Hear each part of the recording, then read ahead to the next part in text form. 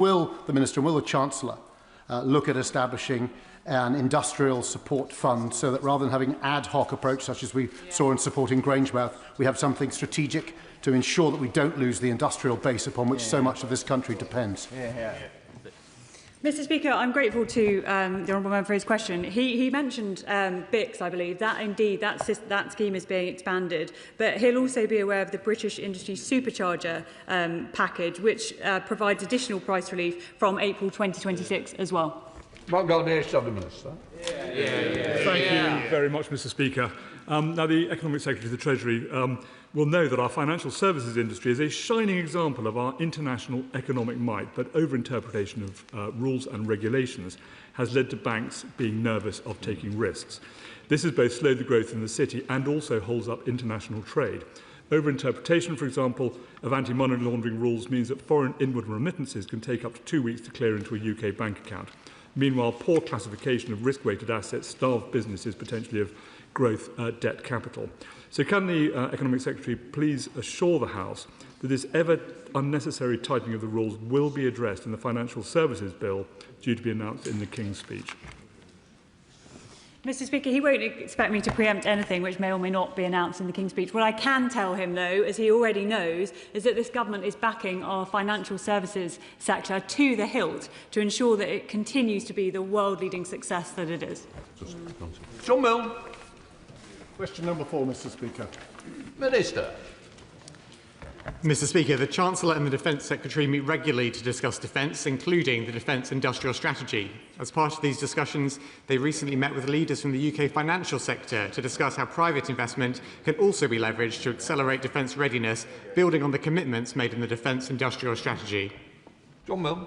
Thank you, Mr Speaker. In my constituency of Horsham, Chess Dynamics, part of Cohort, is a world-leading developer of counter-drone and air defence technology, exactly the capabilities we need. Yet Chess, like much of the defence industry, has been kept on hold since last year, awaiting clarity on the defence investment plan. Without it, they can't commission new air defence systems, leaving the next generation of Royal Navy frigates potentially exposed. Minister, they need to know now. Will the Minister agree to meet with me and Chess Dynamics to provide certainty on the investment which everyone says we need, but which simply isn't happening yet? Mr Speaker, investment in defence under this government is underway. Just look at the contracts, over 1,000 contracts signed since the general election. And I could point the honourable gentleman and anyone else in the chamber to the £1 billion contract for medium helicopters in Yeovil, the £500 million invested in state-of-the-art radar systems, the £100 million boost to support submarine hunting aircraft. This government is raising defence in the highest sustained level since the Cold War, and it is at the core of making sure that we're protecting our nation's security. Show the Select Committee, Dame Baker. Thank you, Mr Speaker. I wonder what consideration my right honourable friend has given to joining in with the Defence Security and Resilience Bank in order to make sure that we are really pushing the investment that we need to see in defence in the current world situation. Mr Speaker, the UK has already signed up with Finland and the Netherlands to the multinational defence budget, with this Chancellor taking a lead on that, because I know that the importance of security to this government is not just something we can achieve on our own, but it is one where we work with allies to make sure that we are safer in the future. And might I add, Mr Speaker, that on this side of the chamber we're committed to remaining a core part of NATO, unlike some of the opposition parties. James Wells, Shadow Minister. Thank you very much, Mr Speaker. The Chancellor says that national security always comes first, but she delayed that helicopter contract for our industrial base, and we know she is blocking the Defence Investment Plan. Labour's former Defence Secretary and Secretary-General of NATO, Lord Robertson, has said we cannot defend Britain with an ever-expanding welfare budget. He's right, so why is the Chancellor failing to grip the benefits bill and invest in our defence? Mr Speaker, the opposition front bench have some cheek. He is sat next to the Shadow Chancellor who oversaw the biggest increase in welfare spending on record. £33 billion increase, £33 billion increase in welfare spending in the last year of the Conservative government. This government, Mr Speaker, is serious about getting people back into work, whilst at the same time increasing defence investment to 2.6% of GDP by next April, something the previous government never managed. Joe Franklin. Question number 5, Mr. Speaker. Thank you, Mr. Speaker. And with permission, I would like to answer this question together with questions 8 and 17. We are monitoring the situation and preparing for every eventuality. The IMF expects the UK to be the fastest-growing European G7 economy cumulatively over this year and next. A rapid de-escalation of the conflict remains the best way to protect consumers from rising bills.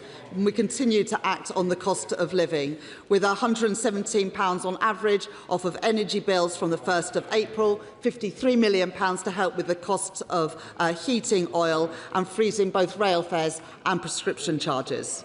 So, Franklin. I thank the Chancellor for her answer. The tensions in the Middle East are pushing up energy and food prices, adding further pressure to households who are already struggling due to the cost of living. And the Chief Secretary of the Treasury warned this very weekend that families face 8 months plus of difficulty ahead. With the school holidays approaching both the May half-term and the summer, many low-income families in my constituency of Guildford are asking how they will get through the summer. And when I met a school last week, Holy Trinity from my constituency, the children as well raised concerns, which really shows how deep the anxiety about this conflict is. What concrete support will the government provide to protect the most vulnerable households from further cost pressures in the months ahead, especially if this conflict continues into the summer holidays?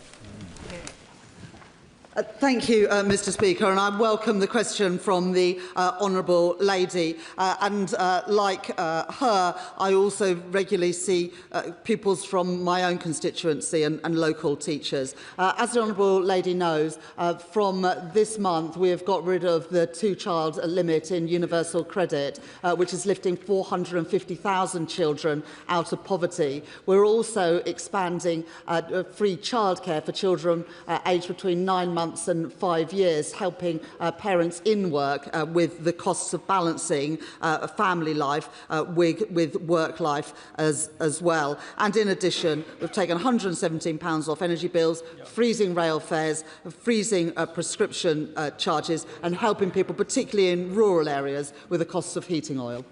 Sorry, Carlos. Thank you, Mr. Speaker, and I'm grateful to my right honourable friend, the Chancellor, for her efforts in what are far from ideal circumstances.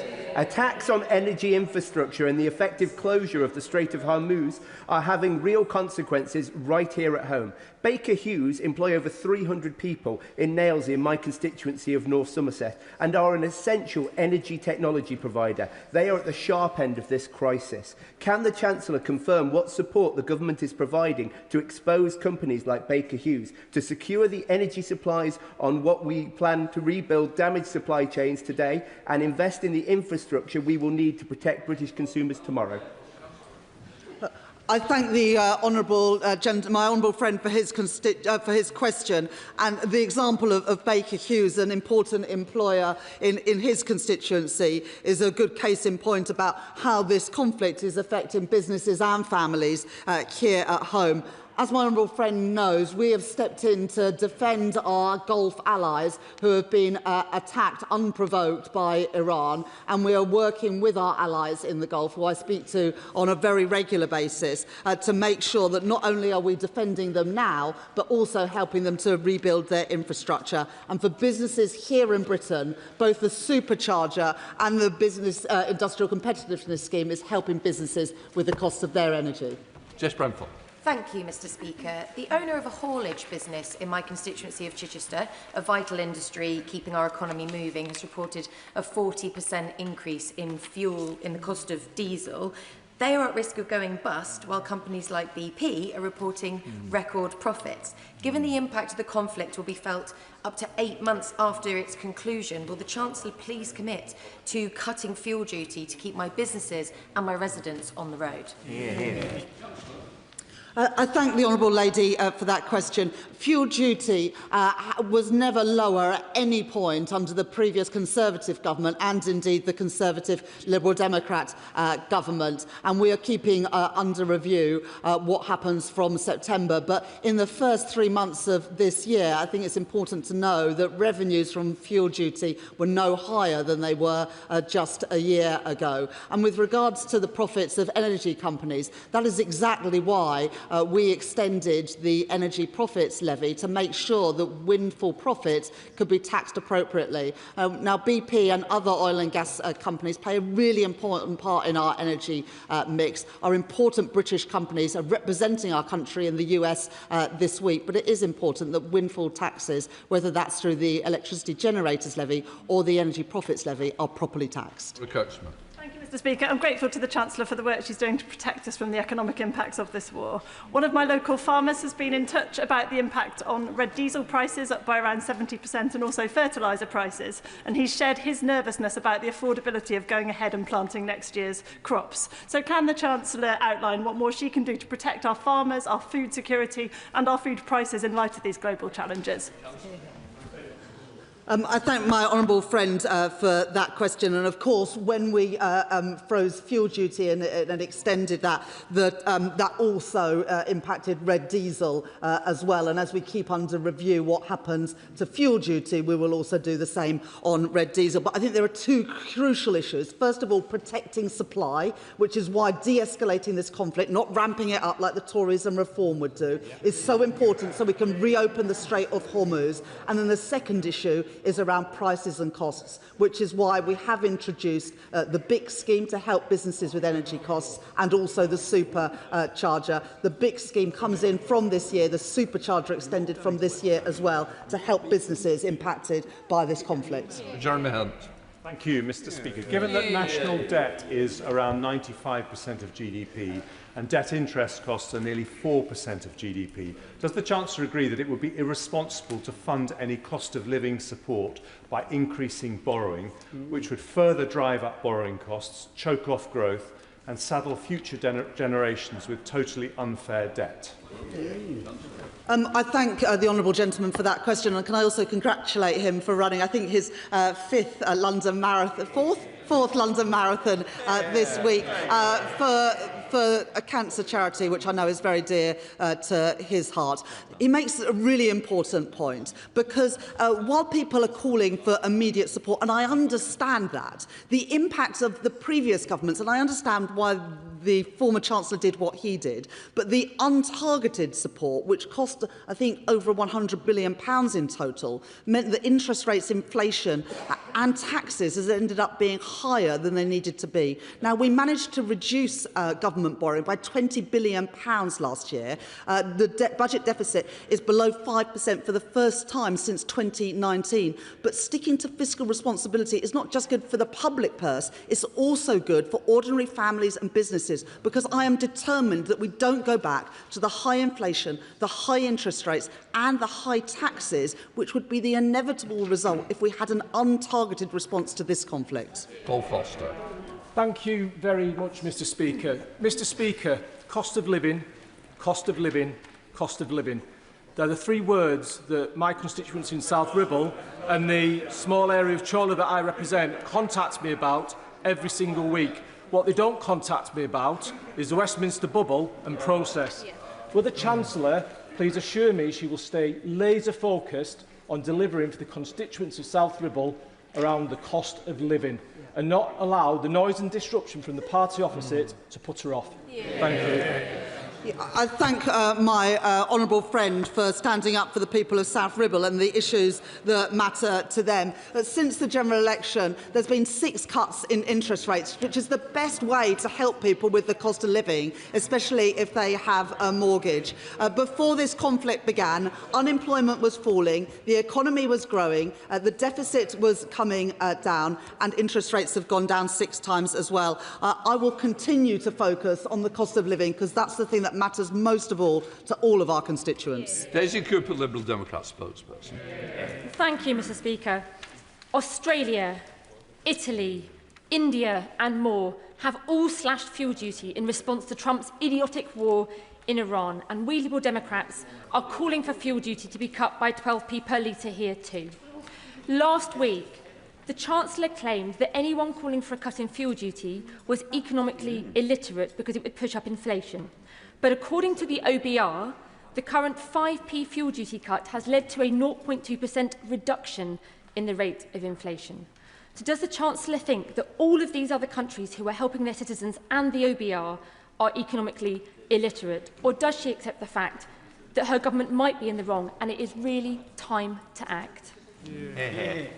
Look, the Honourable Lady last time she stood up in the chamber said she wanted a 10p cut in fuel duty. Now it's a 12p cut in fuel duty. What she has failed to explain is how on earth she's going to pay for any of these policies. And as the former Chancellor has just set out, the result of untargeted support will result in higher inflation, higher interest rates and higher taxes as well, which would hurt people with the cost of living in St Albans and around the country. Now, I support what the Liberal Democrats say about opposing the war in Iran. That is our policy. But they appear to be the only people on the planet that think a war in the Middle East is somehow good for the Treasury coffers. Now, I wouldn't be surprised that if in their next manifesto they said that they would commit to closing the Strait of Hormuz for good. It's not good economic policy, and I'm afraid that says a lot about the Liberal Democrats' policies. They're doing good. Better. Question 6, Mr Speaker. Minister.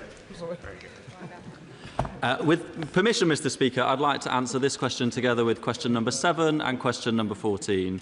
The Government has already taken action on fuel affordability at the pump. At the budget last year, the Government extended the 5p per litre cut for a further 5 months, and we've also cancelled the increase that would have otherwise taken place in line with inflation at the start of this financial year. Mr Speaker, if you were a gardener with a Renault Trafic or a builder with a Ford Ranger in Scotland, you'll be paying over £150 just to fill up at the pump to get to your work. And when Spain and Poland and Germany and France and Italy and Ireland and Australia are all intervening to help their industry and economy, our Chancellor here stands idly by and congratulates herself on the quality of her inaction.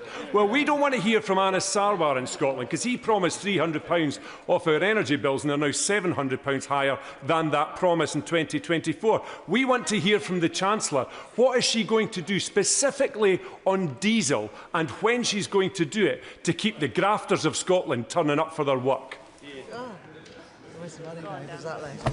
Mr Speaker, the SNP have had ample opportunity in Scotland to invest in energy, infrastructure, to invest in the changes that we need in our economy to bring down energy bills. And when it comes to fuel... OK, carry on, Minister. And when it comes to fuel duty, it is of course worth noting that fuel duty is lower today in cash terms than it has been in any year since 2009. Thank you, Mr Speaker. If the increase in fuel prices is to blame for the stagnating economy and not the Chancellor's two disastrous budgets, then why does she believe that further raising fuel duty in September will help in reducing the cost of living, when in fact it will further harm the economy and be another hit directly to the pockets of my constituents? Just as the economy was going on point before. Mr Speaker, before the conflict in Iran started, we saw inflation falling, we saw unemployment falling, and we saw growth increasing at 0.5% in 1 month at the start of this year. That showed that our economic plan was the right plan for this country, and it's important that we stick to it rather than return to the bad old days of the high borrowing and high interest rates that the Conservative Party brought us when they had a chance to run the economy. Labour are at war with motorists, and Reform's idea, in fact they're not even here today, of protesting about fuel prices was yesterday at their non-event. It's only those of us on these benches who are standing up for our motorists and our constituents. So I'd like to ask the Chancellor today, will she take this opportunity to help our constituents, our businesses and our motorists and adopt our plan to extend the fuel duty relief? Yes or no? Thank you, Mr Speaker. I do agree with the honourable member that the Reform sort of rabble yesterday was deeply underwhelming. On the point of fuel duty, look, at the moment, the rate of fuel duty is lower than it was at any point under the previous government, or it was never lower under the previous government than it is now. And in real terms, the rate of fuel duty is lower than it has been at any point since 1993. Thank you, Mr Speaker.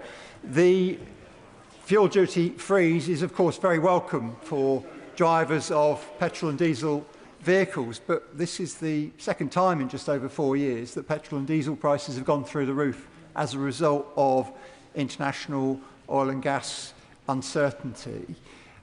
Isn't it time that we gave as much support as possible to those who want to transition to electric vehicles? Auto Trader says that the average price of electric vehicles is already lower than it is for petrol and diesel. So will the government confirm they are bringing forward the plans for greater ability to charge at home and bringing down the cost of electricity as far and fast as possible so that more drivers can benefit from long-term lower driving costs? I thank my honourable friend for his question. He is right that we are seeing a continued uptake in electric vehicles. We saw that in March of this year. It was the highest ever.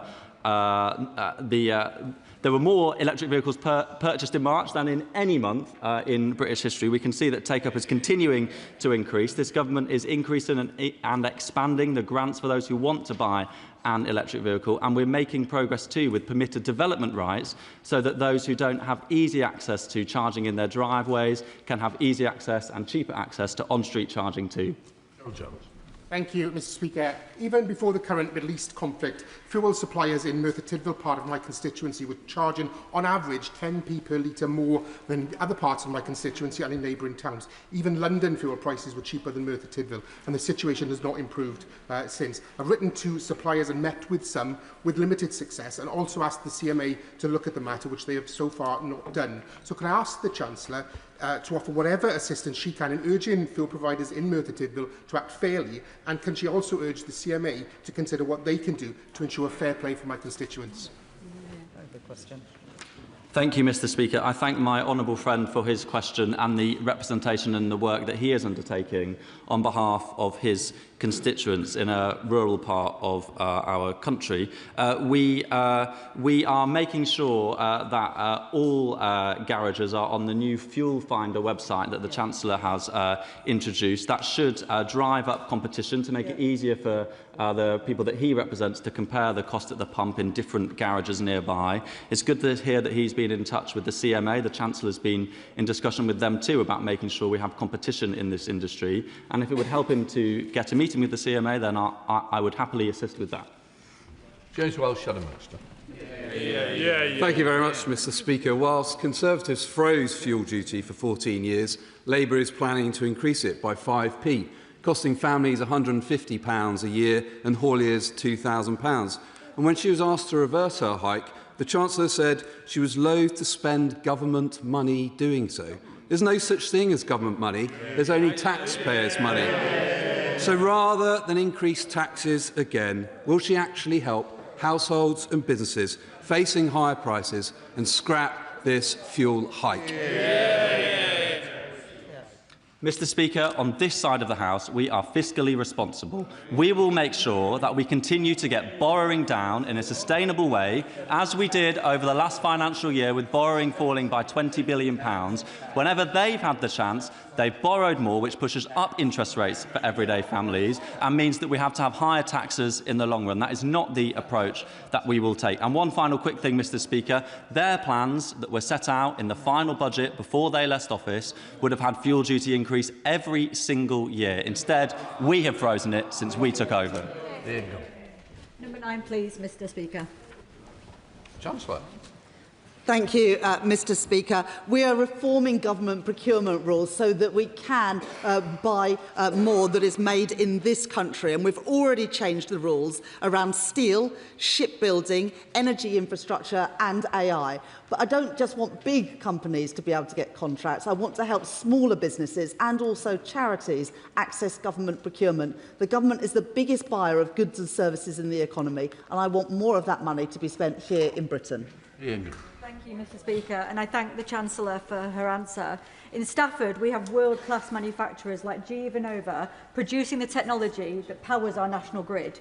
Yet for far too long, British employers like these haven't had the money given to them by British government contracts. So I therefore warmly welcome the government's commitment to reform public sector procurement, to grow British industry, British skills and British jobs. Can the Chancellor tell us how this new approach will ensure that government spending reaches manufacturers and businesses in constituencies like Stafford and towns across our country, so that when the taxpayer spends, Britain builds?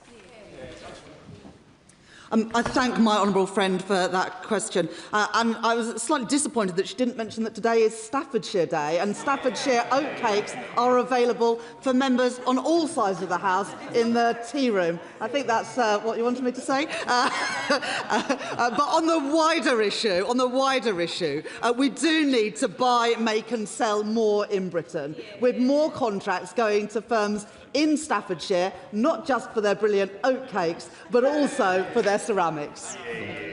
Assembly, Father of the House. Will the Chancellor agree that post-Brexit, government departments have much more freedom to buy British, and under the Procurement Act of 2023, they can ignore EU directives? So will the Chancellor walk with us into the broad sunlit uplands of post-Brexit Britain and use the freedoms that we have obtained for this country? Well, they cheer, but they didn't use any of them. And it's this government that is doing everything we can to buy, make and sell more in Britain. But one of the best ways that we can grow our economy is to work more closely with our friends, our trading partners and our neighbours in the European Union, whether that is through rejoining Erasmus, playing our full part in Horizon, whether it is through a deal for our food and farming sector so that we can export the great stuff we make here in Britain into the EU, and in so many other areas. And that is why we are determined to rebuild that relationship with the European Union. Good fortune. Number 10, please, Mr. Speaker. Oh, well done. Thank you, Mr. Speaker. The reforms to business property relief maintain significant relief for owners of business assets. This is beyond what is available to others and is more generous than at any time, for example, under Margaret Thatcher, when the rate of relief was a maximum of 50% on all business assets, including the first £2.5 million. And I don't think members opposite would argue that we didn't see growth in the private sector while Thatcher was in power. Good fortune. Thank you, Mr. Speaker. And I, of course, agree with the Minister that Margaret Thatcher really was the sunny uplands of this country. Mr. Speaker, SMEs provide the backbone for our economy in Bromley and Biggin Hill, and many of those businesses are still family-owned, suffering from the slew of taxation put upon them by this Labour government. Family Business UK's analysis, published just last month, said that 57% of businesses are still suffering from the business property relief, which, despite, as the Minister alluded to, the slight U change is still impacting their business. Would the Minister agree with me that the best way to growth is to support small businesses and not to tax them out of existence? Thank you, Mr. Speaker. I'm glad that the member opposite acknowledges that while Margaret Thatcher was in power, she was actually taxing through business property relief these businesses more than this Labour government is doing. We do have a fair and balanced approach when it comes to making sure we can raise revenues from the very largest businesses and agricultural businesses in order to raise revenue to sustainably support the reduction in borrowing that this government is bringing about. Whereas, Mr. Speaker, hundreds of small family businesses across Cornwall will soon be subject to a significant increase in their property costs as a result of the VOA's decision to reclassify serviced offices, business centres and co-working spaces. Would the Chancellor arrange for me to meet with Treasury officials and the VOA to discuss how the impacts of this reclassification may be mitigated? I thank my honourable friend for his question, and I am aware of the issue that he raises. I have met with the representatives of the sector in recent weeks to discuss it. It follows from changes to case law that have taken place over recent years, but it is, of course, an important issue that affects many businesses, and I would be very happy to meet with him to discuss it. Mohammed. Question number 11, Mr. Speaker.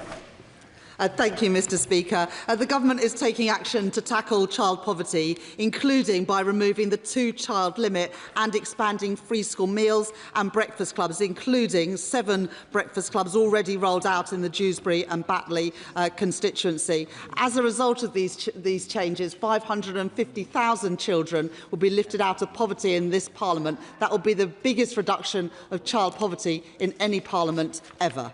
Well, Mohammed. Thank you, Mr Speaker, and I thank the Chancellor for her answer. In my constituency of Dewsbury and Batley, 44.4% of children are living in poverty, according to the latest government figures. Yet Oxfam reports that just 56 billionaires in the UK now hold more wealth than 27 million people combined in our country, with their wealth rising by over £230 million each on average last year. Does the Chancellor accept that child poverty is not inevitable, but the result of political choices about who this government wants to protect? And can the Chancellor explain how the Child Poverty Task Force can succeed without the Treasury being willing to pursue far more fair and equitable wealth distribution through closing tax loopholes, taxing wealth, not just income, and preventing... Order. I think the Chancellor's got the drift. Chancellor, yes.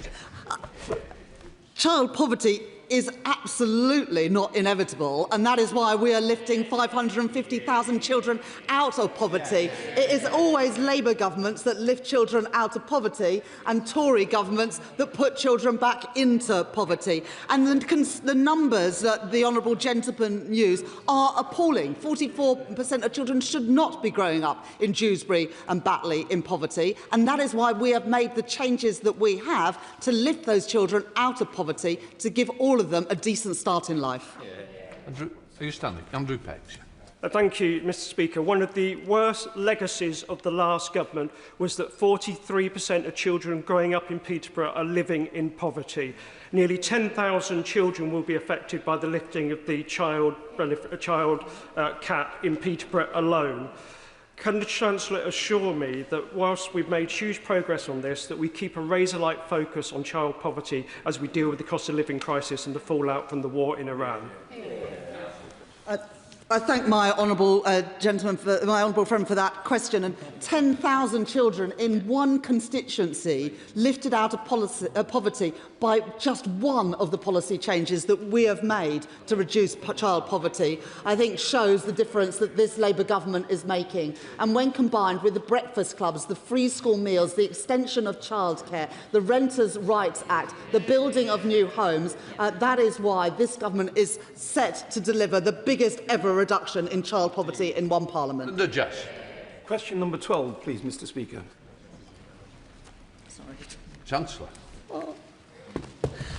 Thank you, Mr Speaker.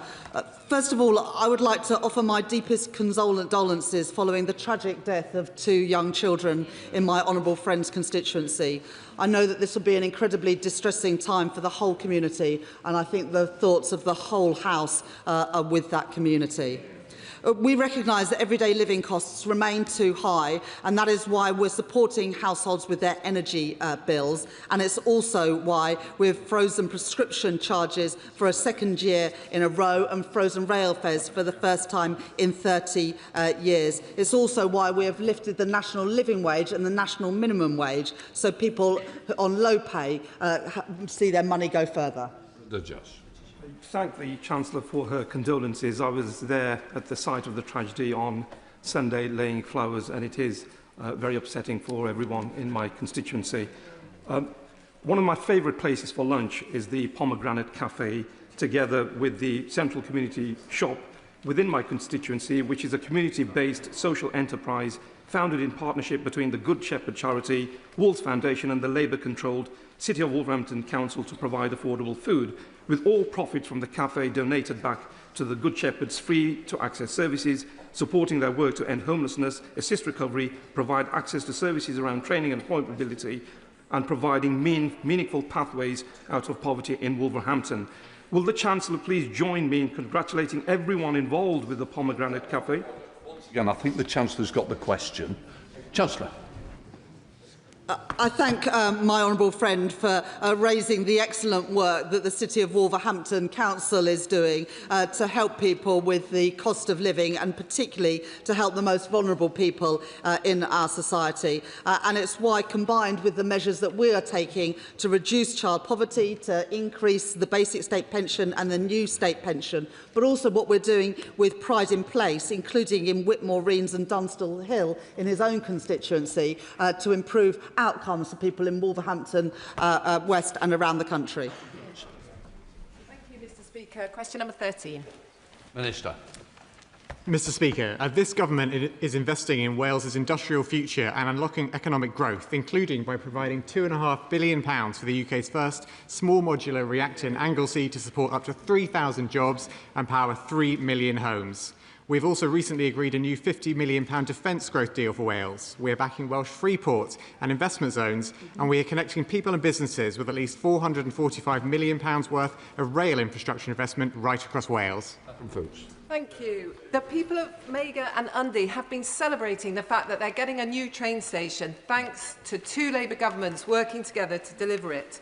So it's unbelievable that Reform's leader in Wales recently said, nobody wants or needs these new stations. So does the Minister agree with me that new railway stations are, of course, essential for economic growth? And does he think Reform just don't listen to what people in Wales want, or they just don't care?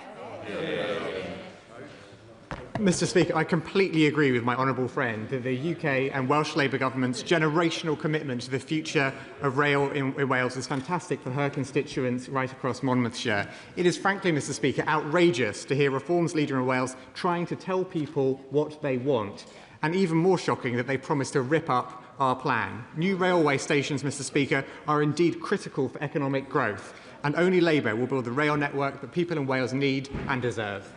Becky Cooper. 15, please, Mr Speaker. Minister. Mr Speaker, I thank my honourable friend for her question. The government is acting to ease the cost of living for commuters, including by extending the £3 national bus fare cap to March 2027. We have also frozen regulated rail fares for the first time in 30 years, and that will save the average commuter travelling from Worthing to London using an annual season ticket £360 a year. Thank you, Mr Speaker, and I thank my right honourable friend for freezing rail fares. This will indeed help ease the cost of living for many commuters, like my constituents in Worthing West, many of whom do have jobs here in London or Brighton.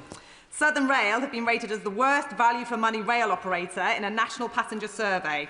So, will the Minister please ensure that as we move to nationalisation of our service and finally see the back of Southern Rail next month, that there is investment available for key issues such as reducing overcrowding and improving reliability and punctuality of our vital South Coast services? Hear, hear. Mr Speaker, my honourable friend is absolutely right to make clear that improving services for passengers is our absolute priority as rail operations come into public ownership. And when Southern Rail is brought into public ownership, they will be expected to focus relentlessly on improving passenger experience, improving reliability, improving punctuality, and they will be held to account for doing so.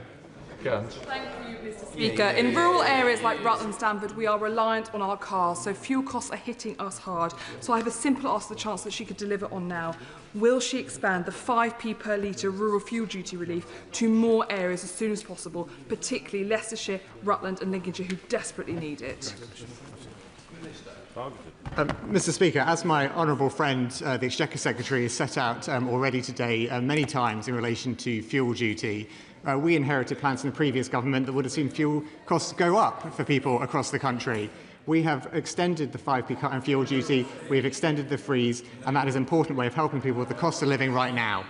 Thomas. Thank you, Mr Speaker. Number 16. Minister. Thank you, Mr Speaker. The Government has introduced a support package worth £4.3 billion to protect ratepayers across the country against the impact of the independently set new property values, valued for the first time since the pandemic. We've also introduced permanently lower multipliers for eligible retail, hospitality and leisure properties. These are worth nearly £1 billion a year and will benefit over 750,000 high street businesses. Mr Speaker, I recently met Chris, the owner of Chapters Hair in Bromsgrove, who told me that after 25 years of trading, current conditions are the most difficult that he has faced, and he directly attributes this to the decisions taken by the Chancellor. Why is it that the Chancellor of the Exchequer and the government across the board is riding roughshod over what businesses think, the people who know best how to run their businesses, and when will the government get off their backs and get on their side?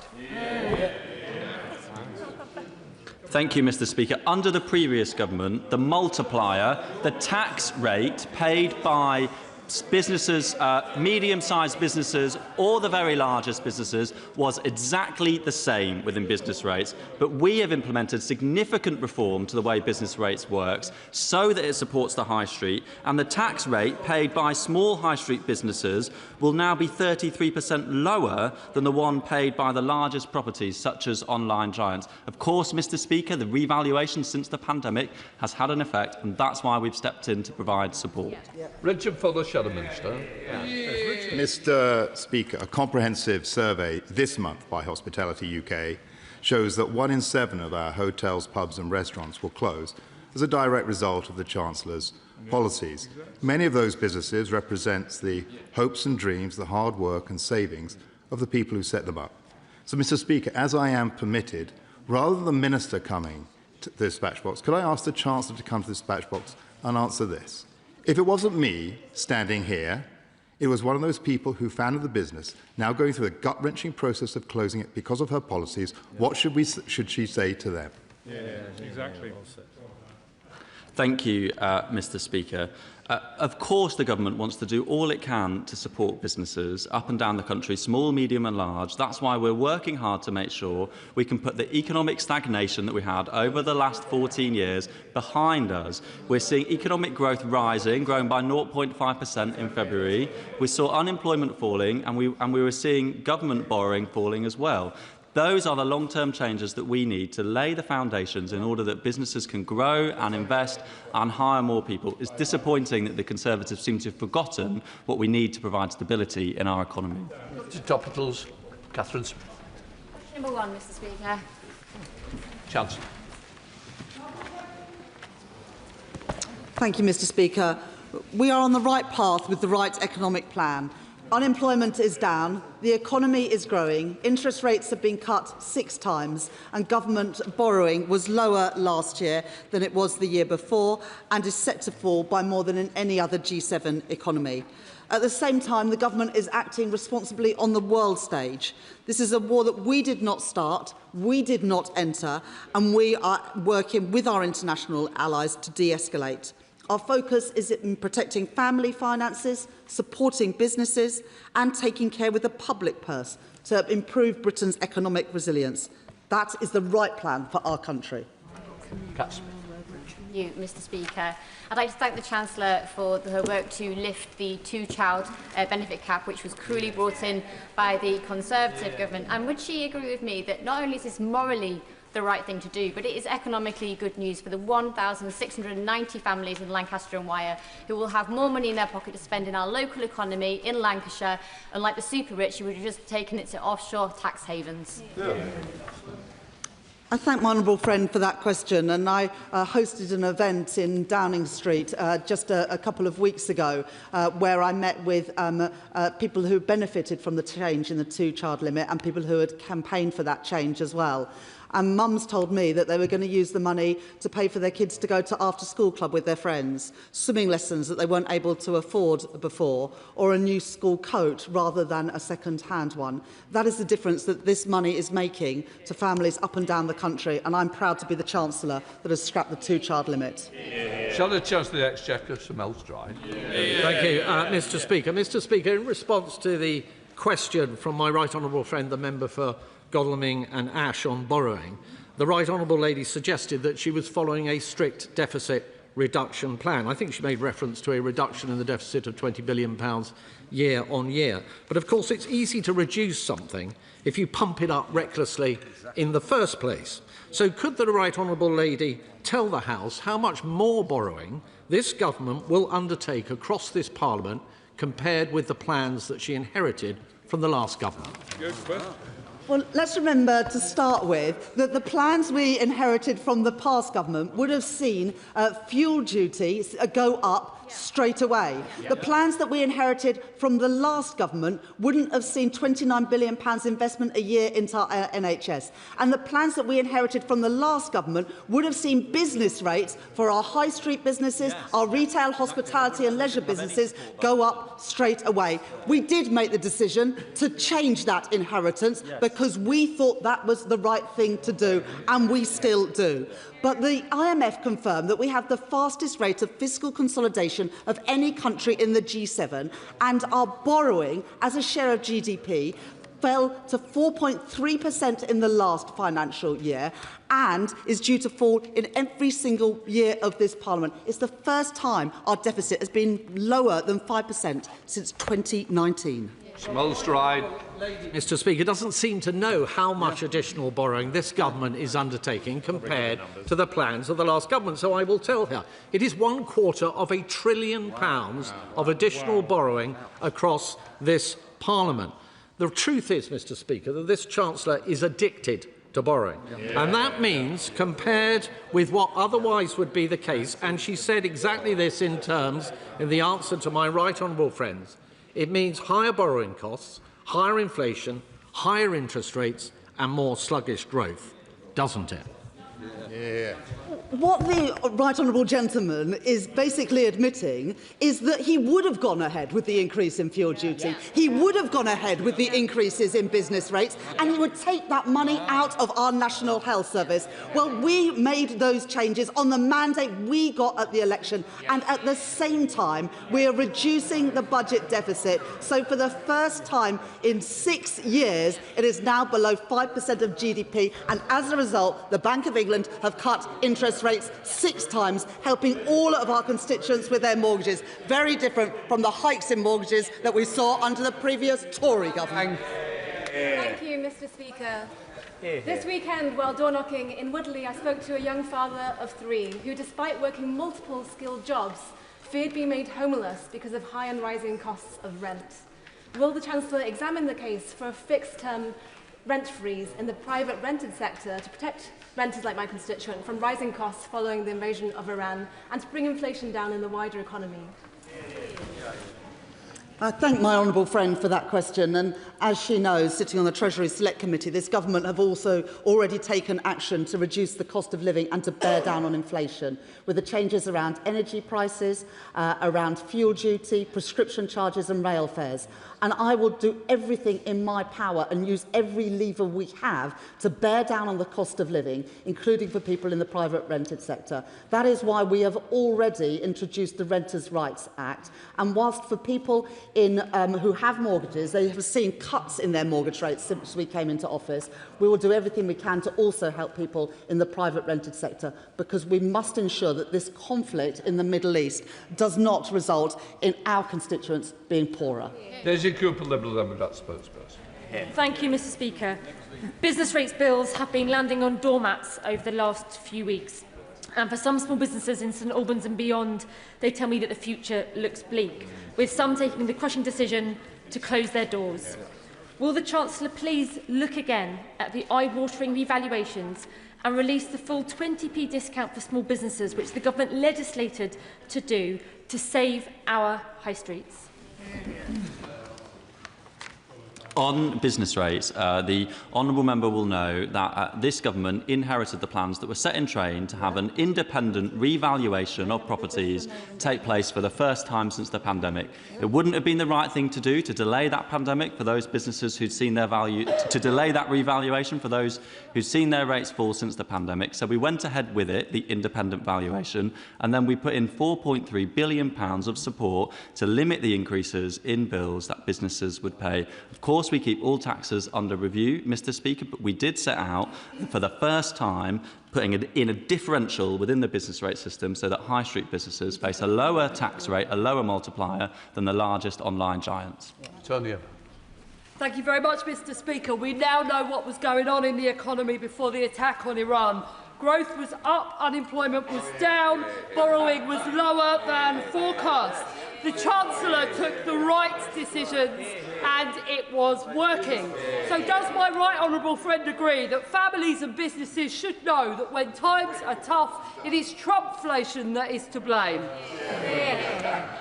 I thank my honourable friend for that question. And whilst other parties, specifically Reform and Conservatives, wanted us to enter this war, we stayed out of it and are working to de-escalate the conflict and reopen the Strait of Hormuz. The economy was growing.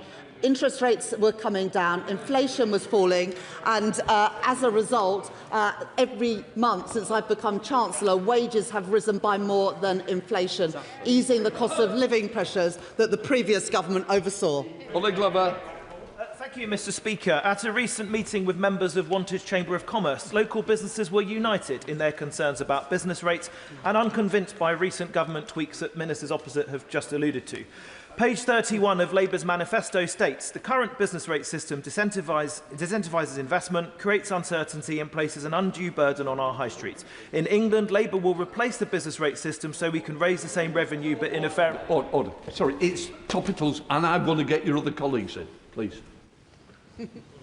Mr. Speaker, I'm always happy to take questions on business rates, even months after the decision set out at the budget. And I thank I thank the honourable member for reading out the Labour manifesto. We have made significant changes to business rates by introducing the new lower multiplier for high street businesses in order that they can pay a lower tax rate than the largest online giants. Chris Bloor. Mr. Speaker, given Reform in Worcestershire promised to cut taxes but have instead increased county council tax for Redditch residents by nearly 9%, does the Chancellor agree with me that in the Redditch Borough Council elections on May the 7th, the only way to protect vital local services and keep taxes low is to vote for Redditch Labour candidates? Yeah. Redditch Labour. My honourable friend is absolutely right that whilst Worcestershire Reform-led council said that they would cut taxes, they've instead put them up. And so that is why on May the 7th I would urge people in Redditch and across the country to vote Labour. Yeah. Thank you, Mr. Speaker. More than 1.3 million people use lifetime ISAs to save for their first home. The property cap of £450,000 has been frozen since 2017, despite rising house prices, but those buying their first home over this threshold face a 25% penalty. First-time buyers across London are disproportionately affected. Data from February this year show the average price paid for a first-time buyer in London was £463,000. So can the Chancellor tell us how is she ensuring first-time buyers in London are not unfairly disadvantaged by using this savings scheme? Mr. Speaker, the Government is committed to making the aspiration of home ownership a reality for as many people as possible.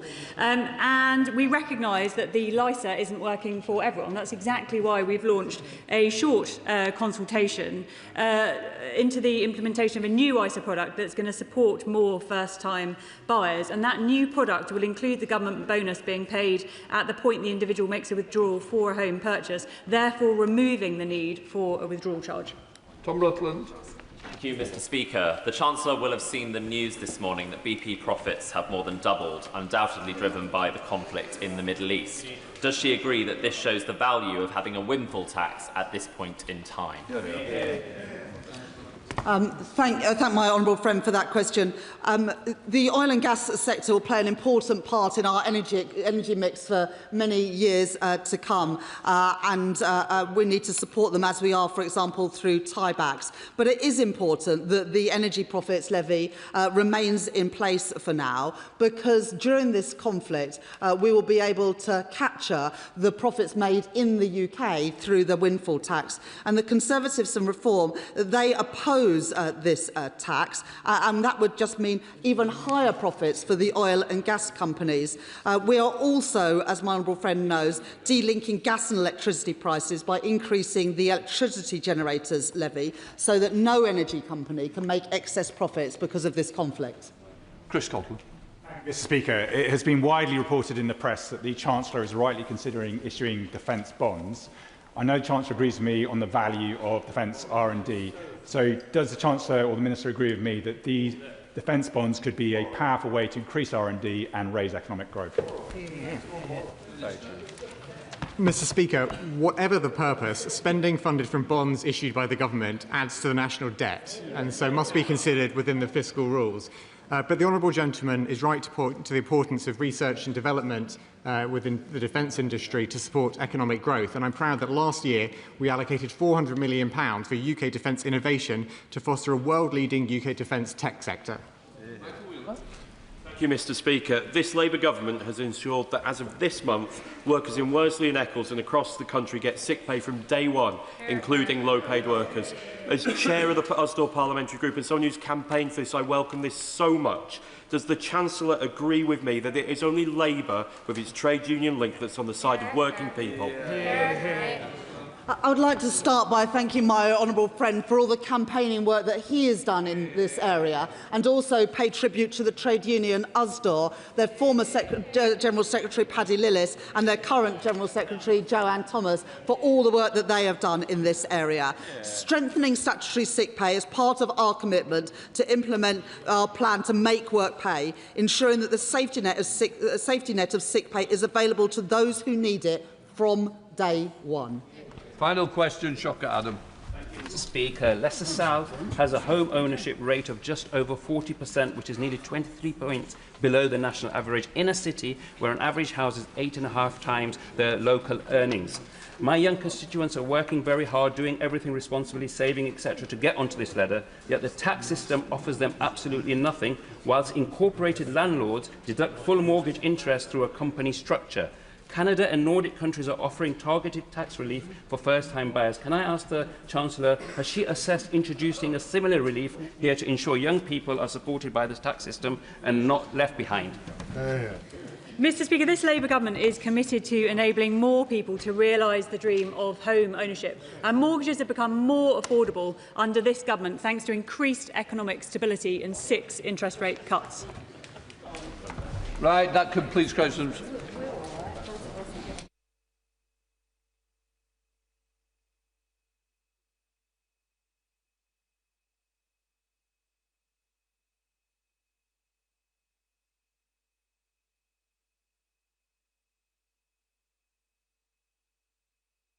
We now come to presentation of bills. James McCleary. Thank you. New Haven West Beach Public Access Bill. Second reading what day? Friday, 8th May. Friday the 8th of May. Presentation of bill. James McCleary. Defence Bonds Proposals Bill. Second reading what day? Friday, 8th of May. Friday the 8th of May.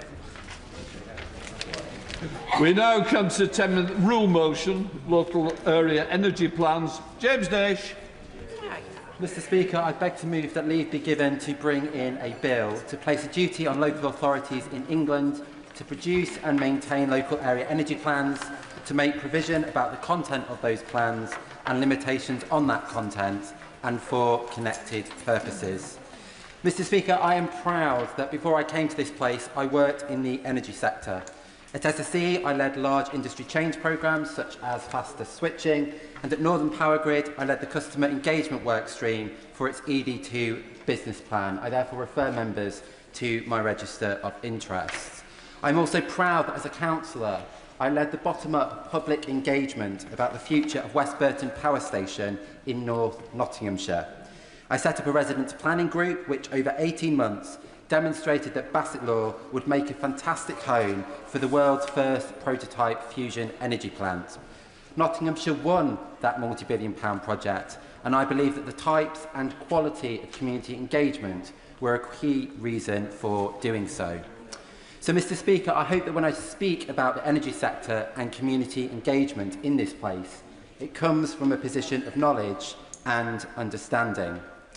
And Mr Speaker, it is worth stating that across the private and public sectors, there are some excellent examples of how communities can be taken on a journey from being uninformed to becoming knowledgeable, from being nervous to feeling confident, from being sceptical to being supportive as a result of good engagement. But sadly, this is not the norm for energy projects. I would like it to be, and I believe that it can be, through the universal adoption of local area energy plans. Mr Speaker, this government is advancing one of the largest infrastructure programmes that this country has seen in generations. As part of this, tens of billions of pounds are rightly being spent on energy projects to end our dependency on international fossil fuel markets. At the same time, we are rewiring the energy network in response to changes in how we generate, store and distribute power. Ordinary people can now generate energy and sell power back to the grid, meaning we operate in a radically different energy landscape. And yet we are doing a lot of this without purposefully engaging communities about new infrastructure. In contrast to how we plan housing through local plans with formal regulation consultations, right now there is no meaningful strategic conversation or consultation about energy infrastructure. Yes, individual projects consult about their impacts, but there is no strategic oversight or decision-making required by local authorities, which are overwhelmingly reactive rather than proactive on energy matters. In my view, this has to change if we want to successfully deliver our clean energy mission. Let me describe more clearly what is happening. Nationally, there is an emerging sense of order. The National Energy System Operator, NESO, is producing regional energy strategic plans for the whole of Great Britain by 2028. These are long overdue. Ofgem is simultaneously mapping the network upgrades needed in every locality, and the Clean Power 2030 Action Plan sets out what we need and, for the first time, where we need it. This means that the strategic framework for the energy sector is being strengthened across the board. And yet there is still a gap. NESO's regional plans need local inputs to be credible, demand projections, spatial constraints, sequencing preferences. But there is no meaningful or consistent dialogue taking place with local authorities. Without this, regional planning will either proceed on assumptions that are subsequently contested or stall while fighting objections to top-down diktats. Even worse, for communities with valuable national grid connections, they are inundated with projects, some of which are unlikely to ever proceed. I recently hosted a surgery in my constituency of Rushcliffe near Ratcliffe-on-Soar, which hosted a coal-fired power station. One parish councillor came to tell me that he and a small team of volunteers had reviewed over a dozen applications for new grid connections. Over a dozen. This level of disorder means host communities cannot see the wood for the trees and cannot picture how the projects that do go ahead will contribute to a joined-up narrative about local energy generation. Mr. Speaker, I believe there is an answer, which is mandatory local area energy plans. This isn't a new idea. Local area energy plans have existed as a methodology since 2018. Dozens of councils have produced them, detailing specific energy system changes, locations and delivery timelines.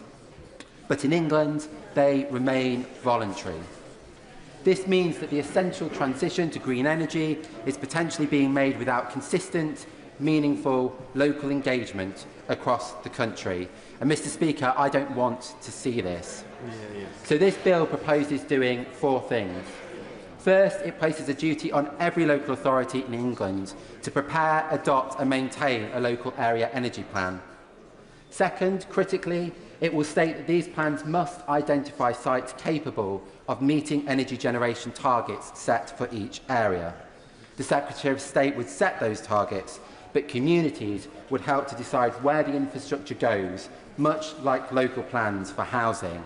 And in so doing, we spread the load and take people on the journey. Third, the bill makes data sharing by distribution network operators mandatory, meaning constraint data reinforcement plans, connection queues and capacity forecasts are provided in standardised formats. And fourthly and finally, this bill would give legal weight to local area energy plans. I believe energy needs and generation should be a material consideration in planning decisions and considered as formal evidence in network investment cases assessed by Ofgem.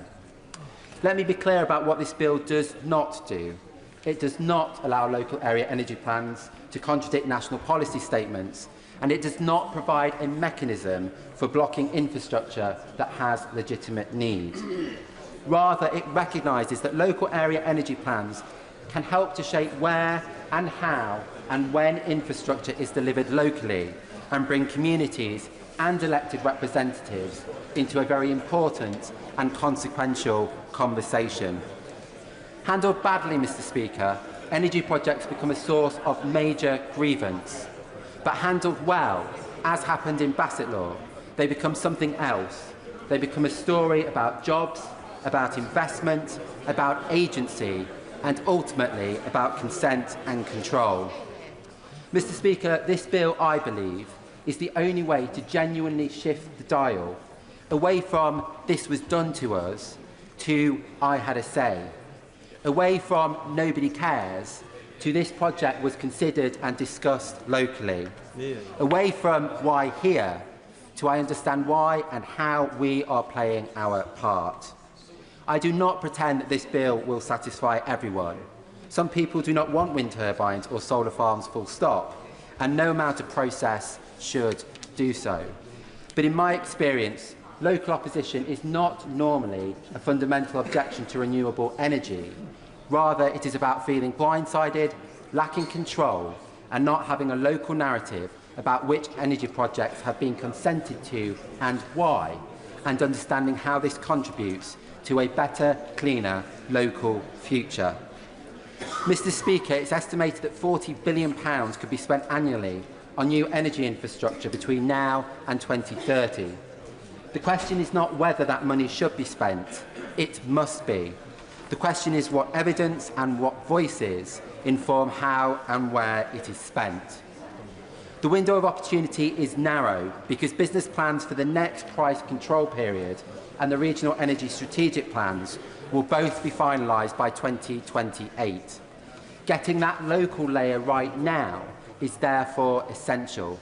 It will reduce conflict, prevent delays and limit expensive changes down the line. So I hope that the government will take this matter seriously. Mr Speaker, this bill gives communities a genuine stake in where and how energy infrastructure is delivered.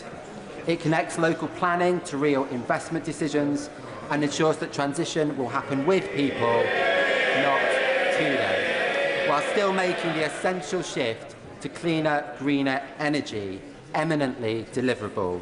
I therefore commend this bill to the House. That the honourable member have leave to bring in the bill. The question is that the honourable member have leave to bring in the bill. As many of that opinion say aye. The contrary, no. I think the ayes have it. The ayes have it. Who will prepare to bring in the bill? Chris Bloor, Mayor Ellis, Alison Gardner, Josie Gosling, Chris Hinchliffe, Julie Minns, Perrin Moon, Samantha Nibbler and myself.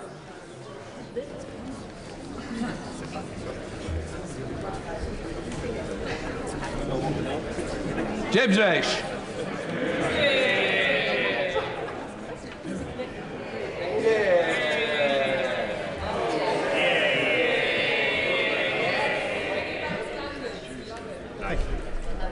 Local Area Energy Plans Bill.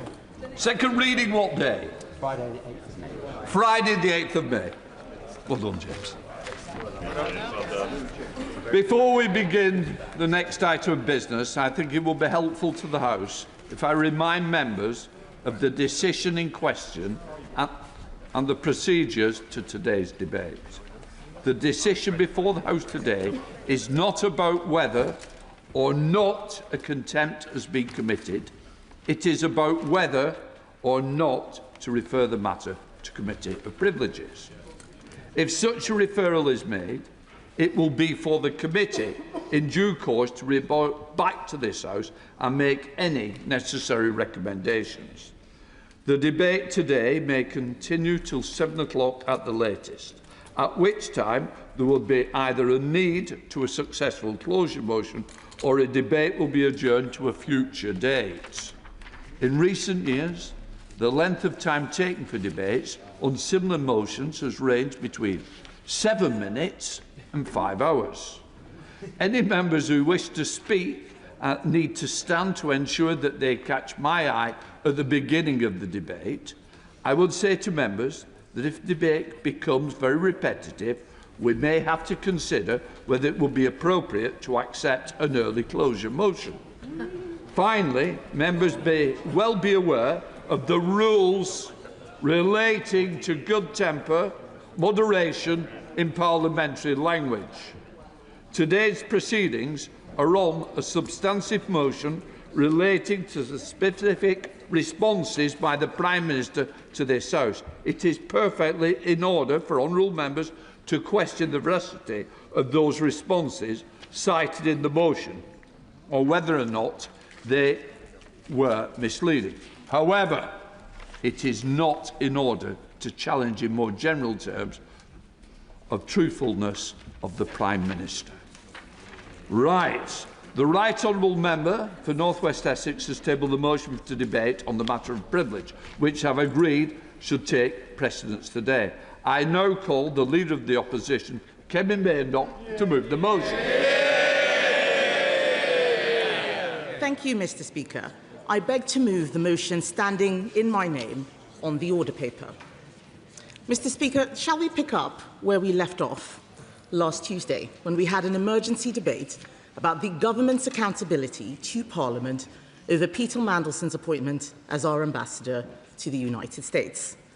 The very next day, at Prime Minister's questions, the Prime Minister read out selective quotes from Sir Ollie Robbins' evidence to the Foreign Affairs Select Committee and deliberately left out critical sections to make it seem as if Sir Ollie Robbins' evidence had exonerated him. The Prime Minister told the House, and I quote, "No pressure existed whatsoever in relation to this case." That is not what the record shows. Let me read Sir Ollie Robbins' exact quote. "Throughout January, my office and the Foreign Secretary's office were under constant pressure. There was an atmosphere of constant chasing." So how can the Prime Minister tell us that Sir Ollie Robbins said no pressure existed whatsoever? Everybody heard what Ollie Robbins said. We are not here to test whether members have good hearing. People can go and look in Hansard.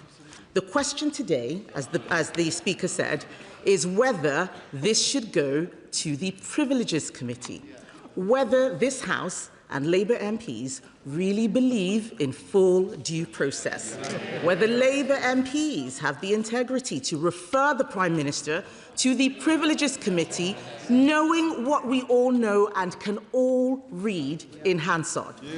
The Ministerial Code is very clear. Ministers who mislead the House must correct the record, and I quote, "at the earliest opportunity." It is very obvious that the Prime Minister, what the Prime Minister said at the dispatch box was not correct. It's clear that full due process was not followed. If Labour MPs allow the whips to force them to block the consequences of these decisions, it will degrade not just them, but this House. The question is, what kind of people are they? Are they people who will live up to the promises they made about standards and the rules mattering, or are they people who abandon their promises to be complicit in a cover-up? Yes, I will give way. To the Right Honourable Lady. On the 4th of February, we passed our humble address here in this House with a unanimous vote of, well, a unanimous opinion of the whole House that all of the documents should be made available and published. And those that wait for the question. And those that were considered sensitive should go to the Intelligence and Security Committee. Her party accepted that amendment on the 4th of February. If she wasn't going to wait for the outcome of that, why is she moving this process today? Yes, I think that is an excellent question. We asked for the release of documents, and then when the evidence came showing what the Cabinet Secretary had said in November 24 about what full due process was, it was very clear that those instructions had not been followed. We also know that this latest information about the problems with the security vetting did not come from the humble address, it came from a leak to The Guardian. So why should we wait for a never-never process that is clearly not happening? Even members of the Intelligence and Security Committee in that SA24 debate last week said that there were delays to the release of the documents. So, Mr. Speaker, members opposite want to pretend that this is something that only one party is doing. Can I remind them that this is a cross-party motion supported by independents the Lib Dems, the DUP, the SNP, members from across this House. Calling this a stunt is disrespecting this House and disrespecting the Speaker. It's very obvious, listening to the media and their tweets, it's very obvious they've all been told to come here today, tell everybody it's a stunt, tell everybody it's a stunt. Why are they acting like sheep? Why are they acting like sheep? They should be better than that. We will be counting, by the way. Some people might even be shouting bingo at how many times people stand up and say that this is a stunt in this debate. We're looking forward to it. Mr. Speaker, there is a... Yes, I will give way. I'm grateful to my right honourable friend. I think she's being a little too harsh to the limited number of Labour MPs opposite. I mean, here we have the entire reputation of the Prime Minister of this country, the leader of their party, and they're not turning out for him because they know that he is now a laughingstock, and having called round them, they found out they had to put a 3-line whip to get them to protect his blushes. So, can my right honourable friend be a little bit kinder to the members opposite, especially the brave ones who are actually prepared to come out and defend the indefensible? I thank my right honourable friend for that intervention. I will do my best to be kind, because he is right. There are more people here today than there were last time, so the whips have really been working hard in the last 7 days. Last week, not a single Labour MP bothered to intervene. Now, we've got a second one. I'm going to take an intervention from the right honourable gentleman, and then I'll come to the Labour MP. Very grateful to the Leader of the Opposition. She's right to highlight the cross-party nature of this motion and also question the applicability of a whip in refusing a motion before the House. Does she not agree, and should Labour MPs not consider that if there's nothing to hide, there's nothing to fear? The honourable gentleman makes an excellent point. I completely agree with him, and in fact I will be making that case in due course, but I will give way to the honourable gentleman. Well, I thank her for giving way. And a moment ago, she talked about selective quoting, and I'm sure that she would not want to selectively quote Sir Ollie Robbins herself.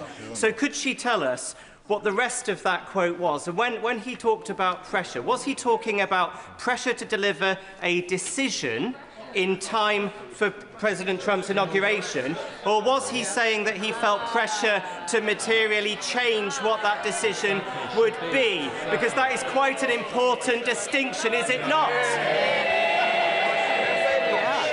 It is quite important, and if it was, why didn't the Prime Minister say so last week? Why didn't he say no pressure whatsoever? He should go and read the Hansard, Mr. Speaker. Mr. Speaker, yes, I will give way on that point. Right, friend, for giving way on that point. Are we really suggesting in this debate in this chamber that anyone who does not fully, comprehensively, without any hesitation, pass vetting should be given the most important role in our ambassadorship? The opposition seem to be suggesting that someone who is borderline, that there are any red flags, should be put in this sort of role. Is that not absolutely extraordinary? That's not the due process. It is extraordinary, and the evidence which we've heard from the Foreign Affairs Select Committee this morning is only making this matter worse for the Prime Minister. So it is very wrong for them to be talking about a stunt. This is about the integrity of this House. Why is the Privileges Committee only a political stunt when Labour is in the dock? Do they still believe that honesty and accountability matter when it is one of their own? Do they believe that Labour Prime Ministers should be held to the exact same standards that they held Conservative Prime Ministers to? Or do they believe that there should be an honesty discount because the Prime Minister is Labour? The fact that there are so few Cabinet Ministers sitting on the front bench, they've had to dig deep to the bottom of the barrel for junior ministers to come and sit there, I think shows that they're struggling to get support for this. But let me tell Labour, I'm going to make some progress, Mr. Speaker. Let me, I would say very gently, in fact kindly, I would say kindly to Labour MPs, as I've been asked to, that if they vote against this motion today, they are admitting that Labour has lower standards and should be held to a lower standard than everyone else. Because when they were elected, they promised their constituents integrity and higher standards, and I'm sure for most of them at the time they meant it. This country is the mother of all parliaments. This vote today is about Parliament. It's not about the Labour Party. It is about the Prime Minister being held to account. To those people saying this is a stunt, this is about whether the Prime Minister is accountable not just to the opposition, but to them and their own constituents. Members opposite may believe that the Prime Minister is telling the truth. As the Speaker said, they are not being asked whether the Prime Minister is telling the truth. They are being asked whether the committee should investigate whether the Prime Minister told the truth. That is a different thing. The question is whether there is a case to answer that he misled this House and has failed to correct the record. Yes, I will give way. Can I thank the right honourable member for giving way? The British public are already fed up with politicians. We see that in general elections, the low turnout rate. What we have here is a prime example of why the British public has lost confidence. We are trying to shield and hide from the public the truth. Does the right honourable member agree that in order to restore that trust, this Prime Minister must be put in front of a committee? I do agree that this is a matter of trust with the public. We have to show that we do things properly here. As I was saying, Mr. Speaker, the question is whether there is a case to answer that the Prime Minister misled this House and has failed to correct the record. If there is a credible case that he did, then this matter should be referred to the Committee of Privileges. Those are the rules of the House. Let me quickly run through the facts to make sure that every Labour MP hears them. Mr. Speaker, the Prime Minister appointed Peter Mandelson before security vetting was granted, in direct contravention of the advice given to him on the 11th of November 2024 by the then Cabinet Secretary. That is not due process. The Prime Minister's own National Security Advisor described the appointment and due diligence as weirdly rushed, and the Foreign Office weren't asked to feed in. That is not due process. The chair of the Labour Party has a lot to say, so I'm going to give way and let her say what it is that she wants to. Would you like to speak up? Yes. The Cabinet Secretary said that it was due process. Mr. Speaker, I think we have, Mr. Speaker, I think we have another minister who has just come to the dispatch box and said something that is quite different. Simon Case, the then Cabinet Secretary, has set out what the full due process was. A note from the Cabinet Minister a year after the appointment, after Peter Mandelson had been sacked, after I asked questions at the dispatch box, is not an exoneration, it is part of the cover-up.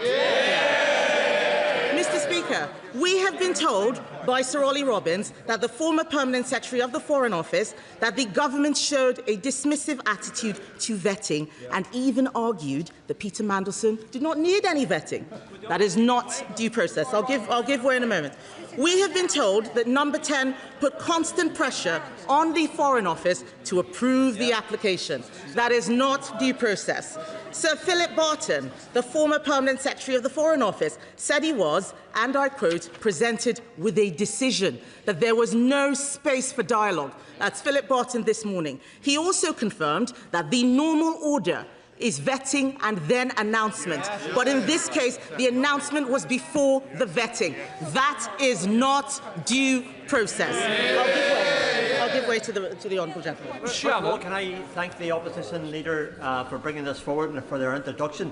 Does the opposition leader agree that there is a very dangerous pattern emerging in government judgment and bypassing vetting to appoint Lord Mandelson, a man with a well-documented security concerns? And does the opposition leader also express concern about handpicking an Attorney-General whose hands are still warm from the working of defending Gerry Adams against the very victims of IRA terror? It is little wonder that the people of this nation are concerned out there in the streets. They're worried, they're concerned, and well done to the opposition leader in bringing this forward. Order. Sorry. You're straying outside the debate, Mr. Shannon, and we mustn't do that. Thank you, Mr. Speaker. I am concerned about the Prime Minister's judgment on all manner of issues, not just the one that we're discussing today. But we've heard this morning, Mr. Speaker, that even the Prime Minister's former Chief of Staff says that it shouldn't have been him doing the due diligence, and that what he got back from Mandelson wasn't the full truth, but the Prime Minister appointed Peter Mandelson anyway. That's Morgan McSweeney saying that is not full due process. On several counts, Mr. Speaker, it is clear the full due process was in fact not followed in this appointment. They shouldn't worry, I will let them give way because I want them to make fools of themselves at every opportunity. So just be patient, I will give way in a moment. Even the Prime Minister's current position, Mr. Speaker, contains a glaring logical inconsistency. How can he say that full process was followed and at the same time fire Sir Ollie Robbins for not following process? If the honourable gentleman would answer that question, that would be fantastic. I asked the shadow opposition leader the questions. That's how it works on an intervention. And can I also suggest to her that if she wants backbenchers to support her motion, she shouldn't be insulting us and calling us she. I think that the critical question that a lot of backbenchers are wanting to know here is why now? Why, when the Foreign Affairs Select Committee has not concluded its investigations, has she brought this motion forward now? Is it because there is local elections next week, or is that a coincidence? I'm sorry. The decision was made on the letter that's been sent to me, not on whether somebody may be meeting somewhere else. It is judged on that merit. I don't need to be questioned again. Mr. Speaker, I think the honourable gentleman would like his ministerial job back. That's the only explanation for why he was asking that question. So I did ask, if full due process was followed, why was Sir Ollie Robbins sacked? No answer. The Privileges Committee is clear that misleading intentionally or recklessly, refusing to answer legitimate questions or failing to correct misleading statements impedes or frustrates the functioning of the House and is a contempt. That's what the Privileges Committee says. The Prime Minister has not answered legitimate questions on this appointment. They were all there at PMQs when I asked him whether he spoke to Peter Mandelson before the appointment about 6 times, and the Prime Minister refused to answer. Contempt. This is no longer just about the appointment of Peter Mandelson or the convicted paedophile Jeffrey Epstein. This is about whether or not the Prime Minister should be referred for contempt of Parliament. The honourable member for Warwick and Leamington said last week, I don't know if he is in the chamber, he said last week that the Prime Minister is a man of the utmost decency who would never, ever lie. If that is the case, they should welcome this chance to prove that. If they really believed that statement, they would not have to be whipped to block an investigation. The privileges... Yes, I will give way to the Right Honourable Gentleman. I'm grateful for the Right Honourable Lady giving way. She will know that I was never a fan of Boris Johnson. No. You did it so well. But when there was a similar motion for the House to refer Mr Johnson to the Privileges Committee, his side was not whipped. Can she confirm that? And can she question why the government is whipping its side on this matter? That is an excellent question from the Right Honourable Gentleman. I can confirm that this side was not whipped. I can also confirm that the leader of the head of the Privileges Committee was a former acting leader of the Labour Party. We trusted this House to do the right thing. Why can they not do the same? Why? Mr. Speaker, the Privileges Committee is made up mostly of Labour MPs. Are they saying that they do not believe that their own colleagues would give the Prime Minister a fair hearing? Are they saying that? If this was just a bad decision that he's apologised for, then surely the Privileges Committee will find him not guilty. I give way to my Right Honourable friend.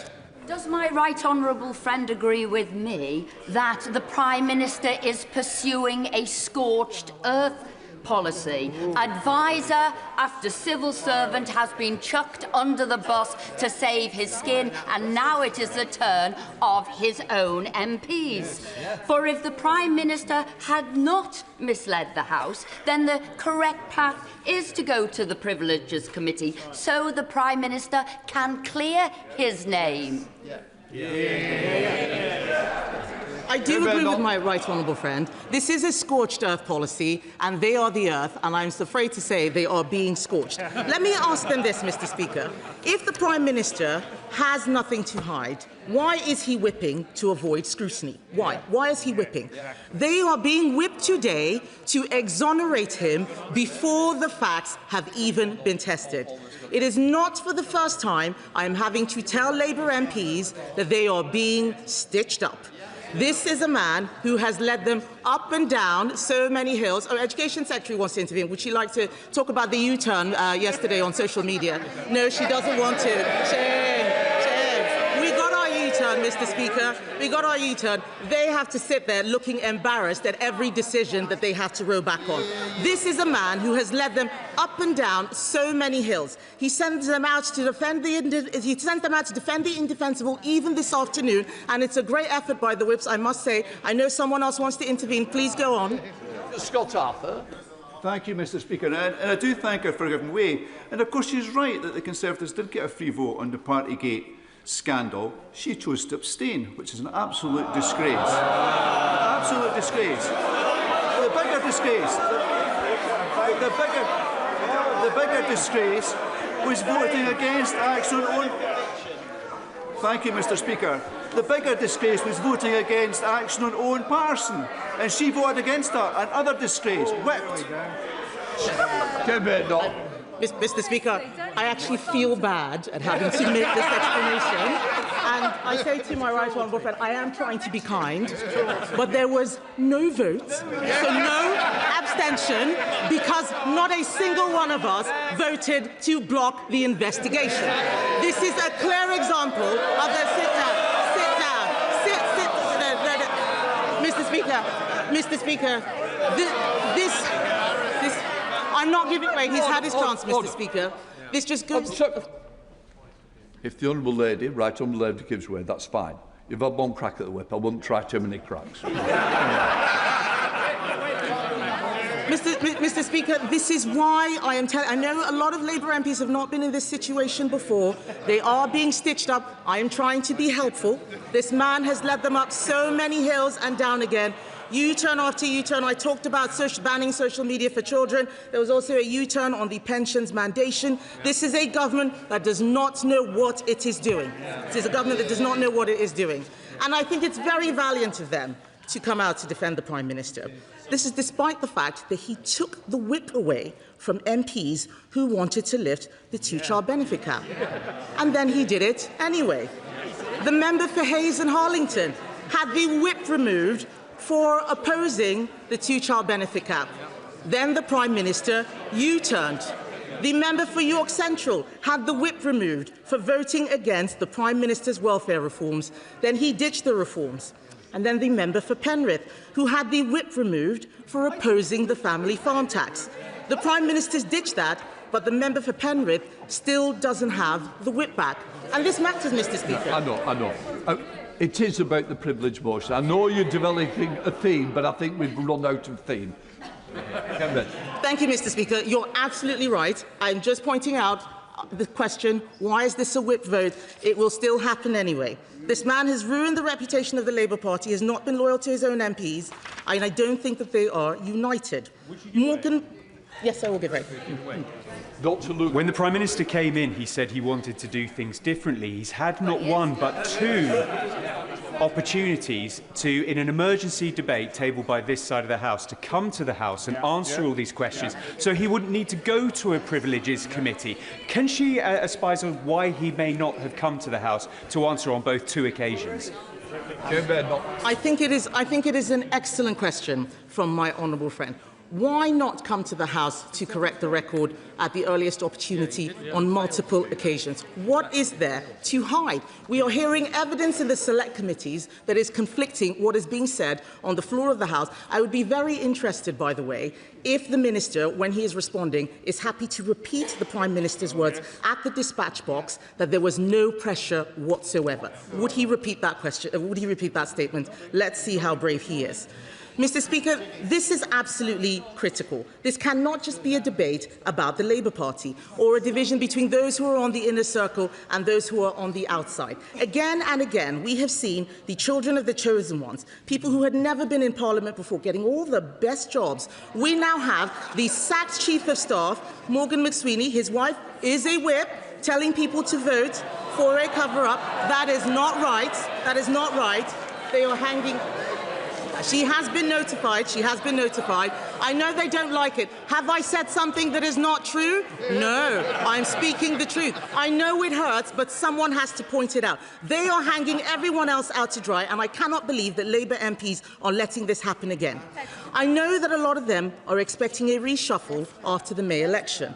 Let me tell them, it is not worth it. I say directly to those Labour MPs hoping to be ministers after May the 7th, you will condemn yourself to being sent out on the morning round to repeat things that you know are not true, that you don't believe in, and that you know will end in disaster. And they will end in disaster, Mr. Speaker, as everything the Prime Minister touches does.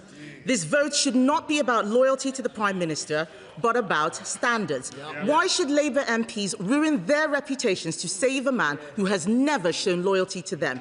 He has shown that he will throw everybody under a bus. Sue Gray, Morgan McSweeney, Sir Chris Wilmord, Sir Ollie Robbins. Do Labour MPs really think that if this goes wrong, he's not going to throw all of them under a bus? There are some of them walking around Parliament telling everyone that they're going to be one-term MPs, and so it doesn't matter. It does matter. It does matter. Because when they leave this place, no one is going to remember what their whips told them to do. People will only remember that they voted for a cover-up. That is what will follow them around like a bad smell until the end of their careers. That's what's going to be in their Wikipedia entries. Yes, I will give way. Would my right honourable friend agree with me that this issue will be resolved in one or two places? It will either be resolved in the Court of Public Opinion or in front of the Privileges Committee. And it's actually in the Prime Minister's interests to have it resolved by a cross-party committee of this House, which would give confidence to the public that the truth had been found, that the case had been made or not, and that they would have confidence going forward. The public will make up its own mind without the Privileges Committee. Yes. That's right. The Honourable Gentleman is absolutely right. I trust the Privileges Committee to do the right thing, as I always have. And I've got some advice for Labour MPs. There is nothing wrong, yes, there is nothing wrong with giving your party leader the benefit of the doubt. There's nothing wrong with that. As a minister 4 years ago, I gave my party... I don't know why they're laughing. I haven't got to the punchline yet. Hang on, wait for it. As a minister 4 years ago, I gave my party leader the benefit of the doubt, but I trusted the Privileges Committee to do the right thing, even when it was led by a former leader of the Labour Party. We did not block the Privileges Committee looking to things, and the minute that I was asked to go out and say something that wasn't true, I resigned. None of them want to do that. I will always be able to hold my head up high because I did the right thing.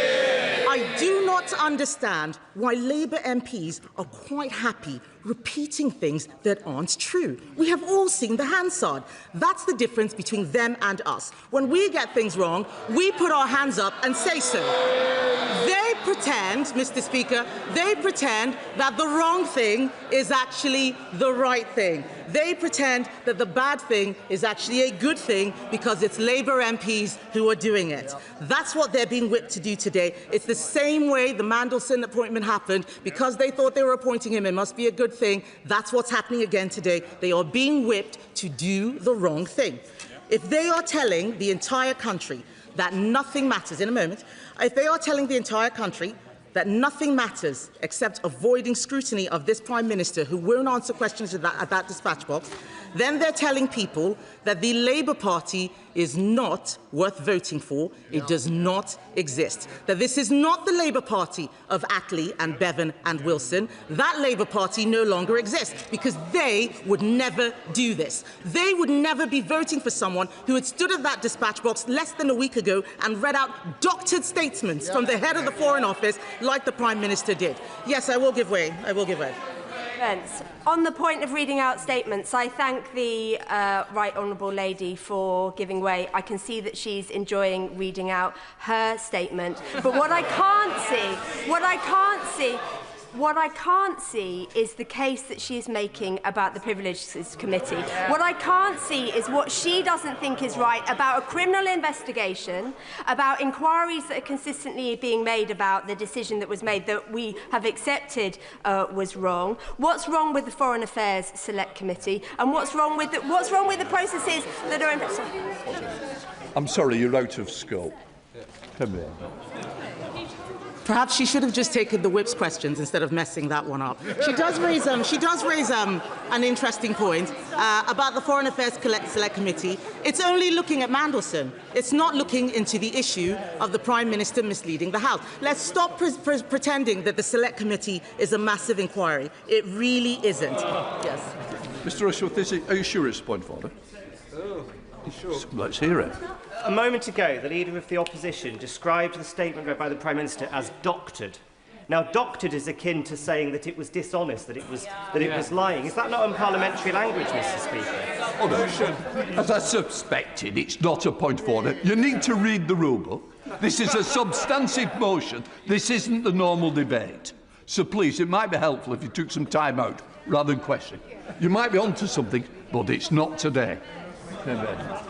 Mr. Speaker, time and time again throughout this debate, I've seen Labour MPs stand up showing that they do not understand what the rules are or what this is about. This is not about whether or not, this is not about the specific statements, this is about whether or not we should have a referral to the Privileges Committee. They are moving the goalposts because they don't want to answer that simple question. And they've come up with all sorts of excuses. It is not an excuse to say that there is a war on. The Prime Minister has said repeatedly that we are not in this war. He can't have it both ways. At every turn, he has tried to deny this House full transparency over this appointment. We had a vote in the House for documents to be released, and yet we discover that documents are not being released. That is a contempt of this Parliament. Labour MPs supported that humble address because they knew that we needed to see the truth. Documents from that release show due process was not followed. The ISC is complaining that the documents are being delayed. We only discovered there were numerous problems with Mandelson's vetting because of a leak to The Guardian. The truth is being covered up. Today's vote is about whether they want to be complicit in this cover-up. If they vote against that investigation by the Privileges Committee, they are in this together. This motion is supported across the House, Mr. Speaker, including by Labour MPs, which is why they have to be whipped to vote against it. The member for Hull East was tweeting, saying that he was making a referral to privileges last week before he deleted that tweet. This week, he is calling it a stunt. Why? Who's twisting his arm? Why was it not a stunt last week when he was doing it, but it's a stunt this week when everybody else is doing it? Why? For those who are mindlessly repeating the lines the Labour whips have given them, may I remind them that it is also their job to hold the government to account and uphold the standards of our democracy. Appointing a known national security risk to be ambassador to the United States is a profound failure of government. Do they not think that it is important the Prime Ministers tell the truth on a matter of national security? Or do they think that this is an internal Labour Party matter that they can fix themselves? And for those people who believe that Andy Burnham is coming to rescue them, can I just say that if they vote against this investigation, there will be so much contempt for Labour that there is no by-election on this planet that Andy Burnham will be able to win. This is not an internal Labour Party matter, Mr. Speaker. Do they believe that when something is wrong, we should look into it? This is about whether they believe that Prime Ministers should not destroy the careers of civil servants to cover up for their own failures. I know it is very difficult for Labour MPs to walk through the lobby with other parties. But let me be clear what they are saying if they vote against this motion. Would they rather be on the side of Peter Mandelson, of convicted paedophile Jeffrey Epstein, of Morgan McSweeney and Matthew Doyle, on the side of the man who sacked Sir Chris Wormald, sacked Sir Ollie Robbins, Sue Gray? Is that what they came to Parliament for? Yesterday, we read that the honourable member for Stoke-on-Trent South said we should do this so she could pay off her new kitchen. Do they really want to tell their constituents that they voted against this inquiry because they are more concerned about their own personal finances than probity in public life? Because that is a shocking statement. Every MP voting on this motion today will need to examine their conscience on all sides of the House, Mr. Speaker. This is not a matter of party loyalty. It is a matter of what each and every one of us believes is right. They are being asked to defend a man who has let the country down, he has let Parliament down, and let's be honest, he has let the Labour Party down. So I say to Labour MPs today, you can defend the Prime Minister today, and there are enough of you to get through the vote, but you will be complicit in a shameful abandoning of promises made to the electorate, promises every Labour MP stood on. It is up to them what kind of MP they choose to be. They can choose to live up to their promises on standards to ensure proper scrutiny takes place and allow the Privileges Committee to get to the bottom of this, or they can choose to put party before country. Their vote will define them, and the public is watching. They say it's a stunt, then let the inquiry expose it. They say there's no evidence of misleading the House, then let the committee test it. They say the Prime Minister has nothing to hide, then they shouldn't vote to stop the Prime Minister being scrutinised. They don't have to defend this. They can still do the right thing. They can show that Parliament matters. It matters more than any party or any faction. They can vote to enhance Parliament, or they can vote and prove the worst fears of people who think there is one rule for Labour and another rule for everyone else. Mr. Speaker, I commend this motion to the House. The question is, as on the order paper. Emma Lowell. Thank you very much, Mr. Speaker. I have watched this whole sorry saga play out for weeks now. Like the public, I feel let down, disappointed, and I am angry. Peter Mandelson should never have been appointed. This was a fundamental failure of judgment. Matthew Doyle should never have been given a peerage. This was also a failure of judgment. I feel the way that today's vote has been handled by the government smacks once again of being out of touch and disconnected from the public mood. The fact that MPs like me are being whipped into voting against this motion is, in my view, wrong, Mr. Speaker. It has played into the terrible narrative that there is something to hide, and good, decent colleagues will be accused of being complicit in a cover-up. A number of weeks ago, at a private meeting with my right honourable friend, the Prime Minister, I spoke about how, after a career of working so closely with victims of child sexual abuse, that I could not even begin to express how much it hurts me when people are screaming at me in the street that I am a member of the Pedo Protectors Party. I also said that prior to this scandal, people criticised the government's policies and at times lack of political narrative. But to me, they are now questioning the government's moral compass. My comments were leaked almost immediately by colleagues who were present. My words were then used later by the Leader of the Opposition. Recent weeks have since seen such abuse intensify and ongoing abuse and threats to mine and my staff's safety continue. Privilege motions, ISC investigations, committee hearings and process don't come up on the doorstep. What does come up time and time again is a general feeling that there is something just not right, that politicians are failing to deliver on their promises. Trust has gone and it's been replaced by anger, and the already fragile fabric of our democracy is eroding further every day this continues. This Prime Minister is very careful with his words and does have respect for the office he holds. He does want to change this country for the better, and he truly believes in public service, something which in recent years may have been sorely lacking from previous Prime Ministers. So I can't understand, Mr. Speaker, why the Prime Minister doesn't refer himself to the committee with a clear statement that he is doing so to clear his name. One quick session of the committee could surely see this matter concluded.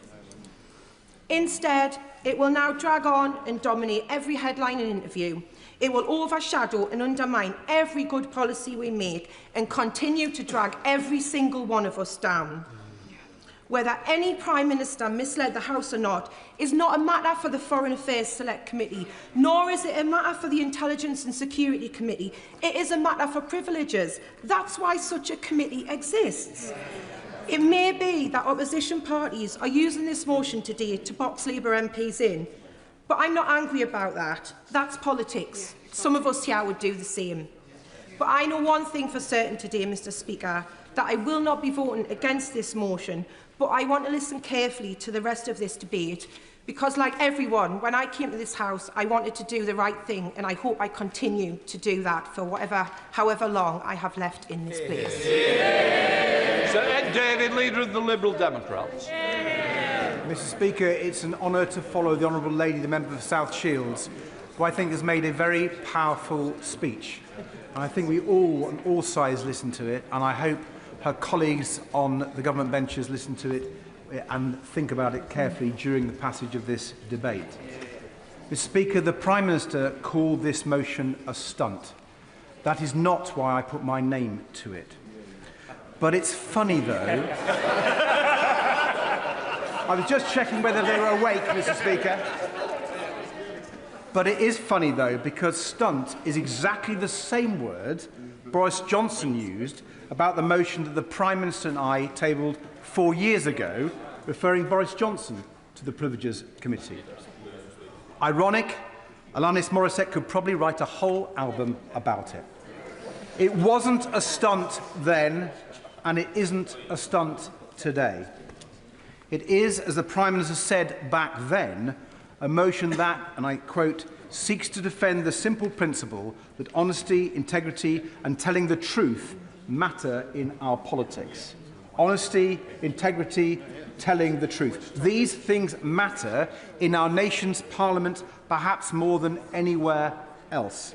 And when I hear the Prime Minister complain that we've tabled this motion just over a week before important elections, I find myself transported back to that debate 4 years ago, 7 days before crucial local elections.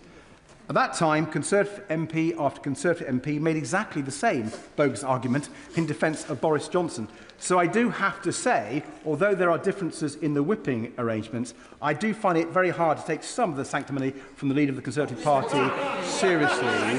She and her Conservative colleagues propped up Boris Johnson back then. She called him a great Prime Minister, and even after the game was up and Johnson was gone, she dismissed the Partygate scandal and called it overblown. So it does seem there's quite a lot of hypocrisy to go round, Mr. Speaker. But I want to try and be consistent. So I look back in Hansard at what I said back then.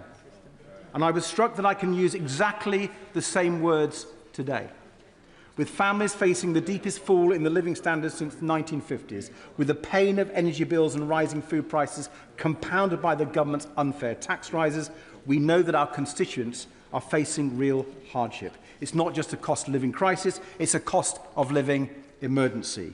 At such a time, the country needs a government that will be focused on tackling that economic emergency. Crucially, it needs a government that it can trust. Labour members agreed with me back then.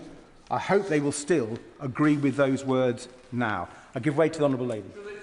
Thank the Honourable Member for giving way. He's mentioned Boris Johnson a few times, so I just wanted to remind the House that Boris Johnson misled the Foreign Affairs Select Committee, and his words about my constituent, Nazanin Zaghari-Ratcliffe, meant that she spent 6 extra years in jail for a crime she didn't commit. He had multiple opportunities to apologise, including when he saw Nazanin face-to-face.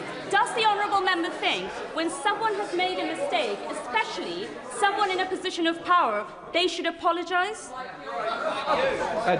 Well, Mr. Speaker, I can see from your restlessness in the chair that you don't necessarily want me to go down that particular avenue, but I hope I speak for others that we can reflect on how incredibly depressing it is that nothing has really changed. The British people are facing a cost of living emergency. They need a government focused on tackling it. They need a government they can trust. But instead, this is what we've got. A Prime Minister who promised to be different, who promised to turn the page, who promised above everything else change, But it was now mired this government in the same endless cycle of chaos and scandal as the last one.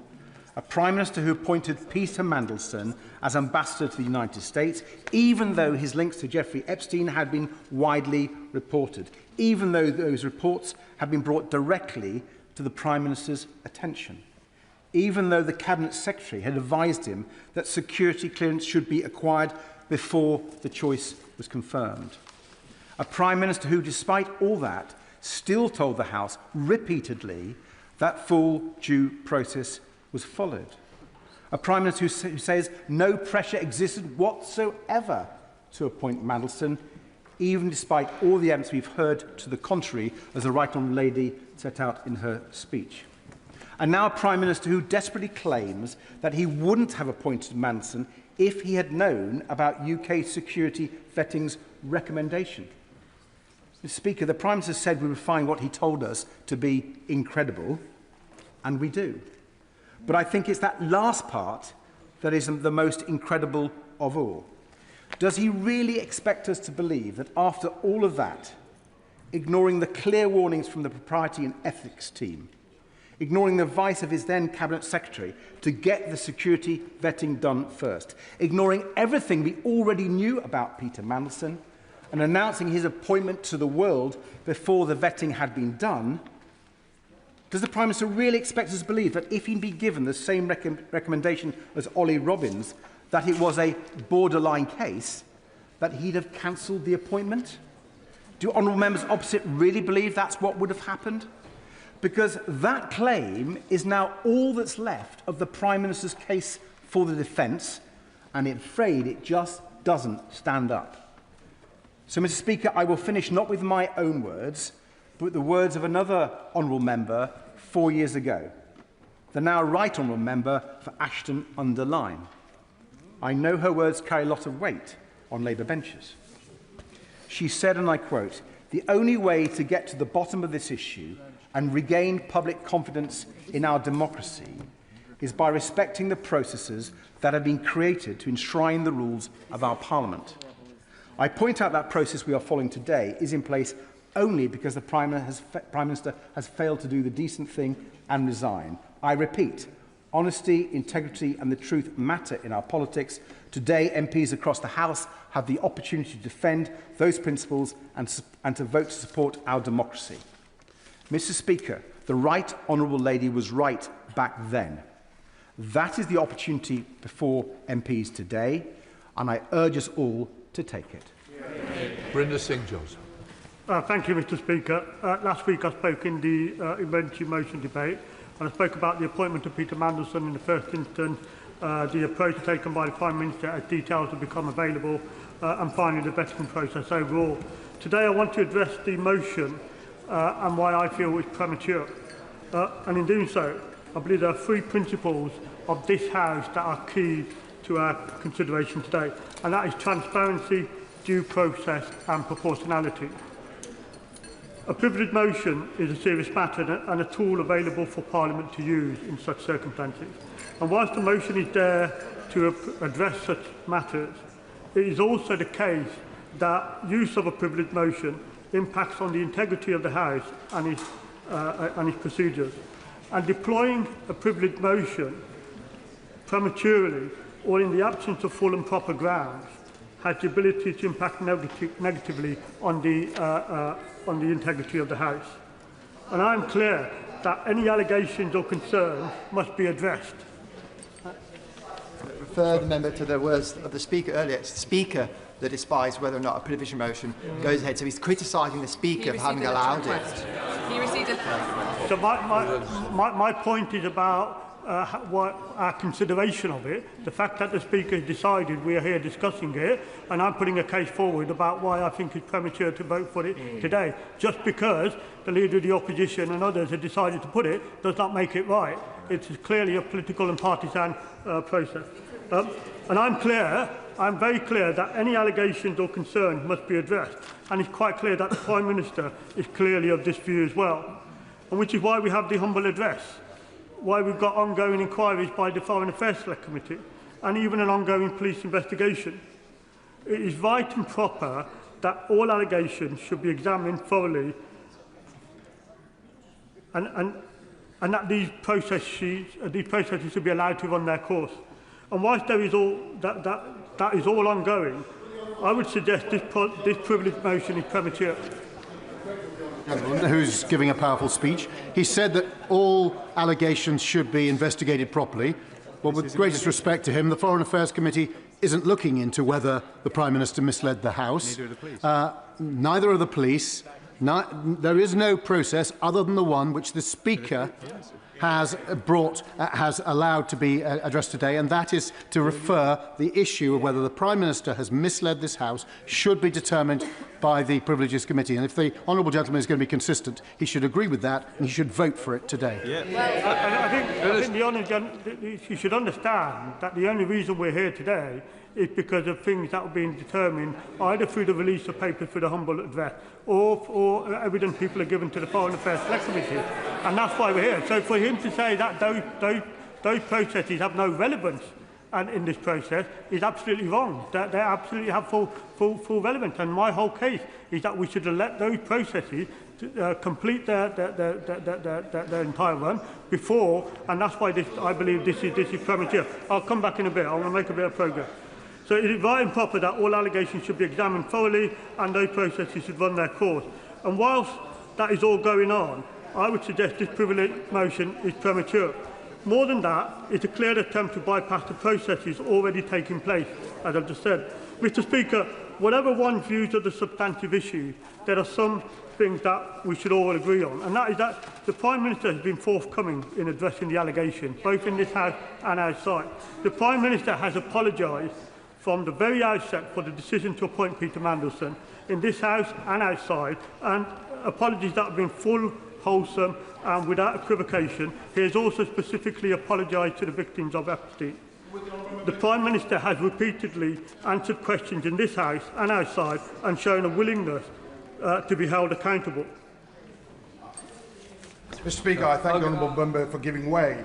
Whatever the merits of this motion, does he accept that the party whip should not be exercised where politicians are constrained and cannot support or go against a particular motion? Does he agree that that whip should be withdrawn? That's fine. Mr. Speaker, I'm a humble backbencher, and I would not disagree with my chief whip in terms of their decisions on how to apply the whip. That's a matter for them.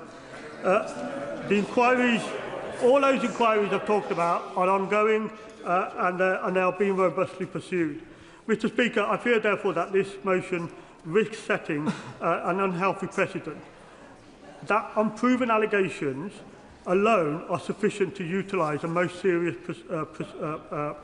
one of Parliament's most serious procedures. And this is not something any of us should be comfortable with. The naked politicising of this process will not serve Parliament well. My fear, Mr. Speaker, my further fear, Mr. Speaker, is that whilst people on the opposition benches are seeking to utilise this procedure in this way, some of those honourable members on the opposition benches will already be looking to see what other procedures they can use to further extend this process in this partisan way. Mr. Speaker, it is incumbent on all of us to give consideration to due process and proportionality. Diverting away from the high standards voters expect of this House risks damaging confidence in Parliament itself. There are substantial parliamentary and other processes already underway. We should not preempt those processes, which is what this has the potential to do, but should allow them to complete their procedures.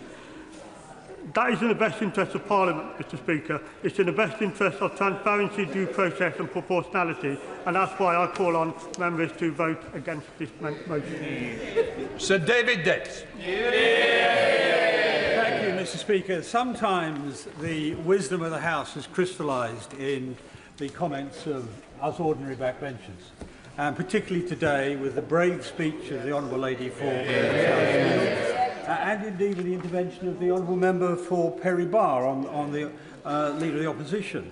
Both of them, in effect, said that what we have lived through in these last several months is a tragedy, not just for this House, not just for the government, not just for the Labour Party, but for the trust in government, the trust in our democracy of ordinary people. Now, at the risk of expulsion from my own party, I will admit to having hoped after the election that the Prime Minister would succeed. Because it's in the interest of the country that he did. But in some ways, even more importantly, it's in the interest of our democracy that he did. Because there is already extant throughout the entire Western world a corrosion of belief in democracy. On and on and on. This will make it worse. Now, we're here today for a simple reason. Statements by the Prime Minister made in this chamber are at odds with those provided by the civil service on the material issue of Peter Mandelson. This matters. It's not a stunt, it matters. Yep. Honesty between ministers and Parliament is fundamental to our democracy. Without it, scrutiny fails. Without it, accountability fails. Without it, trust fails. The responsibility for absolute honesty rests most heavily on the Prime Minister. So the standard that should be met by the Prime Minister is even higher than for others. Recklessness with the truth for any minister is unacceptable. From the Prime Minister, it's indefensible. Now, all political parties have their inherent flaws, and I'm not going to spend a whole day talking about mine. But the origins of this situation, the origins of this situation lie in a stance often taken by Labour MPs, which is that good intentions somehow justify bad decisions. We mean well, so our mistakes don't matter. Worse, we mean well, so we should be forgiven for everything, whether it's freebies or wrong appointments or whatever. That mindset, which I'm afraid is sort of sanctimonious arrogance, sustained by a habit of believing their own propaganda, is precisely what led to the appointment of a deeply unsuitable individual as our ambassador to Washington. A man twice dismissed after scandal. A man under formal investigation now by the EU's anti-fraud office. A man with an extraordinary relationship with a convicted paedophile. A man driven above all by a pursuit of glamour, money and status. A man who turned amorality into an art form. And in addition to that, a man who has plainly compromised by an over-close relationship with the proxies of both the Russian and the Chinese government. Together, these facts should have made this appointment unthinkable. Yet these concerns were brushed aside. The head of the diplomatic service, we heard this morning in the Foreign Affairs Select Committee, was not even consulted. Why? Because within the London establishment, a ludicrous self-deception had taken hold. That the peculiarities of the Trump administration could be countered to the peculiarities of Peter Mandelson. Yes, of course. Grateful to my right honourable friend. Would my right honourable friend agree with me that almost universally the previous ambassador, Dame Karen Pierce, was widely respected and felt to have a good relationship with the previous Trump administration? There was no reason to believe she wouldn't have one with the current Trump administration. Well, that's entirely true. And in fact, the current Trump administration made that point to the government before the nomination of Peter Mandelson. So that perverse logic led to the most obviously unwise public appointment in modern times. And the implied message, unfortunately, was clear. Government appointments rest on networks of patronage. Great offices of state are perks to be handed out to friends. And it's systemic.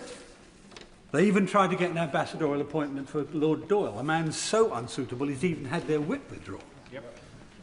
Mandelson's unsuitability was evident before vetting began.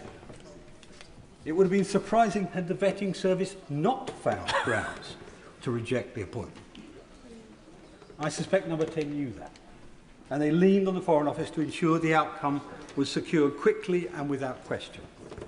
And by the way, one of the honourable members, I can't remember his name or seat, tried to suggest that pressure for time is different from pressure on outcome.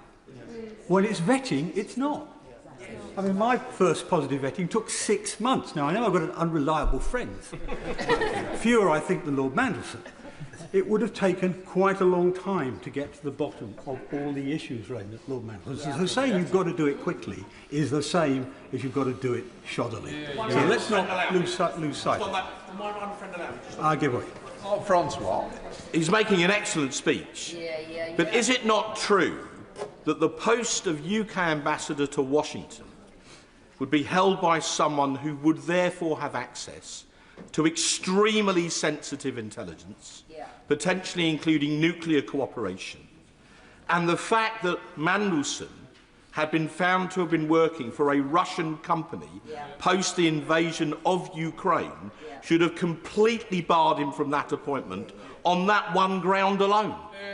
My honourable friend is exactly right, and indeed it's worse than that, because it is the nexus, that post is the nexus of the entire Five Eyes intelligence cooperation. And in our service, it's not like the Americans. In the American embassies, the CIA is freestanding.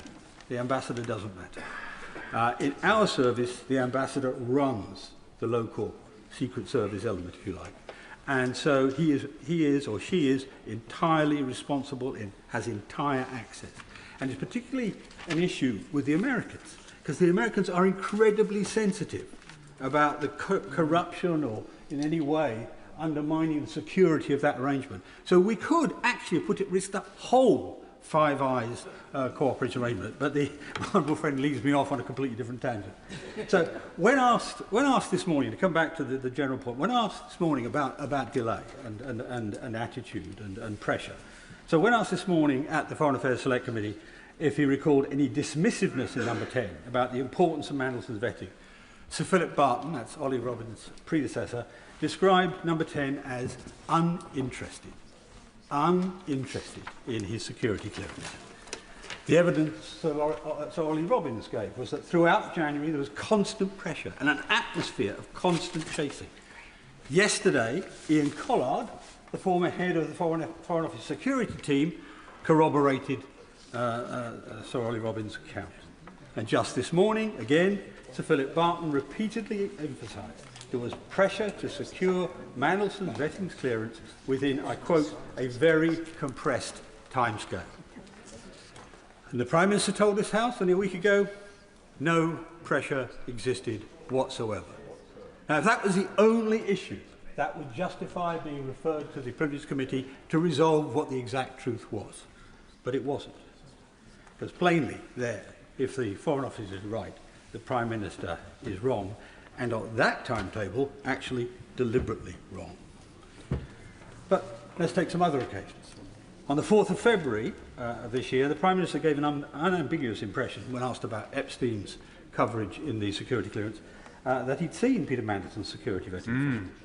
But in April, he told the House, on the 14th of April, you found out for the first time that Mandelson had been granted developed vetting clearance against a specific recommendation for the United Kingdom security vetting, that developed vetting clearance should be denied. These two statements are incompatible. Again, a freestanding failure of the rules. And more, this chaotic clash of opinions reinforces the impression that far from following due process, as the Prime Minister has maintained on a number of occasions, number 10 was effectively making it up as it went along.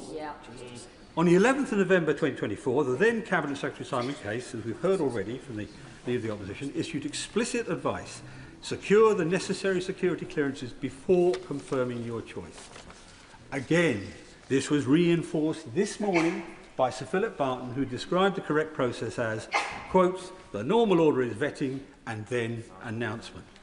Normal due process was clear, but the Prime Minister did the opposite. Claims that this was normal defy common sense. For career ambassadors, the DV, the direct vetting, happens at every new post. You go to become an ambassador in Tehran, you're DV'd. You go to become an ambassador in Washington, you're DV'd again.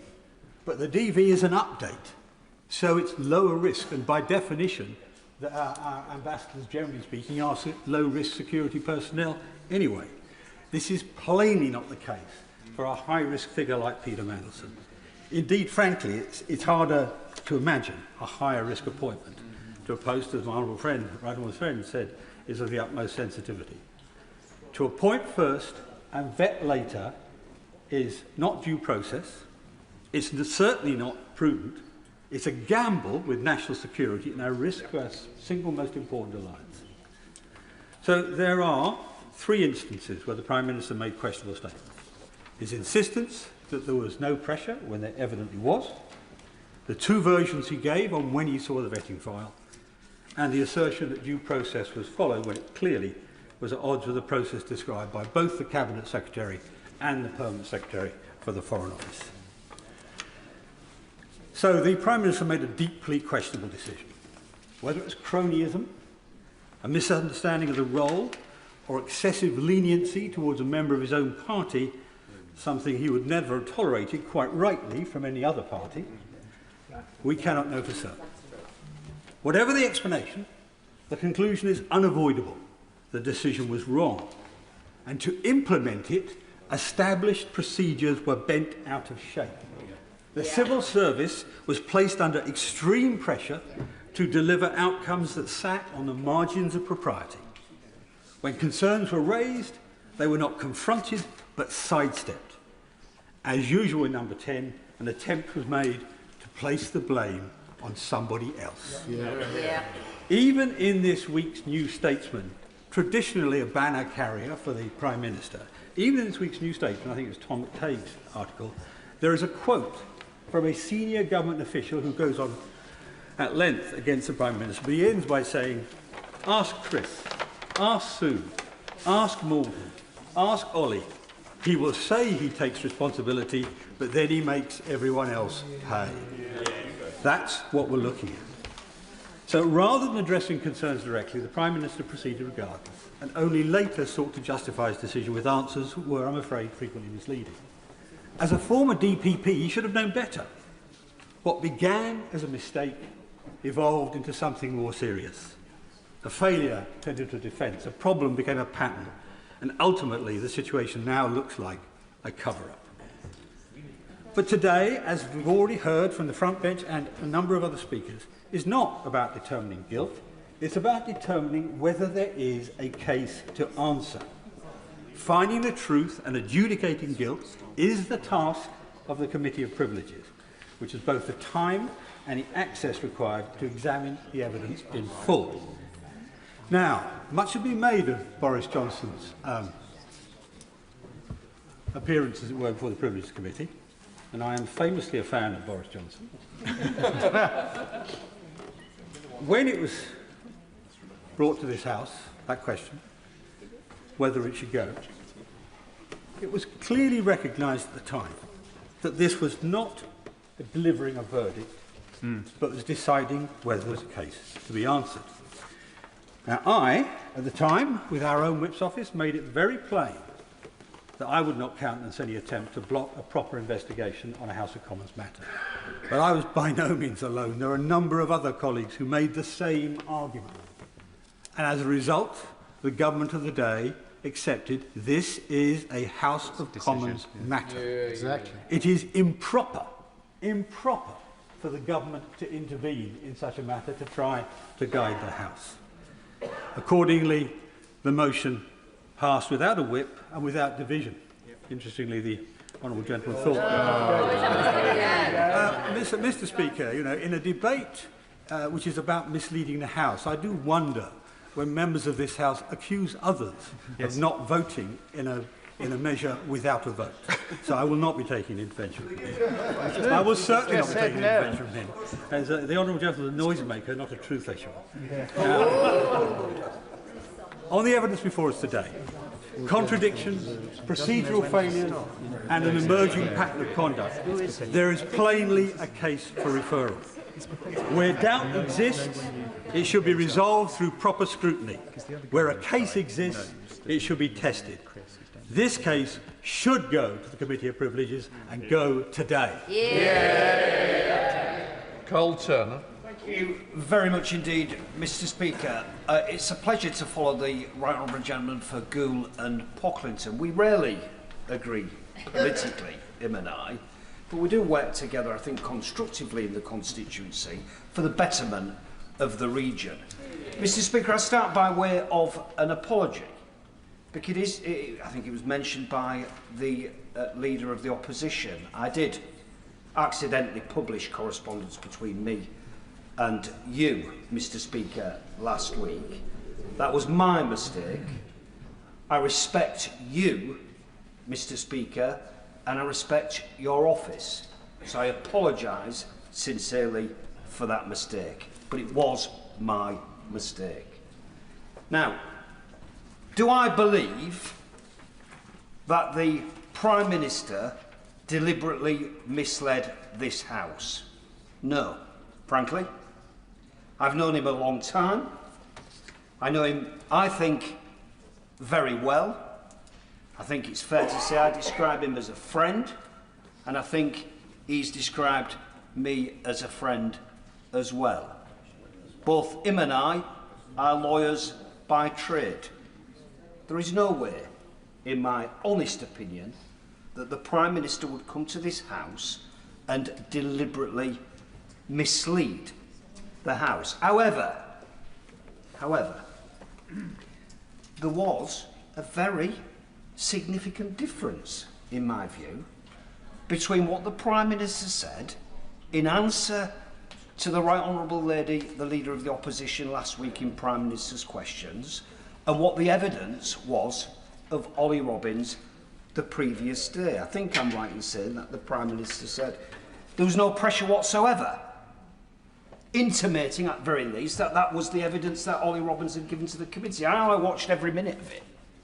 That's definitely not, and I've looked back, I've checked Hansard, the evidence that was given by Ollie Robbins. So I do think there is a prima facie case for this matter to be investigated and an inquiry to be had by the appropriate committee of this House. And I think, Mr. Speaker, that if that happened, I suspect it's not going to, because this is whipped, and I don't blame the government for that. I find it unfortunate, to be honest, but they're not setting any new precedent. There's been precedent for whip scenarios in this situation in the past. But, Mr. Speaker, I do think the Prime Minister would be vindicated.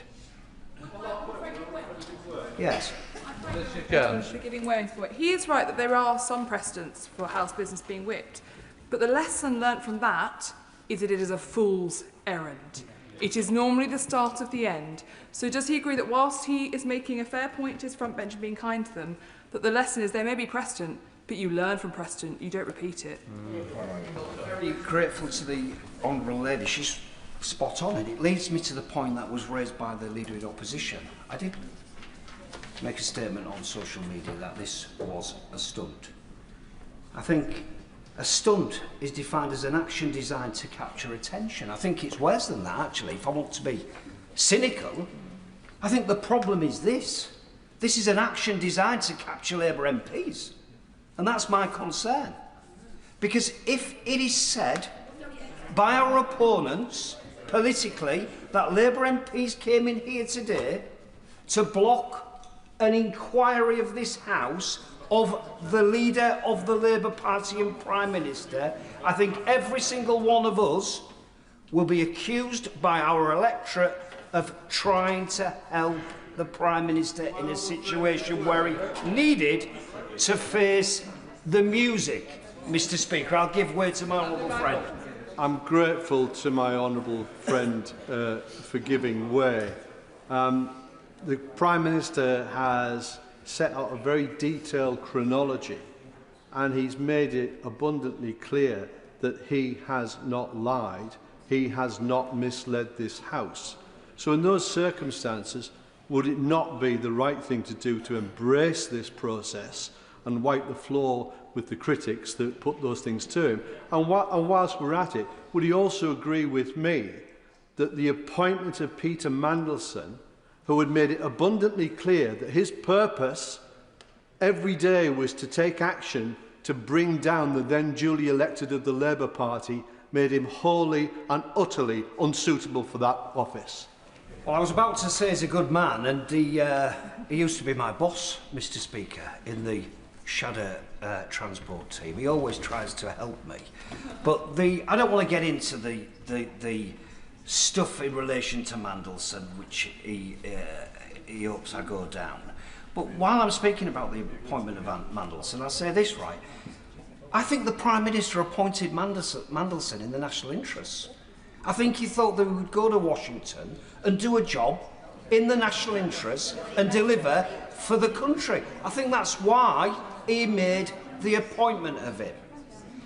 And I think when it became clear, following the Bloomberg emails, that it was politically difficult for the government, the Prime Minister again did the right thing by dismissing him, very probably.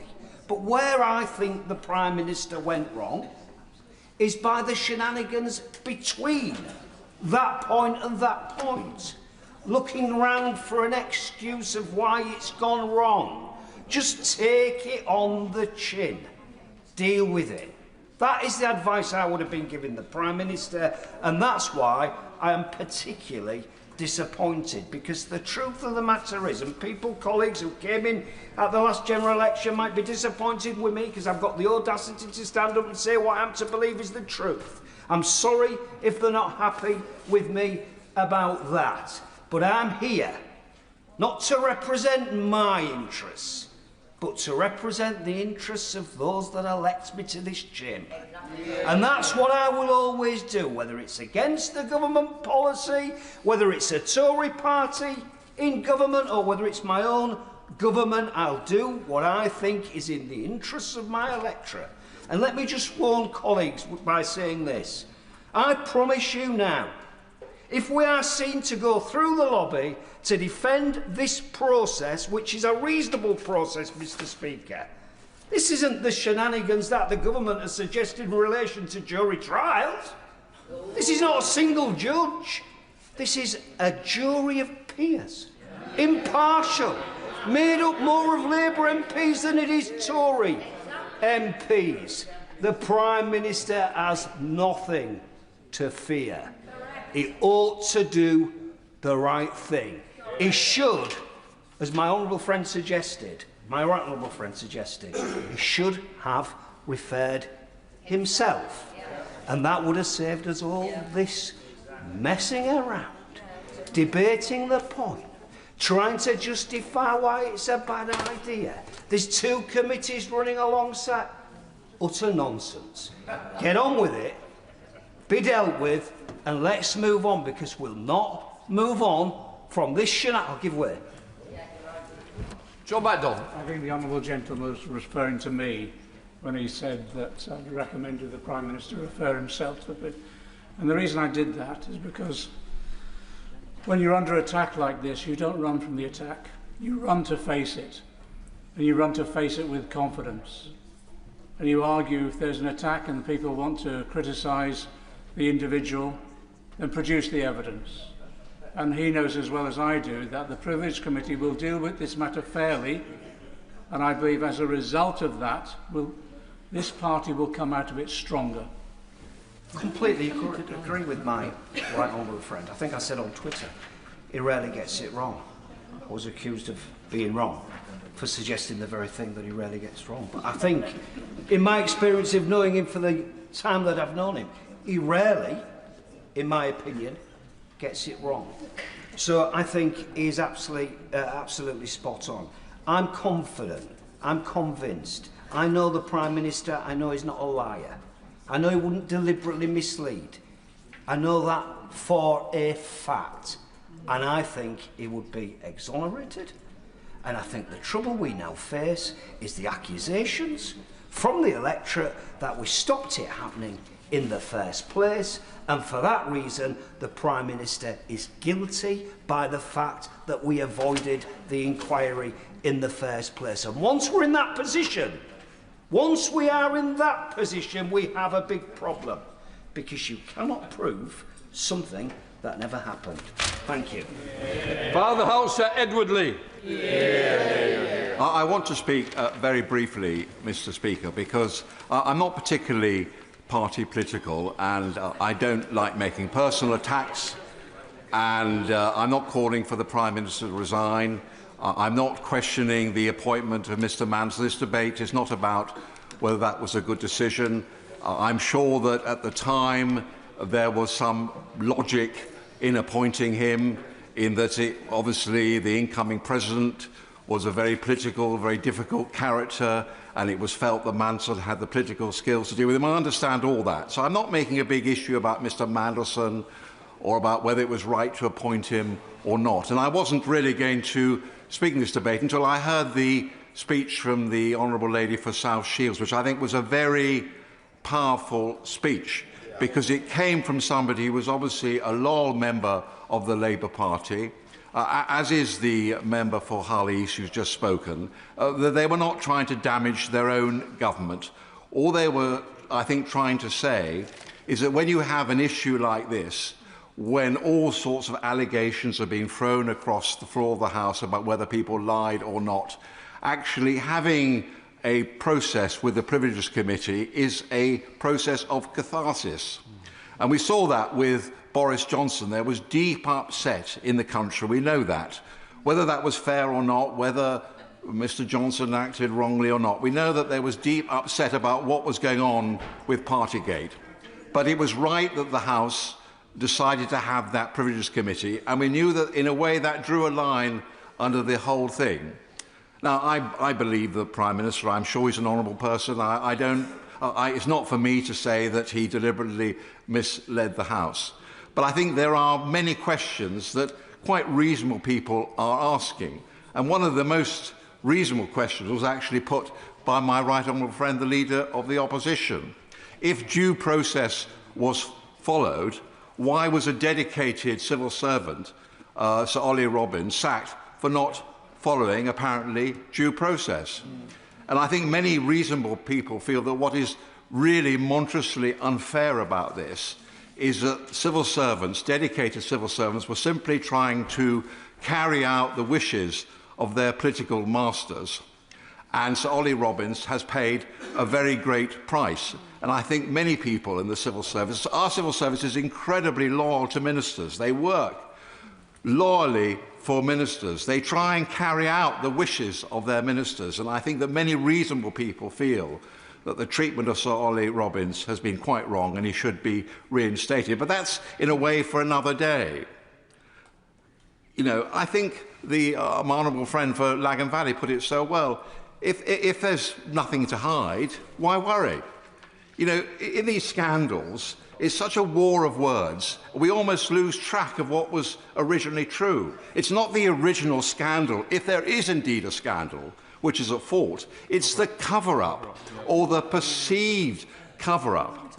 And the best way to restore public trust in Parliament, in the system, in what the Prime Minister said or didn't say, and the public are not that interested in all the details of all this, and they're probably, like me, quite confused about actually whether the process was followed, who said what, whether the Chief of Staff bullied the head of the Foreign Office. These are all just party political words, Westminster bubble. What's important is the reputation of this place. And the most important thing in this place, we may say wrong things, we may say silly things, we may be party political, we've got to tell the truth. That's all that matters. Nothing else matters in this Parliament. I am prepared to accept that the Prime Minister, for whatever reason, made this appointment. I'm prepared to accept that in his heart of hearts, when he's been standing at that dispatch box, he's been telling the truth. Why can't we just have a Privileges Committee, not the Foreign Affairs Committee, which is deciding great issues of foreign affairs, just a Privileges Committee to look at this narrow issue? Why can we not just not have a vote at all? Not have a vote at all, like the last occasion with Boris Johnson. Just don't have a vote. Let us all express our point of view and let it go through. Let us have an impartial committee, let us listen to the testimony, and let the committee and the House of Commons make up its own mind on the truth. Nadia Witt. Thank you, Mr. Speaker. Firstly, it's important that in all of this we're centring Epstein's victims, who have so often been forgotten. Their courageous campaign for justice and accountability continues, and we must all do all that we can to support it. I've heard the argument that this is all a distraction from the real issues that we should be discussing. Now, I would like nothing more than for us to be focusing on what this government has delivered, like bringing NHS waiting lists down, raising the minimum wage and lifting children out of poverty, and pushing for even greater ambition. But unfortunately, it's because of the serious mistakes made by Number 10, like appointing Peter Mandelson, that these achievements are being overshadowed. Now, I also don't doubt that the Conservatives are attempting to use this issue for their own gain ahead of the local elections. As my honourable friend said, that is politics. Of course, our political opponents will try to exploit our weaknesses. But nevertheless, I believe that our constituents do care about the honesty of politicians and that they deserve nothing less than the whole truth on this matter. This vote is not on whether we in this House believe that the Prime Minister misled Parliament or not, but about whether we believe that there are questions that the Prime Minister needs to answer and that the Privileges Committee should look at the matter and give its assessments. I appreciate that the Foreign Affairs Select Committee inquiry is ongoing, and I'd like to commend its chair for the fantastic work that she is doing. But the purpose of that inquiry is not to look at the Prime Minister's conduct. I've listened to the Prime Minister's arguments, and unfortunately I am yet to be convinced that he has definitively not misled the House, even if inadvertently. Because I'm concerned that pressure was put on the Foreign Office regarding Mandelson's appointment, given Sir Ollie Robbins' evidence. And if I remain unconvinced, Madam Deputy Speaker, I'm sure there'll be a sizable number of our constituents who are also unconvinced. Why not let the Privileges Committee settle this matter once and for all? As is often said, sunlight is the best disinfectant. If we're to preserve what little trust still remains in our political system, it is vital that ministers demonstrate the utmost transparency. And it is vital that we, as MPs, no matter our political allegiance, do not allow the impression that we are in any way attempting to cover things up for the leadership of our parties. And that is why I'm extremely disappointed that Labour MPs are being whipped to oppose this motion. Votes on House business are not normally whipped, and even Boris Johnson's government did not whip Conservative MPs to oppose his referral to the Privileges Committee. I'm not making any comparison between his behaviour and that of the Prime Minister's, but our government must be seen to be holding itself to far higher standards than the mess and the sleaze and corruption that Johnson's government came to represent. I wish that the Prime Minister would just refer himself to the Privileges Committee, demonstrating his confidence that he has nothing to hide and preventing the need for a vote entirely. Now, colleagues will be aware that the Prime Minister and I have had our political differences, which is to be expected in a broad church party, but I want to be clear that that has absolutely no bearing on my vote today. I'd rather stick to debating these politics, not matters of integrity. So it brings me no pleasure to vote for the motion today. But this is about doing what is right by our constituents, for trust in politics, and for the party that I've been a member of for almost half my life. Simon Hall. Thank you very much indeed, Madam Deputy Speaker. And there's been a common theme in the remarks made by the Honourable Gentleman, the member for Kingston upon Hull East. The Honourable Lady who's just spoken, it's a pleasure to follow, from Nottingham East, and the Honourable Lady for South Shields. I don't really know what wings of the Labour Party or bit of the Labour complexion they represent, but what I do know of the three of them is that they are Labour people and part of the Labour family to their very fingertips. And I think the difficulty and the emotional difficulty which they felt in giving those three very powerful speeches was certainly tangible on this side of the House. And I hope their right honourable and honourable friends on their side of the House felt it too. Because I know, as my right honourable friend, the member for Gould and Pocklington mentioned, as have one or two others. One of the hardest things to do in this place is when your instincts and your judgment are to go against the herd of what your family or what the whip is telling you to do. Politics is a tribal thing. We stand together or we hang together, so we're told. But it was Lord Nolan, in those principles that he set out some years ago, who reminded us all that the exercise of our judgment as individual members of Parliament is so important. It was depressing to hear the Honourable Gentleman, the member for Smethwick, say, slightly tongue-in-cheek, I'm just a humble backbencher. It's not for me to say what the whipping should be. We are all individual members capable of coming to our own rational judgment, informed by all sorts of imperatives. And I would just remind the House, Madam Deputy Speaker, if I may, that one or two members opposite have prayed in aid, as a reason why this motion shouldn't be carried, the humble address. But I would just remind colleagues across the House, but particularly colleagues opposite, that we started that debate on the humble address with the whip being to vote it down from the government side.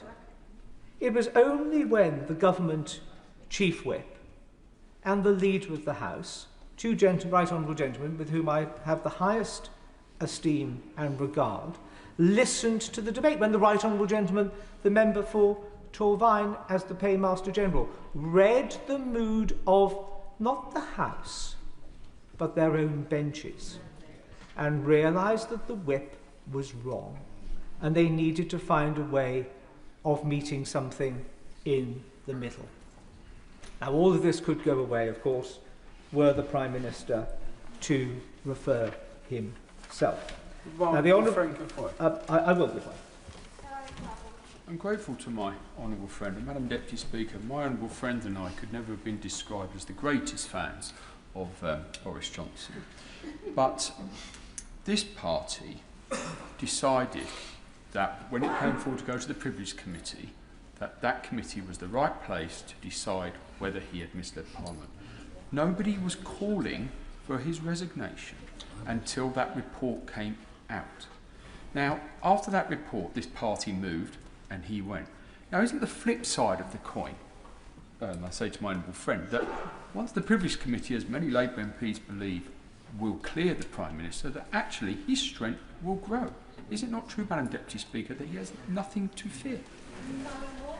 My right honourable friend has many skills, one of which I've just learned is that he is able to read the left-handed scrawl of my hand on my notes, even when he's sitting next to me, because that is a point I am literally just about to come to, because the Honourable Lady for South Shields wondered, as have one or two, is this a trap set by my right honourable friend, the Leader of the Opposition, and many on these opposition benches laying this motion? I don't think it is. But even if it were, which I do not believe it is, as I say, the whipping operation from the government benches today has baited that trap. It is the wrong thing to do. It makes, as my right honourable friend suggests, the Prime Minister look uncertain. It makes the Prime Minister look weak. He's not using a large parliamentary majority in this place to deliver change for the country, but turning you all into a human shield for him. And I agree with the right honourable member for Hull East. I think the Prime Minister takes his training and experience as a lawyer very seriously. I think the Prime Minister takes the integrity of politics very seriously. I sometimes think the Prime Minister can be naive in presuming that everybody else takes a sort of similar, sort of elevated view of these things, and I think that can sometimes be really feeding in to some of his problems. So one has to ask, what would the Prime Minister, who is an experienced lawyer, fear from having his name cleared and his reputation strengthened by going through a cross-party informal process of this House? He wouldn't. He would feel stronger. But we do understand that Labour whips and loyal ministers have been picking up the telephones or whatever, accidentally on purpose, bumping into people in the lobby or elsewhere, asking them to vote this motion down. May I give, for what it's worth, just some thoughts on how I would have responded were a whip on my side to have asked me to do the same. Keep it clean. Keep it clean. And don't worry, Madam Deputy Speaker, I have checked what is parliamentary language and what is not. The first point I would make is one which has already been made. Not even Boris Johnson. I was never a fan. We first met in the late 1990s. I never got him then, he never got me, and nothing ever changed. But not even Boris Johnson thought to apply a whip on a privileges motion. So the question I would be asking if I was the honourable gentleman, the member for Smethwick, or anybody else to the whips is, do we, as Labour, really want to be letting him look like the good guy when it comes to referrals to the Privileges Committee? Bad politics, as far as the Labour Party is concerned. The second point I would make is that the Privileges Committee can be the fulcrum for lancing this particular boil. It will do it dispassionately, it will do it well, it will do it without fear or favour. That is what the Privileges Committee is taught to do. They have done it in the past, they could do it now. I am doubtless that they will do it in the future. There is nothing to be afraid of. This is not a kangaroo court. This is not a committee comprised just of people who really can't stand the Prime Minister. It is a committee of this House. I will. My honourable friend is making an excellent speech as usual. He's talking about the composition of the Privileges Committee. Is it right to say that that is actually comprised of the majority of Labour members? He's actually asking his own colleagues, amongst others, to judge on him. My honourable friend is right. Just in the way, of course, that when the Privileges Committee looked at Boris Johnson's behaviour, there was a majority of Tory MPs on it.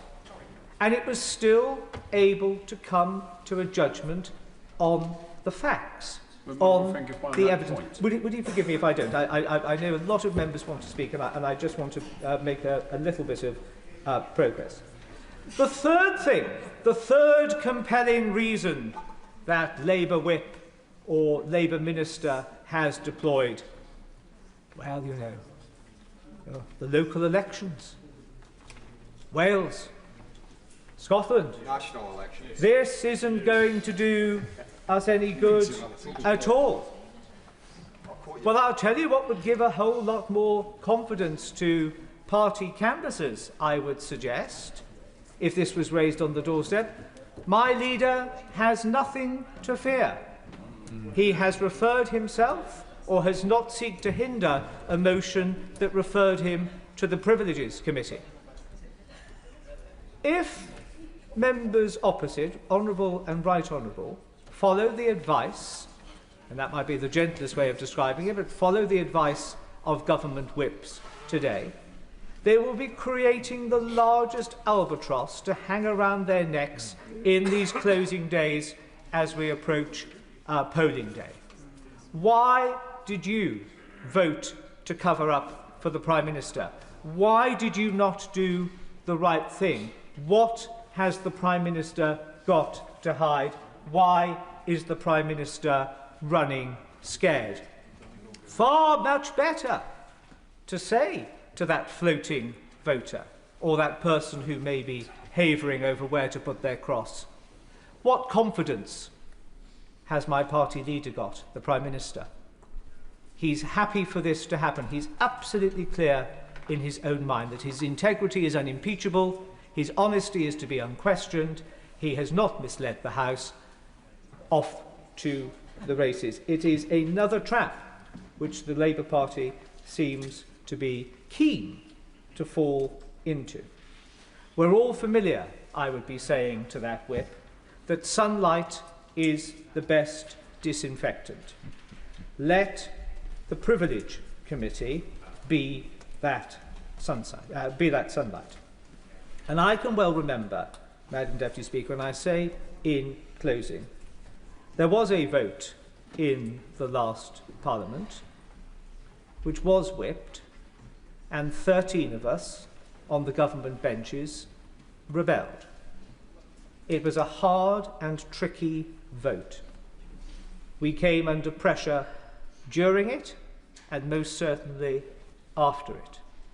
But within 24 hours, the position of the government had changed to find itself pointing in the direction of those of us who had rebelled rather than those who had been loyal. This may sound a slightly old-fashioned question to ask ourselves. When we leave this place, either by our own choice or the choice of our electorate, we would all want to, I think, sit back and say, when some of those crunch votes came, did we do the right and honourable thing? Did we do something which left my soul and spirit feeling peaceful or in a state of turmoil?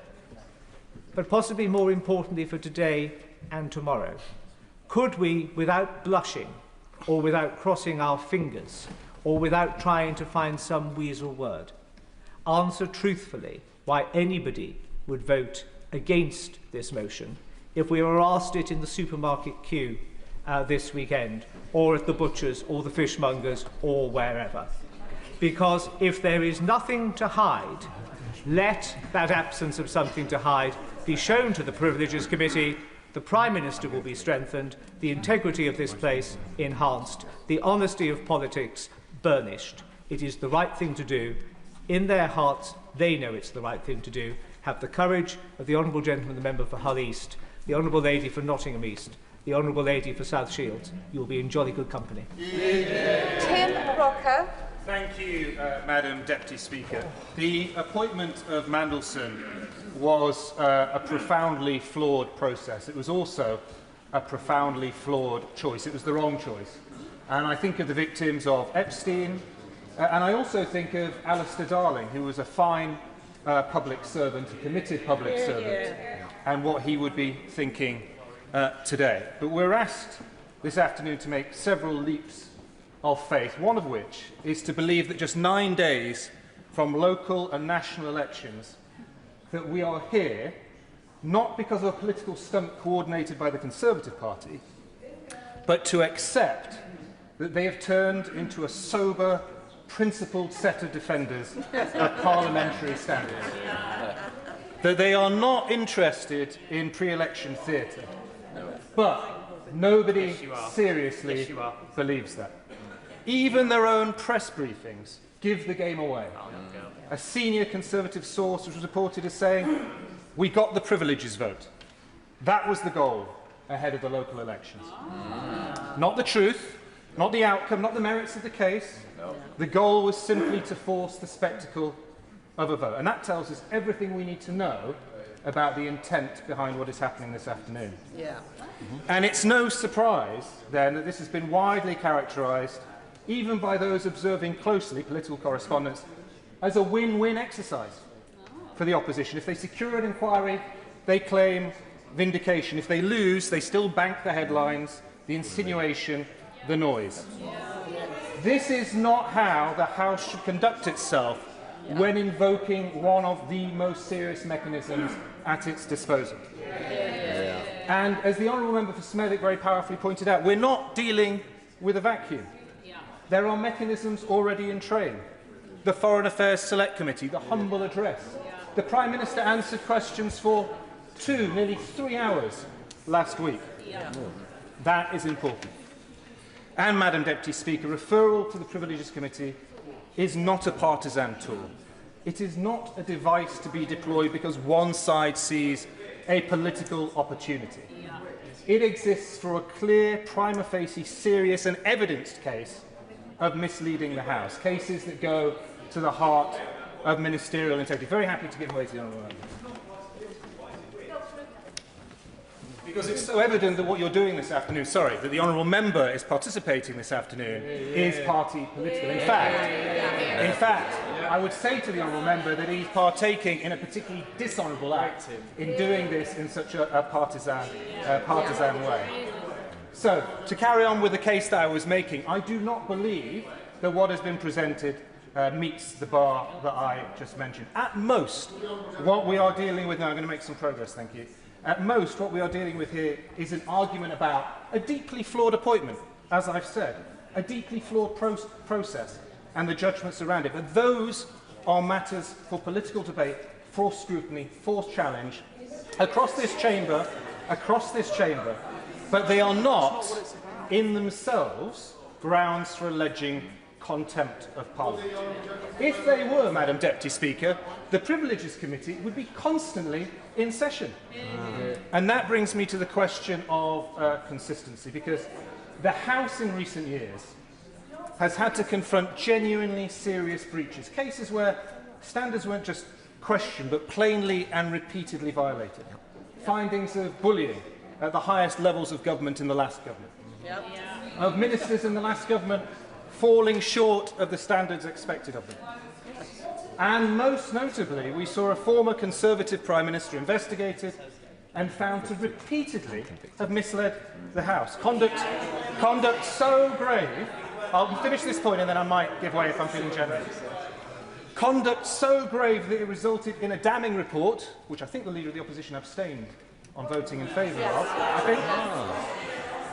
And, of course, that's quite aside from the fact that it also involved a criminal conviction. Yes. Exactly. There is no equivalence, none. Between those cases and what is before us today. Because if there was, there would have been a genuine attempt at a cross-party piece of persuasion. And instead what we got from the Leader of the Opposition was a rambling rollercoaster. Iran, the two-child benefits cap, U-turns, etc. So, to attempt to draw that comparison is not just wrong, it diminishes the seriousness of those findings in the past. It risks turning the Privileges Committee from a guardian of standards into a weapon of convenience. Madam Deputy Speaker, the motion today speaks the language of contempt of Parliament, but actually it reveals something else. It reveals the contempt the opposition hold for the British people.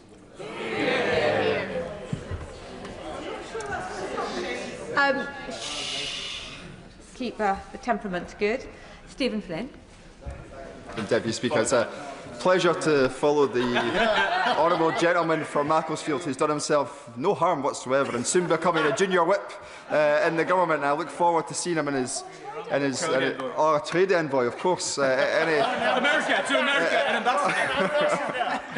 I'll let them have their fun soon, Madam Deputy Speaker. But I wish to start on a much more important note, which is not to dwell upon what the Prime Minister said, where he is, of course, accused of misleading the House. I will come to that. It's something that he said at the dispatch box a few months beforehand, when he stood up just there and in response to the Leader of the Opposition said that he knew that Peter Mandelson had maintained a relationship with the world's most notorious paedophile and child trafficker, Jeffrey Epstein. And when he stood up at that dispatch box and said he knew, he finally admitted that he knew. That should have been it. That should have been curtains for him. And the members opposite at that time, at that moment, should have made a moral decision that he was not fit to hold the office of Prime Minister of the United Kingdom and the First Lord of the Treasury. He was not fit because his judgment was flawed and it was wrong. But they proactively chose to ignore that and to defend him. And in the weeks that have passed, all we have seen is even greater scandal engulf this Prime Minister and the members opposite, whether they realise it or not. Some appear not to. And as Parliament returns after the prorogation which is to come, we've now received confirmation from the Prime Minister's chief bag carrier that the second tranche of the Mandelson files will become apparent. And each and every one of these members opposite will be wedded to him as their leader and their Prime Minister, despite everything that the public knows and everything that the public is going to come to learn. And let me tell them something. As someone who has sat in this House and watched a little bit of chaos up close, it will come back to haunt them, and it will come back to bite them far sooner than they realise. And all of us, in all of our political parties, go through these moments. I've seen it in my own party in recent years, just as members opposite have said they have seen it in theirs. But what you do in politics, or what you should seek to do, is learn from those mistakes, not to repeat them. I remember sitting outside this chamber during a very contentious vote to which the right honourable member behind me referred earlier, where Conservative members were whipped to support the indefensible, and all chaos broke loose. That was the legacy that they built for themselves, and it's why they got hammered at the last election. This is what is going to befall the members opposite. They cannot outrun Peter Mandelson. They cannot outrun their own Prime Minister and his record. And what the House is being asked to do today is, of course, very simple. If they believe that the Prime Minister is innocent of the accusations that are being put to him, then all they need to do is accept the premise of taking it to a committee of the peers in this House, ourselves, to decide whether that is accurate or not. A confident Prime Minister, a confident Labour Party, a confident government would believe their Prime Minister, would have courage in their conviction and go to that committee post-haste to clear his name. But they will not do that because they are not acting from a position of strength. They are acting from a position of profound weakness. And the public see that, and the public smell it. And all they are going to believe is that there is a cover-up on behalf of each and every one of the members opposite who traipses through the lobby behind this front bench. Of course I will. I thank the honourable member for giving way. Referring to the whiff that the public may pick up, do you think that some of the Prime Minister's concern may be that the Privilege Committee delivers a result that he may not like? Oh. It's hard at this stage to come to any other conclusion. And if they had confidence in their Prime Minister, then they would already be going to the Privileges Committee, irrespective of the views of any of us in this here House. But notwithstanding the arguments that have been made regarding Ollie Robbins and Simon Case and others, and the Prime Minister's decisions to throw everyone under the bus bar himself, I do wonder what the public make of all this. At a time when they are profoundly, and I'm sure all of us can agree on this point, profoundly anxious about the very basics in their life, of being able to afford things in the supermarket, of being able to fill up the car because the price of diesel is near £2. And they turn on their TV and see a Labour Party that should be acting in their best interest, looking to protect and save their jobs, to give them hope and opportunity for the future, simply seeking to defend the indefensible. And that breach of trust, with the public can't simply be renewed.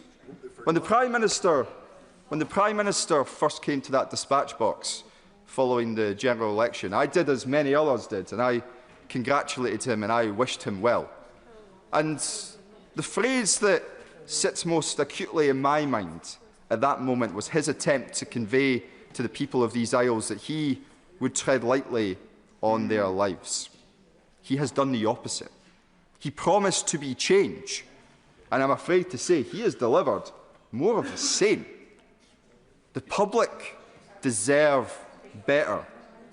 The government can do better. But that will only happen if the members who are sitting behind that front bench find the courage that the front bench so badly lacks. Sam Rushworth. Madam Deputy Speaker, and as others have said, I think it is important that when we speak in this place that we reflect the feelings of those that we represent. And I think that if they see anything in all of this at all, they'll be thinking about Epstein's victims. And as someone who knows more about sexual abuse than I'd like to, I want to make sure that I'm absolutely clear before I make any other remarks that I think that it was wrong to appoint Peter Mandelson, even knowing what the Prime Minister knew at the time. But I will also say this, the Prime Minister has acknowledged as much. He's acknowledged it at this dispatch box, he's acknowledged it to the PLP, and he's acknowledged it to Epstein's victims, who he has apologised to on multiple occasions. As I speak with ordinary people like an auntie that voted for Brexit and didn't vote Labour at the last election, she told me that she thinks the public are sick and tired of hearing about this because we're not addressing the bread and butter issues of their lives. Nonetheless, this is the motion before the House today. I also want to say a word about pressure. And many people have alluded to this being a whipped vote. In many ways, I wish it wasn't, because it would not change the way that I would vote. I intend to vote against the motion before us today, and I would do based on my conscience of how I read this situation. Look, I'm a backbencher with really nothing to lose and nothing to gain greatly from loyalty to the government. I've looked at this in terms of the merits of the case. And what I think is also really important is that we do have a robust system of standards in this place and that we don't make a mockery of it. And I think when we have politically motivated charges such as has been brought today, it does risk making a mockery of the Privileges Committee and that process.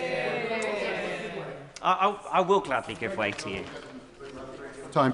What does he say to his colleague, the honourable member from South Shields, the member behind him, Hull East, Nottingham East? I don't see it as some politically motivated thing. This is something where it's a serious issue, it's a House issue. He already says he regrets it's whipped. Surely he needs to see beyond whatever the whips have told him. Well, the whips haven't told me very much, but look, I will address the answer. I will address his question as I progress in my speech, and he will see why I've drawn the conclusions that I've drawn. The question is this: has the Prime Minister deliberately or recklessly misled the House sufficient to make a referral to the Privileges Committee? And as I said a moment ago, I think it's important that we treat that properly, because we should not treat lightly this committee. We should not mock it. If we just make political referrals all the time, every time a member says anything where someone could twist or misconstrue their words, we'd be making referrals. Now, it seems to me, from listening to the Leader of the Opposition, that there are two sort of principal claims. One is regarding whether due process was followed, and the other was regarding pressure. And I've been watching, and as we all have, the evidence sessions by the Foreign Affairs Committee. I've been listening carefully to those. We're still awaiting many of the documents, more than 300, that have been referred to the Intelligence and Security Committee, and we're waiting to see what those documents say.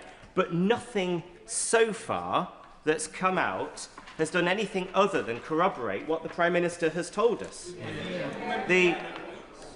I'll give way. Just so I make sure that I can follow his logical structure. So when he's saying that the Prime Minister said there was no pressure existed whatever, no pressure whatever, he meant there was no pressure whatever apart from the various types of pressure. Is that right? I will come on to address that point in just a moment. First of all, let's address the point about process. Sir Chris Wormall's letter to the Prime Minister said, "The evidence I have reviewed leads me to conclude that the appropriate processes were followed both in the appointment and withdrawal of the former HMA Washington." Sir Ollie Robbins confirmed that he did not tell the Prime Minister that Mandelson had failed the vetting process and said, "You are not supposed to share the findings and reports of UKSV other than in exceptional circumstances where doing so allows for specific mitigation of risk." So this is according to him. Kat Little, who appeared before the Foreign Affairs Committee, said, "My view is that due process was followed, because the process I've outlined to the committee is that UKSV make a recommendation and the Foreign Office make a decision as to whether to grant DV." So all the evidence so far is certainly corroborating that view. I want to address your colleague's question about pressure. Clearly, there are different types of pressure that can be exerted.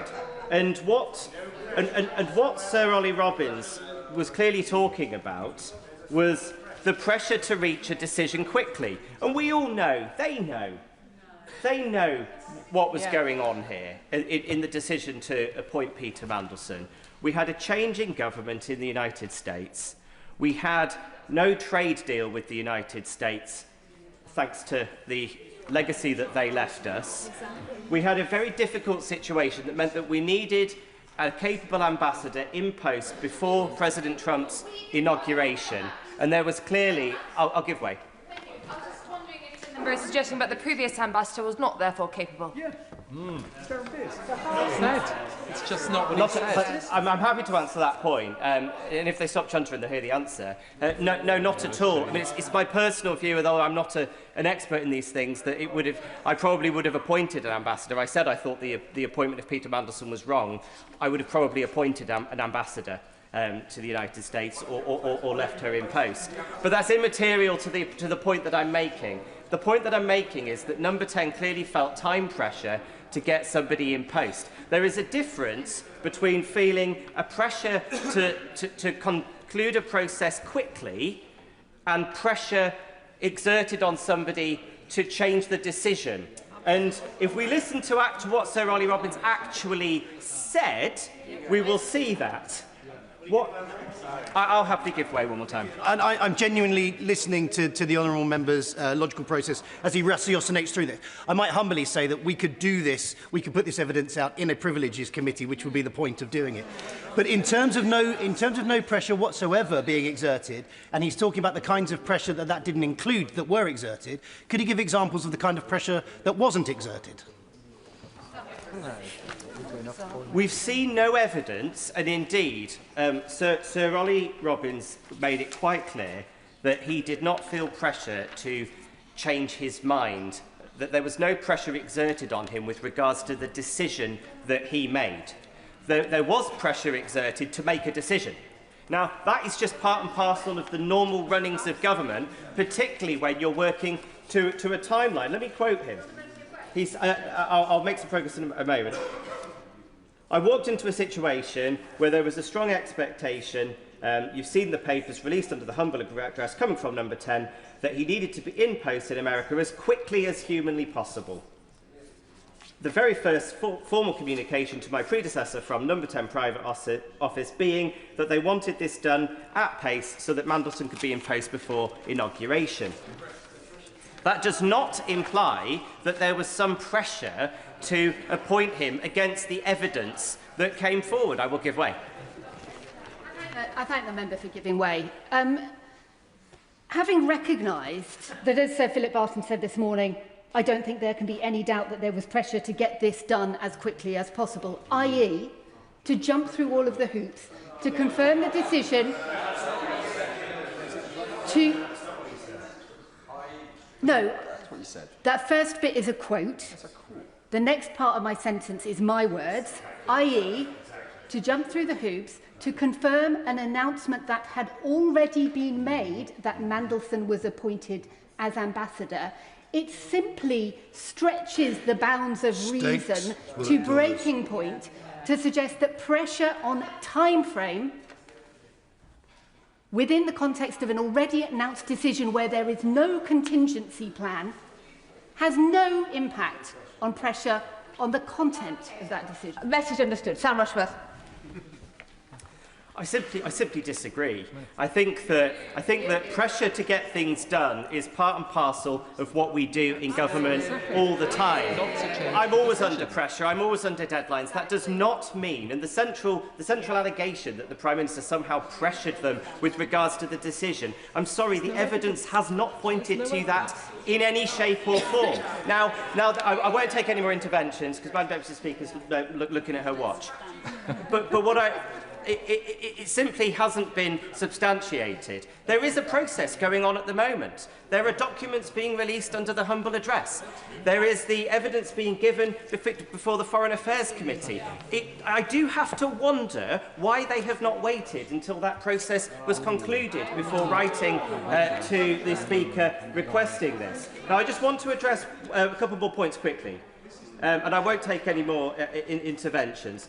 One is that I will acknowledge that there are members on my side today who have suggested, and indeed some members of the opposition, that they're so confident that the Prime Minister has no case to answer that he should just refer himself to the committee to prove it.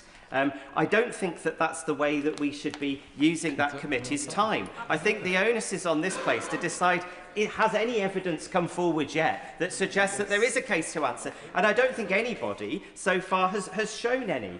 And people have referenced as well that the former Prime Minister Boris Johnson, may I remind the House that at the point that he was referred to the Privileges Committee, this was not a case of what happened in the FCDO behind Prime Minister's knowledge. This was a case of him saying there were no parties in Downing Street, him then appearing photographed at parties, and then there was a Metropolitan Police investigation and a criminal conviction by the point that he was finally referred to that committee. So I'm simply not going today to indulge the opposition in their games. We all know what this is about.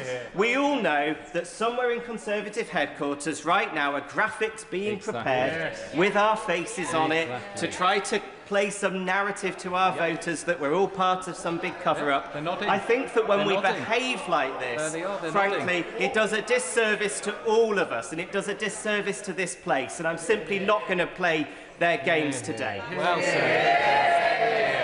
Alicia Kearns. The motion today does not attribute wrongdoing. It represents a simple choice. Do we as a House support transparency? And a decision. Do we think that truth in this place still matters?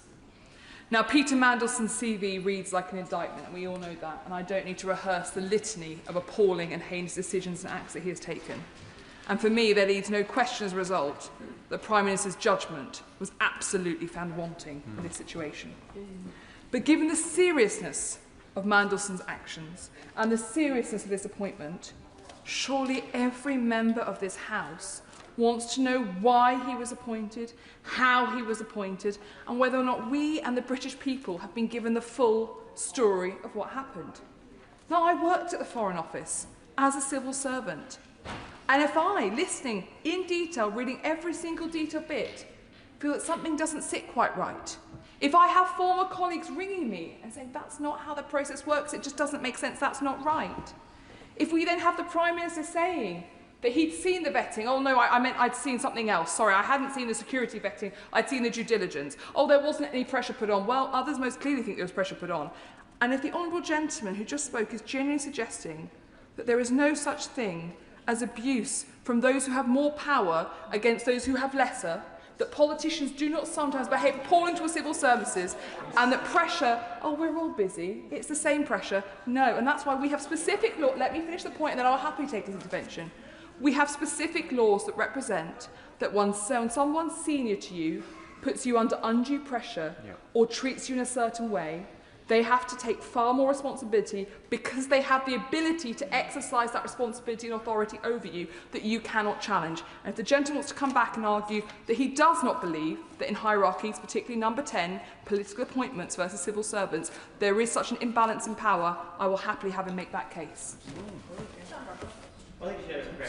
So I'm disappointed in the way that she just made that point. But no, what I saw in Sir Ollie Robbins' testimony was that he said that number 10 was repeatedly asking, has the vetting been completed? And That is inconsistent with the idea that number 10 regarded the vetting as immaterial to their decision. Quite the opposite. It demonstrates to me a number 10 that felt that actually this was an important process that had to be followed, and there was of course pressure to complete it quickly. That does not mean that there was pressure to change the outcome, and I'm sorry, but until somebody shows otherwise through evidence, there's no reason why we should believe that.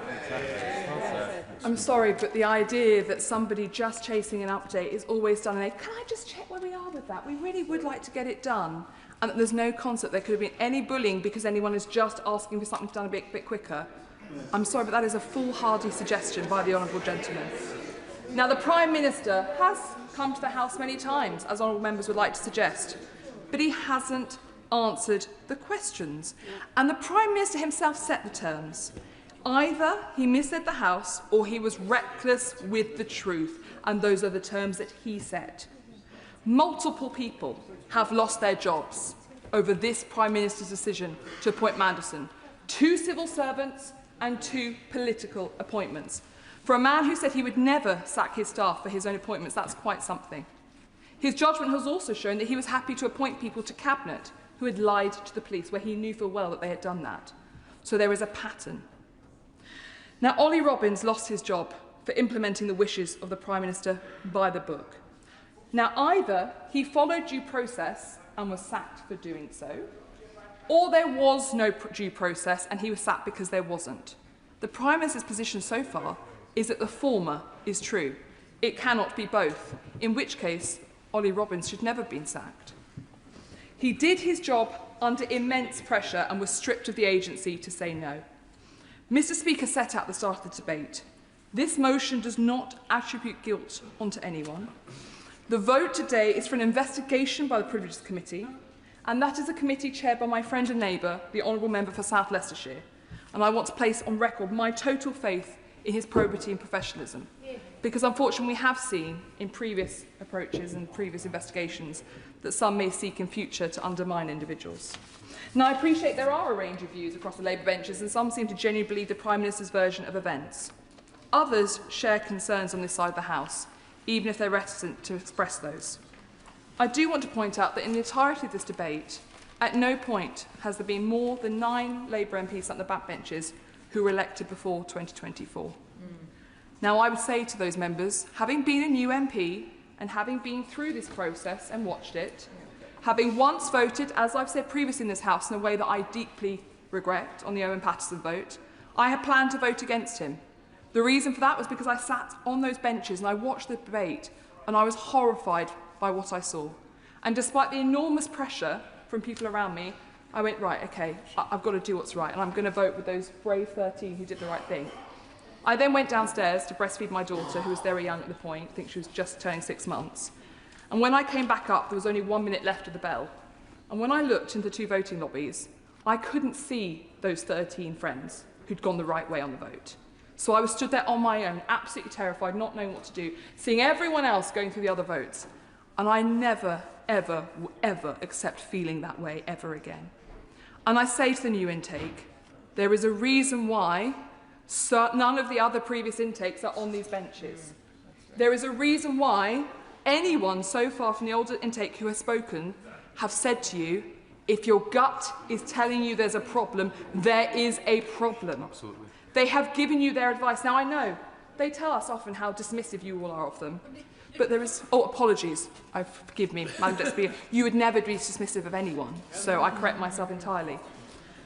But I would just say there is a reason, and you should take that time to reflect and... Oh, my goodness. I can only apologise again. There is a reason, Madam Deputy Speaker, why older intake Labour MPs have chosen not to come and defend the Prime Minister today, because they've seen this show before. They know what happens, and they know that actually your gut will be telling you the right thing to do. And I also congratulate those who've been brave enough to speak out today and to share their views. The House will recall the government did attempt to whip Labour MPs against giving the Intelligence and Security Committee a role in assessing and releasing the Mandelson files, as per the humble address.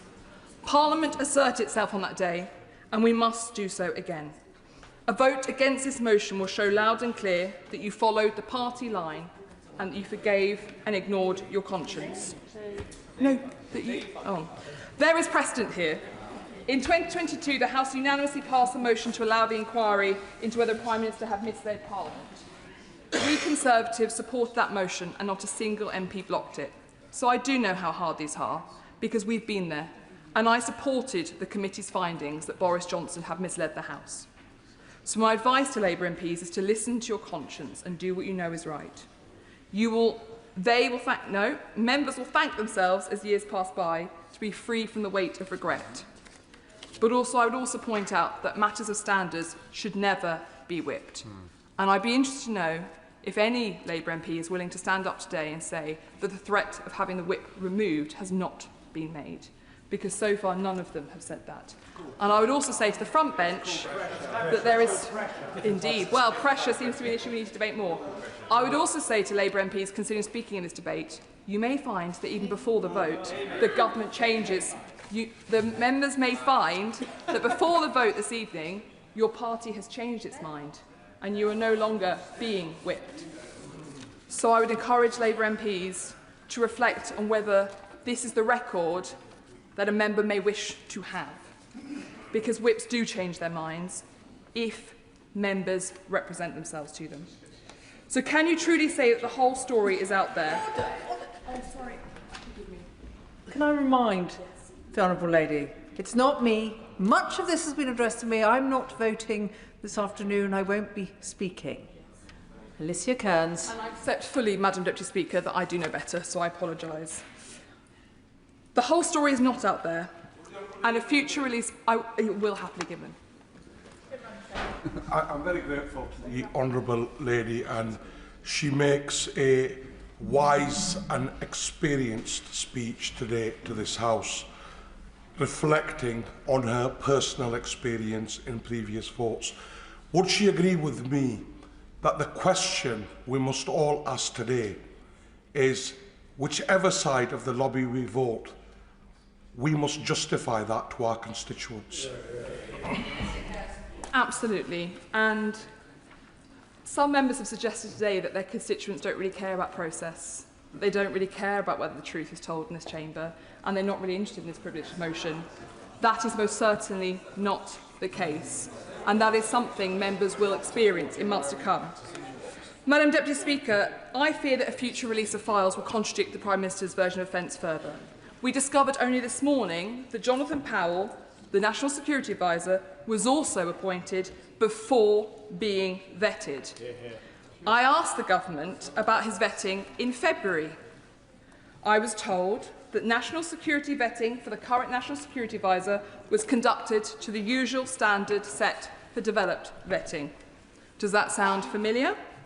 Clearly something again went awry. Clearly due process was not followed with the National Security Advisor, and once again we in this House were told that due process was followed. Judgment is revealed not in the exception but in the pattern, and there is a very clear pattern in this situation. I will very happily give way. I'm very grateful to her, and she comes to the crux of this debate today: was due process followed or not? Would she agree with me that the simple fact that vetting must always come before any appointment, the simple fact, we've heard this morning evidence in the Select Committee where that was not the case, is very clear that due process was not followed? The Honourable Gentleman is completely right, and we were told repeatedly and consistently that due process was not followed.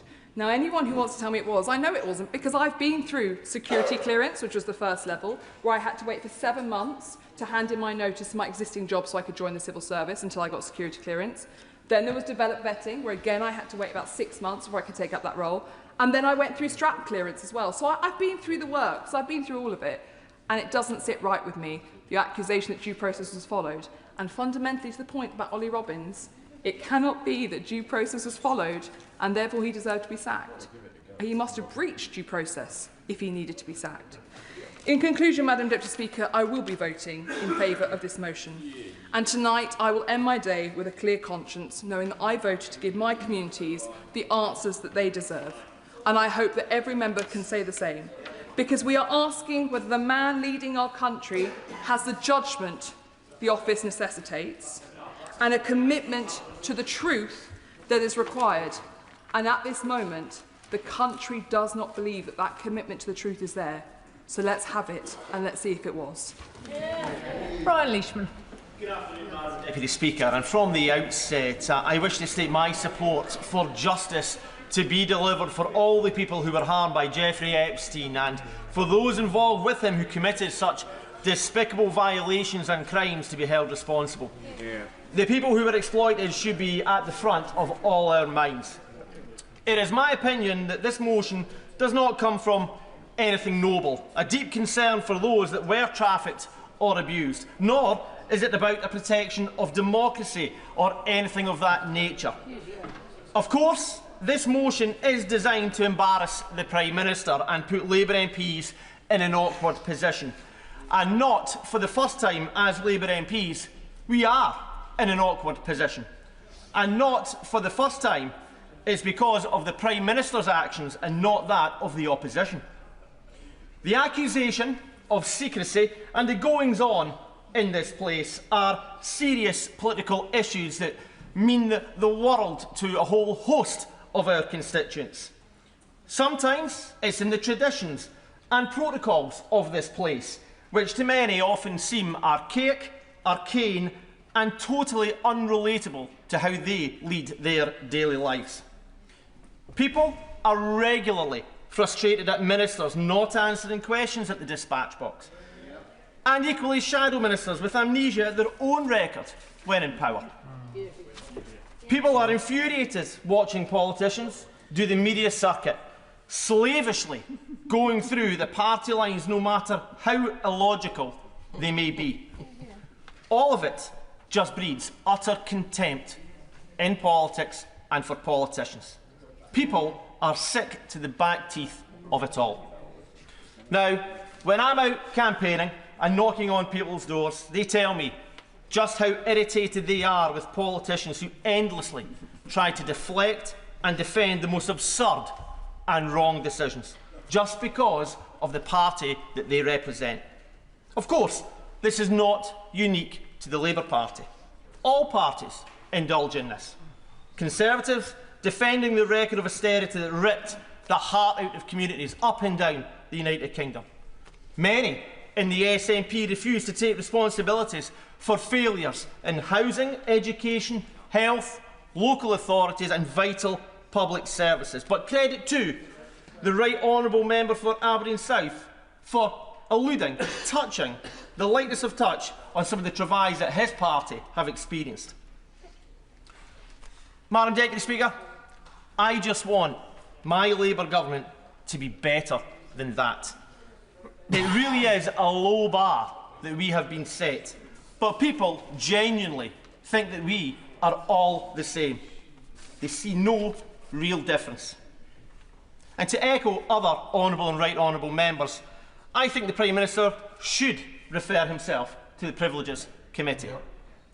It would say to Parliament, and more importantly, our voters, the country, that he knows he will be proved innocent, that he will be vindicated, that he's got nothing to hide, and importantly, that transparency and accountability are at the heart of our democracy.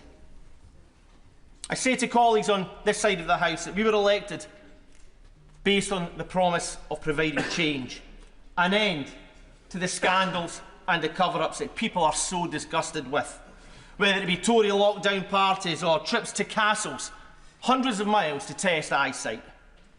The SNP abandonment of care homes and the do not resuscitate notices placed on patients without their consent during COVID. We need to be better than all of that. But truthfully, in our first 20 months in government, the public don't think that we are. And because of the mistakes, the decline in standards, the secrecy, the lack of accountability, then we are paving the way for a hardline, far-right government to come next. And be under no illusions. That government would set the country back to the days of mass unemployment, dire poverty and inequality. They want to create a society that is as intolerant as it is unfair. and it absolutely terrifies me. In finishing, I say to any colleague that if you think I'm wrong, then please do have a look at the polls. Look at the by-election results we have had.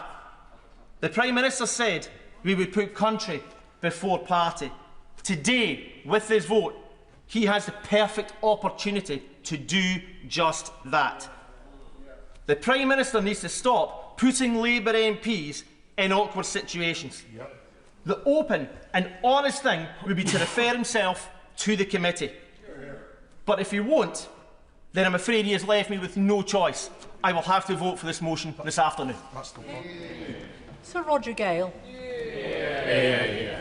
Thank you, Madam Deputy Speaker. At the start of this debate, when Mr. Speaker was in the chair, he's reminded the House that this debate was not a trial of the Prime Minister. This was a debate about whether or not an issue should be put to the Privileges Committee. I do think we all need to remember that. And he also said, for the record, that when the debate became repetitive, he might consider taking a closure motion. I'm sorely tempted to move one, Madam Deputy Speaker, but not yet. It saddens me deeply that we are where we are today. It saddens me that this has been presented by some members of the government benches as a ruse before the local government elections. This is about something very fundamental to many of us. It's about the truth, the probity, the integrity of this House and every man and woman that sits in it. I've heard some very courageous speeches from the government benches this afternoon. And I applaud each and every one of those people who made them, because I know just how difficult, Madam Deputy Speaker, this is. Mr. Johnson has been referred to frequently. I was one of the first, possibly the first, to call publicly for the resignation of Johnson as Prime Minister. That was not a happy circumstance. I did not enjoy it. I do not like taking on my own side. But I believed then, as indeed I believe now, that man was not fit to be Prime Minister. But I also know that what I did and said was right, as I believe that those honourable members on the other side of the House who've spoken this afternoon in support of the motion are doing what they believe to be right. I'm horrified, Madam Deputy Speaker, to have to believe that House business is whipped. It should not be. It's been said repetitively that actually the sensible thing to have happened would be for the Prime Minister to refer himself to the Privileges Committee, but if that's not going to happen, then I think we all need to understand that out there are people waiting to see what we do. Can we be trusted? Never mind can the Prime Minister be trusted, can we be trusted? Yeah. Can we be trusted to take the proper decision tonight? Every single one of us in the morning is going to get up and look in the mirror to either put on makeup or shave. And we have to look.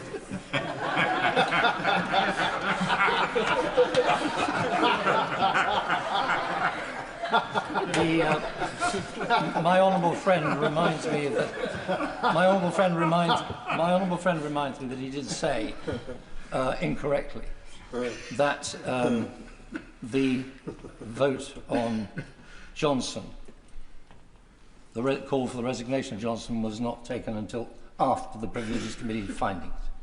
He's actually quite wrong. That call was made well before it went to the Privileges Committee. So let's come back to what I was trying to say. Every single one of us has to be able to look in the mirror in the morning and live with ourselves.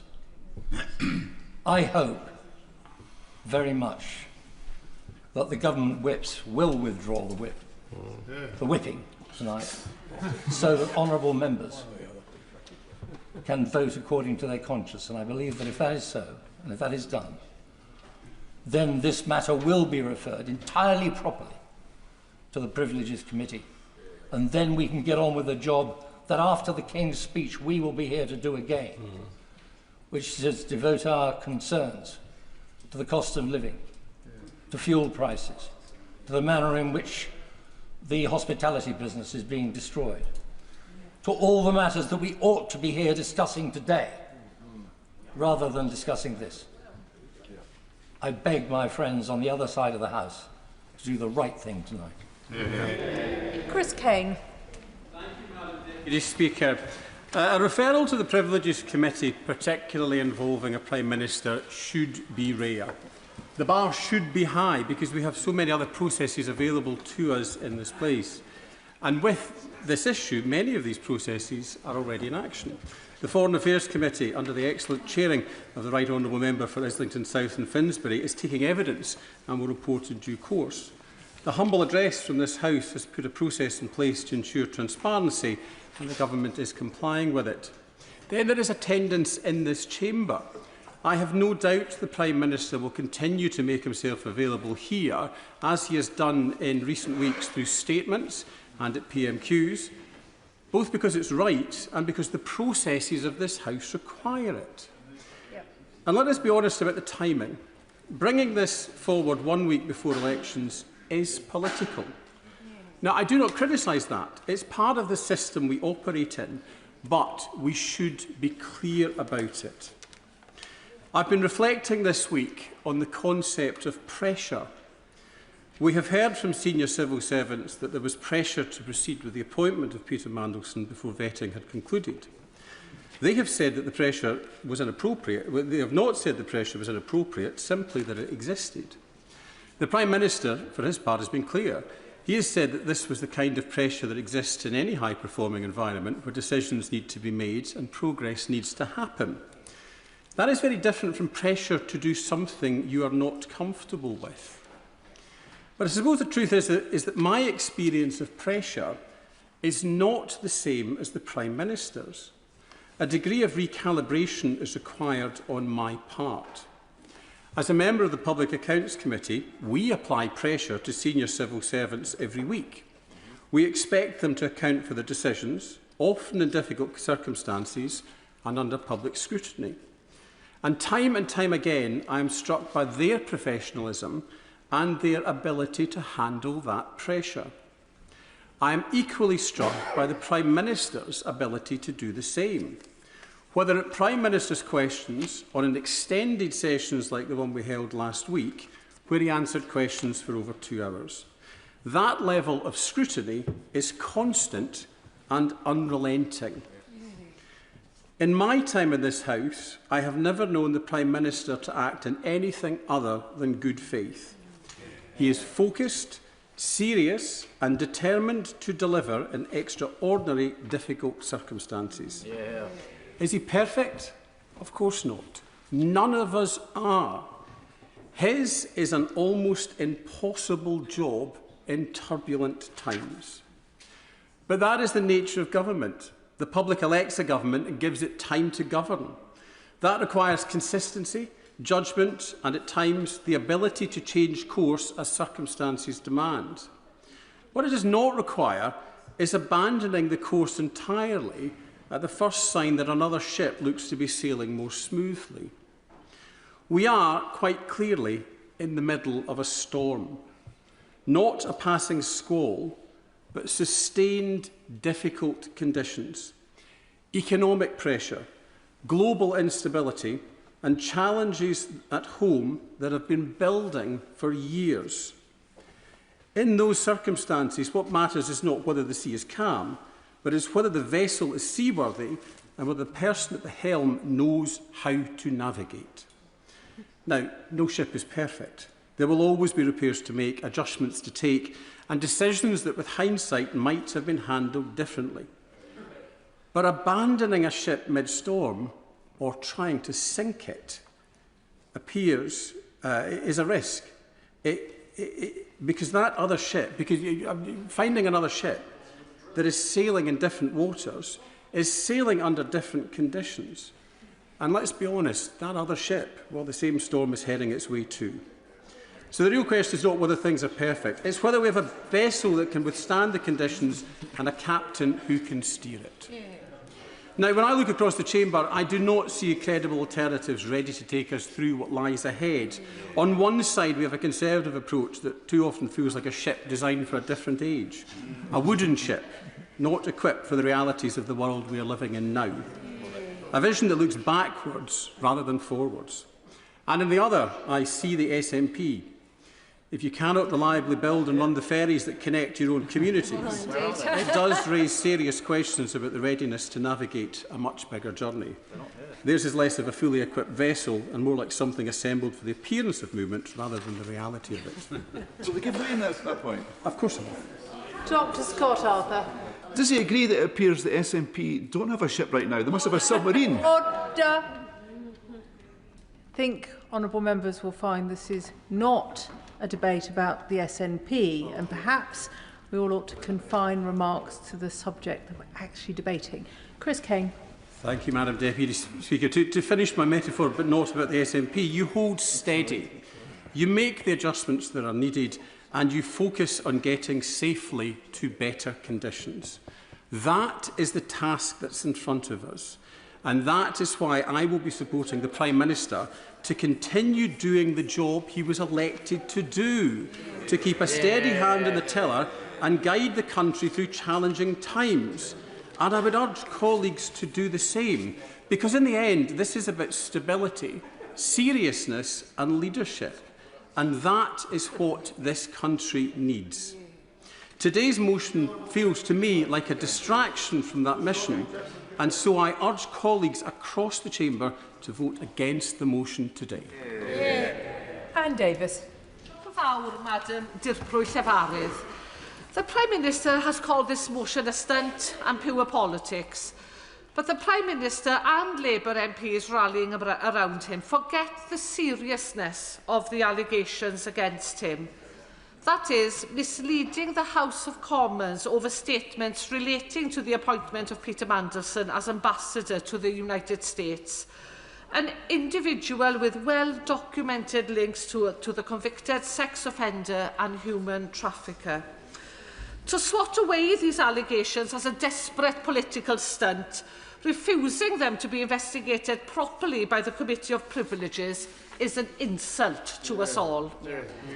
An insult to the public who were promised transparency and openness by the Prime Minister's Labour government, and an insult to victims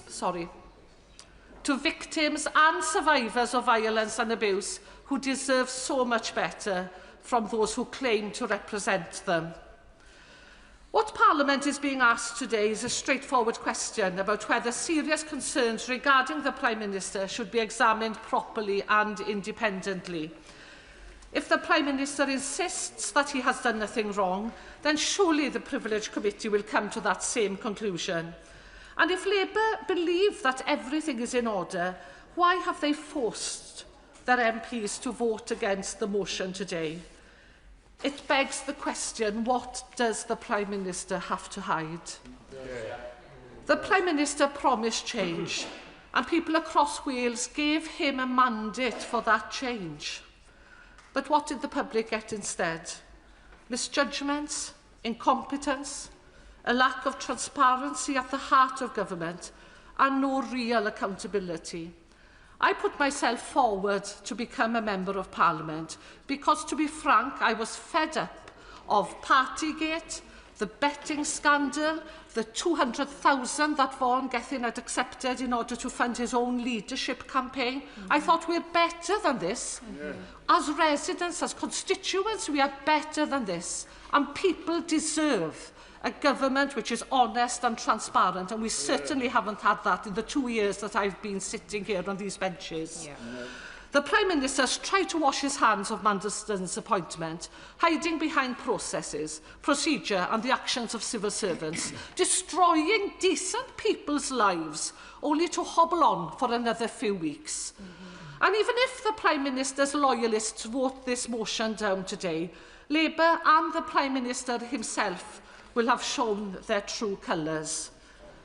In just over a week, people of Wales have a chance to give their verdict, and they will. Yeah. Alex Barros-Curtis. Thank you, Madam Deputy Speaker. And I rise in this debate, first and foremost, to reiterate, as other colleagues have said, my fullest solidarity with the victims of Epstein. And we should always maintain them at the forefront of our mind, notwithstanding the absence of them from the motion. It is something I know many colleagues across both ends of the House have referenced, and I'm sure will continue to do so. In respect of this motion before us, I want to be clear that I will vote against it, not because I have to be told to, but because the case is absolutely not made out. And given some of the contributions made about shaving in the makeup, or shaving in the morning, or putting makeup on in the morning, in considering and reflecting on the vote that will be cast tonight, I will have no compunction whatsoever, and have absolutely no doubt in my mind when I go through the lobbies today that I will have made the right decision for the reasons, and I do not need to have insinuations to impugn my integrity to the opposite. And before I explain why I am making that case and that decision, I will happily give way. Grateful for the honourable member giving way, and of course every member is entitled to make their decision in either the lobby. They have to justify it to the electorate. For that reason, does the honourable member believe that having a three-line whip is necessary?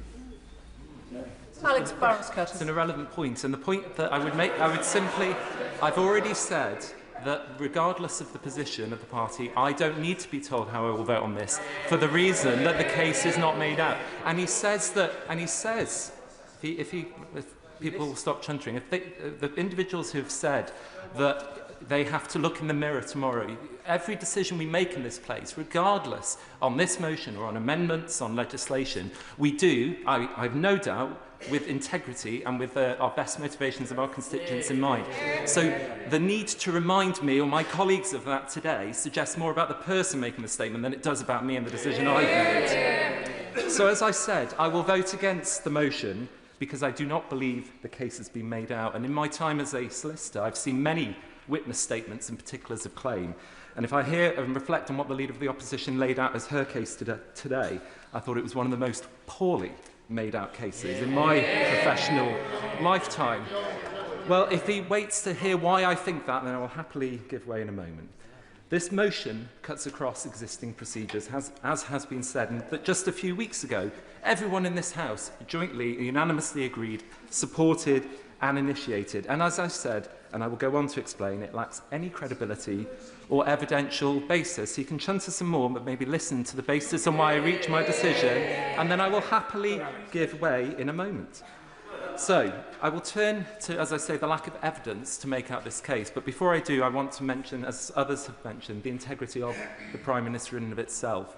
I've known the Prime Minister for a number of years, and I know that he is a man of integrity and that he will act without fear or favour and will always be the hardest critic on himself. He has apologised, and rightly so, for the poor and incorrect decision to appoint Peter Mandelson in the first place. He's done it in this House, he's done it to the country, and he has done it, most importantly, to the victims of Epstein.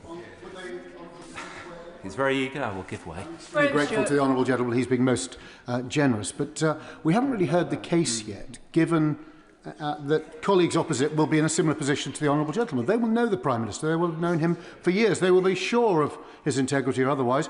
Why does he think there should be a three-line whip imposed on members opposite? Even the member for Bishop Auckland, who spoke with his cause, could see that it wasn't a good idea. But the honourable gentleman doesn't seem to see it. But as a good lawyer, maybe he'll be able to share the argument with the House.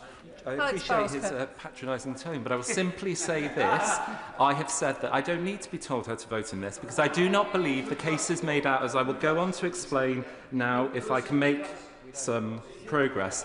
And I underline this by reiterating what the Speaker said earlier and what I said to him when he was in the chair, that of course the question here is not about the application that was put before him, and he's rightly made the decision as he is required to once it came to him. But I am clear that from those who put the application to him for him to have to make the decision, it is a nakedly political stunt to submit that application in the first place. And that's not just because of what the motion is before us, but because of the shape-shifting of the opposition party leaders on this issue since The Guardian broke the story on the 16th of April. I'll give way. I'll give it to my honourable friend, making a really powerful statement to the House. Isn't the reality that this is about a leader of the opposition who, just like with her call for us to join the US in attacking and join the war in Iran, she called the Prime Minister a liar, and the evidence has shown that there is absolutely no basis for it. Isn't the reality that this is just the leader of the opposition once again shooting from the hip? Curtis. I thank him for his intervention. I completely agree, even if it was perhaps slightly askew from the point I'm about to make, but I think it goes to consistency on this issue and many others. And I think, as I said, the shape-shifting of the position of the party leaders, rather than wait for the evidence, we know that both the Leader of the Opposition and the Right Honourable Member for Kingston and Surbiton had already made up their minds 2 weeks ago. I've got here, I will at least make a point and make the point, and then I'll happily give way. On the 17th of April, this is the day after the Guardian story was broken, the Lib Dems put out a press release. Starmer must be investigated by Privileges Committee over the decision to overrule Mandelson's failed security vetting. But that was found wanting because the evidence was showed otherwise, as was proven when the Prime Minister came here at the earliest opportunity on that Monday, the 20th of April, and laid before this House the evidence, and Sir Ollie Robbins backed that up in his evidence to the Foreign Affairs Select Committee on the 21st of April. I'll give way. Member for giving way. He mentioned the Guardian story on the 16th of April. The Prime Minister found out on the 14th of April, so the earliest opportunity would have been the 15th of April at Prime Minister's questions, wouldn't it? Yeah. The Prime Minister already addressed this when that was put to him in this House a number of times in the following days, whereby he said he was trying to secure the answers to the questions which he put on that evening, and the officials were not able to answer, so that he could then, as he said, and as other colleagues and cabinet colleagues have made clear, at the earliest opportunity then come back in order to update this House, as is rightly the case. I go back to the timeline of the shape-shifting of the opposition. On that same Friday, the 17th of April, the Leader of the Opposition went on national radio and television saying it is completely preposterous for us to believe that civil servants would have cleared a political appointee who had failed security vetting. The Prime Minister is taking us for fools, and she called for him to go. A standard that, as other colleagues have elaborated on and I won't dwell on, has not previously and consistently been applied to the proven lawyer before Boris Johnson. So we've got the shape-shifting of the opposition parties on this point, and therefore the motion before us today dwells on two aspects: due process and, of course, the question of pressure. In respect of due process, Madam Deputy Speaker, now explain why I do not think the motion and the evidence is made out.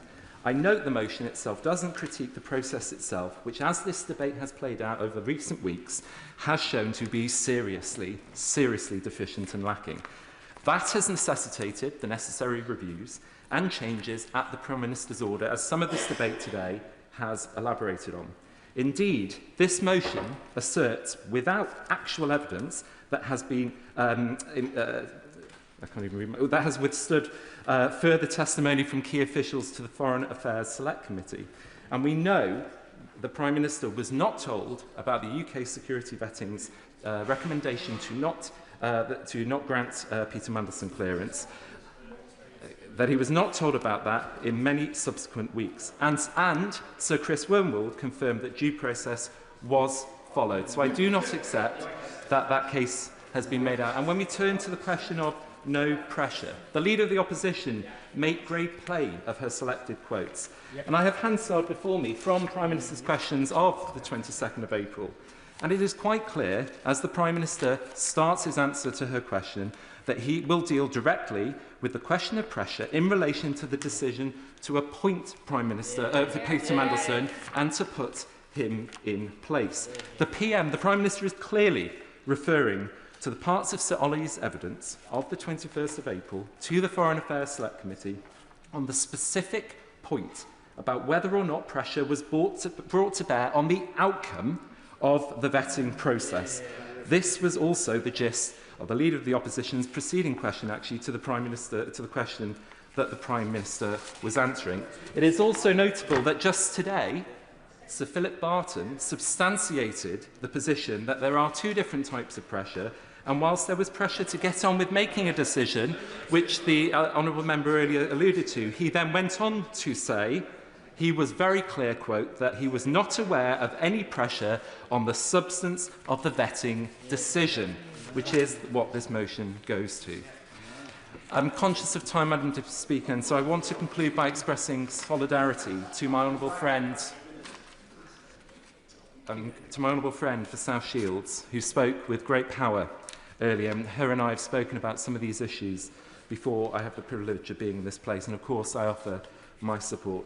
But as my honourable friend for Bishop Auckland referred to in his excellent speech, I want to be clear that from the tone from some in this debate, it is clear that this is not about the substance of the issue, but it is about trying to exploit political partisan gain. And it is, I have no doubt in my mind, that certain political opponents will seek to make the lives of my honourable friend and others difficult, just like they have when it comes to other serious issues, such as impugning our decisions on, for example, grooming gangs, and putting out social media targeting us, which then means we have become the subject of death threats, and as my honourable friend for South Shields elaborated on, much worse for her and her constituency. Indeed, the Tory front bench were nodding at this when my honourable friend for Bishop Auckland talked to this earlier. They probably, as I said, have already got those digital media attacks ready to define us as voting to cover up. But I have no doubt, there we go, I see they've confirmed it already again, which I think belies exactly their intent behind this. There is no doubt in my mind that it was a mistake to appoint Peter Mandelson, and the Prime Minister has taken responsibility for that. But as the quality of certain contributions today have pointed to, and as I've explained my reasoning for why I will not support this today, it is clear to me that rather than seeking to uphold standards, this risks undermining them. We should get on with the business of government. We should get on with some of the issues the right honourable member mentioned earlier about the issues that our constituents are most concerned about. We should focus on the job in hand, and it's for all of those reasons why I will not be supporting this motion today. Charlie Dewhurst. Thank you, Madam Deputy Speaker, and I'm mindful of Mr Speaker's earlier advice about repetition. I will keep my remarks short and to the point. We've had a number of speeches where other members on the other side have debated whether there is a sufficient threshold to refer this matter to the Privileges Committee. Yet, I have to say, if you look at the evidence, there is clearly some very, very concerning issues amongst those documents that have been released to the public domain, what has been said on the floor of this House and what has not been said on the floor of this House. Now, we take the advice given by Simon Case when he was Cabinet Secretary back in November 2024. It's very clear from that document that was released as part of the humble address that the Prime Minister was advised, if he wanted to make a political appointment, that vetting should be done before that appointment is made. We now know, of course, that didn't happen. And, Madam Deputy Speaker, when one takes the letter that Chris Wormholt, as then Cabinet Secretary, sent to the Prime Minister in September of 2025, he asserts that the process that was followed was in line with the advice given by Simon Case to the Prime Minister. And this is important, because the Prime Minister has referred back to that letter as a reason why due process was followed, yet that letter seems, on the face of it, to be inaccurate in itself. And therefore, that is something that we need to investigate in this House. And then, of course, we come to the answer to the Prime Minister gave at Prime Minister's questions on the 22nd of April, where, of course, he removed the word that with any, which implied that there had been no pressure, that there had not been any pressure rather than that pressure.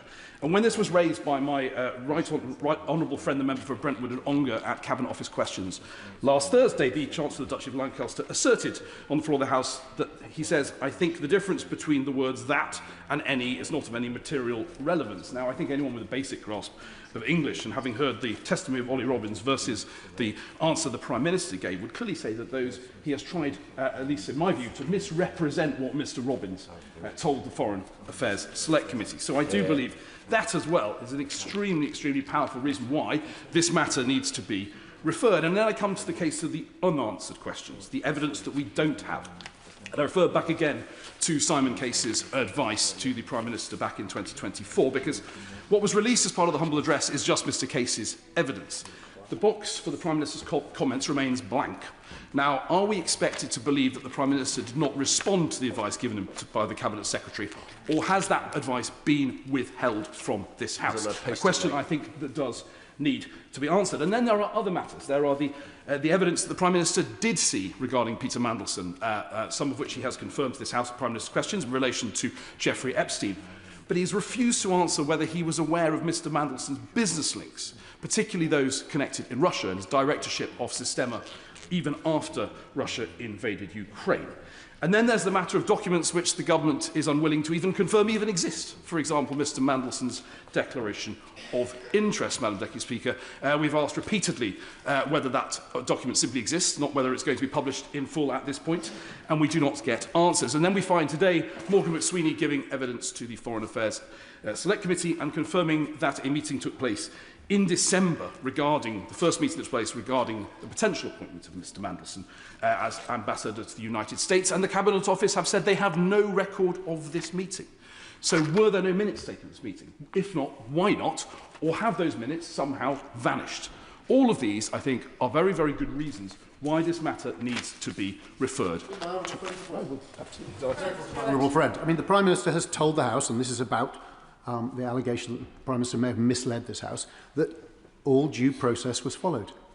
The decision to appoint Peter Mandelson was made, we're told by Morgan McSweeney this morning, in a meeting for which there are absolutely no records and notes, despite extensive searches. At the beginning of this process, they'd failed in due process, and yet he has stood there repeatedly telling us that due process was followed. On that alone, there would be cause to allow the Privileges Committee to investigate, and members opposite do need to look deep in their consciences before they vote against. Absolutely. I couldn't agree more with my right honourable friend. It's absolutely astonishing that the decision to appoint an individual to the most important ambassadorial role that we can offer took place in a meeting of which there now appears to be no record.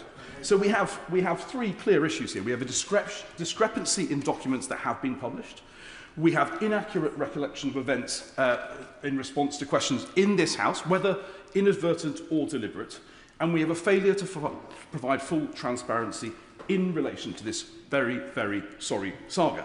Now, as my honourable friend, the member for North Dorset, said, the Prime Minister is losing in the court of public opinion, and therefore the best route for him now is to refer himself to the Privileges Committee to make his case and perhaps to clear his name. Because as my right honourable friend, the member for Gainsborough, said, it is not necessarily, it's not always the cock-up. And we know in this case the decision to appoint Peter Mandelson was a cock-up. It is the conspiracy that brings you down. Yeah. Joanna Baxter. Thank you, Madam Deputy Speaker. And before I start, let me also pay tribute to the victims of Jeffrey Epstein, because their views have been heard far too little in these debates. Let me also address some of what I feel to be quite patronising comments made to backbench Labour MPs today. Nobody has asked me to speak today, and nobody has put any pressure on me. In fact, colleagues on these benches know that I have my own mind and will express it as I see fit. At a moment of genuine challenge for families across the country, when households are concerned about rising prices, instability abroad and pressure on living standards, the opposition has brought a motion that is ultimately more concerned with political point scoring than practical solutions, and that is deeply regrettable.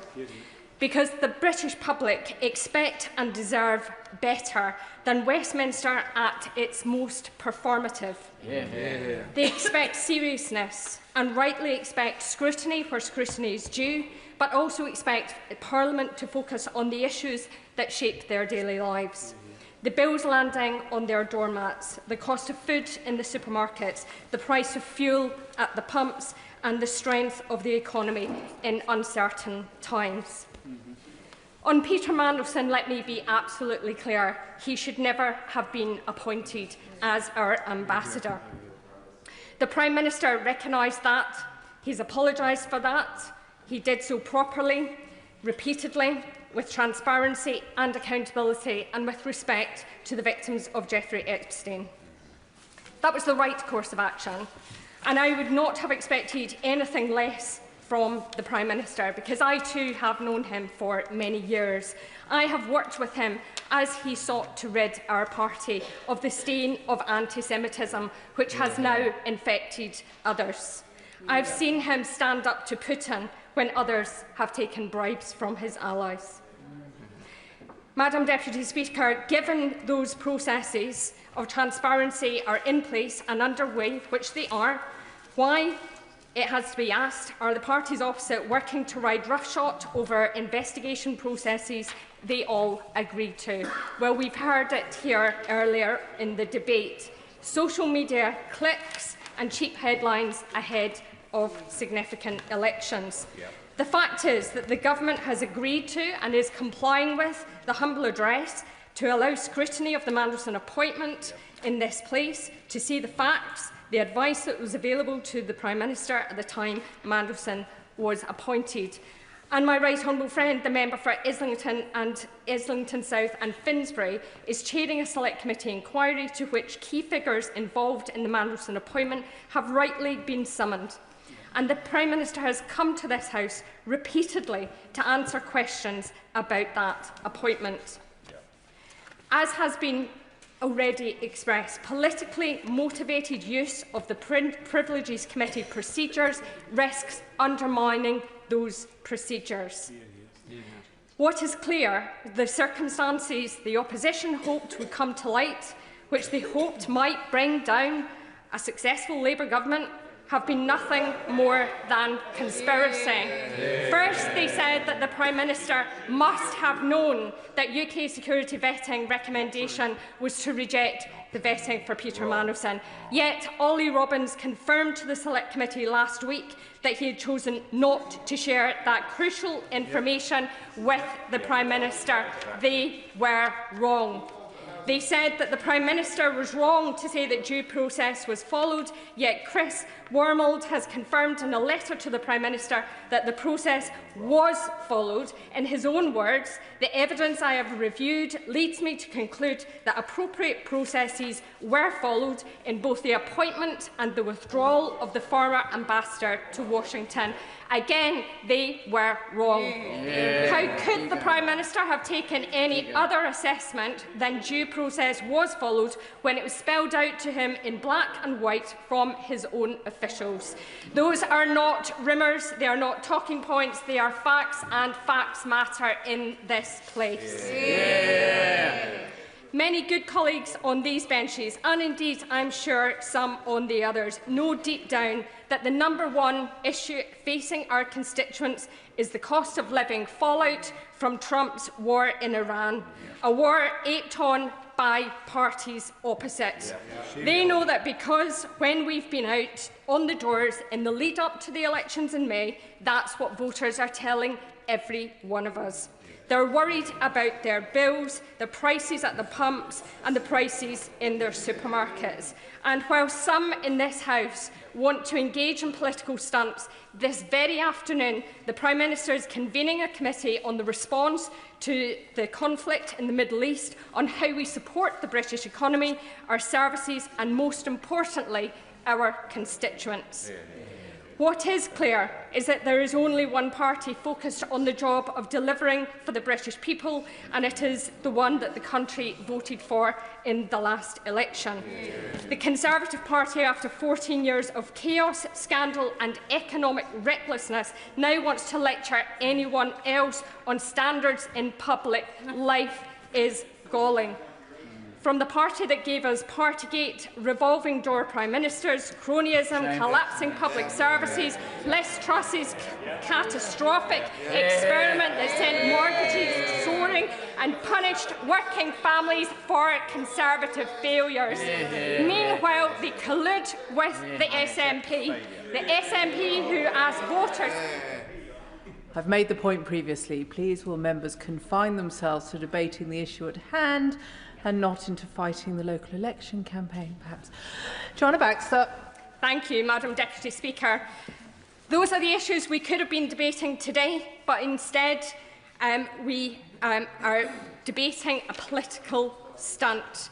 This government is standing up for the British people, showing leadership in our support for Ukraine, bringing our national rails services back into public ownership, delivering our historic Employment Rights Act, amongst many others. Madam Deputy Speaker, when I vote this afternoon, I do so knowing full well I was elected to serve on the priorities that matter to the people of Paisley and Renfrewshire South.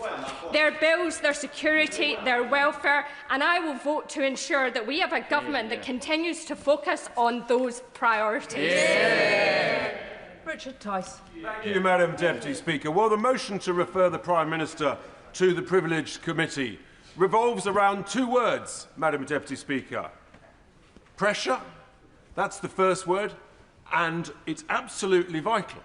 Also, process. And, of course, the Prime Minister is the master of process. He bangs on about it all the time. The king of process here in the Commons. And he says that full due process was followed, and yet we've already heard from other honourable members that Sir Simon Case, the then Cabinet Secretary, gave the Prime Minister in November 2024, due process.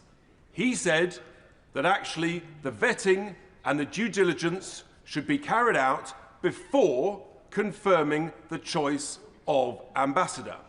The Prime Minister chose to avoid that due process. There is a second key element of due process that I don't think has been properly teased out so far this afternoon, and that is with regard to the timing of the decision on vetting through January 2025. Because if full due process was being followed, then the security authorities, the vetting authorities, should have been allowed to take whatever time they deemed necessary to make their judgment. And with regard to Mandelson, goodness me, there's a lot to go through to check that clearance.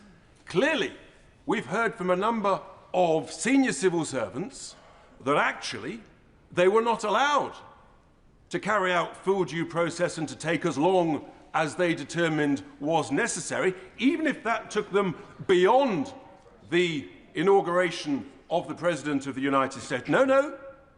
No, I bring you on now, Madam Deputy Speaker, to the second word, which is whether or not any pressure whatsoever was applied.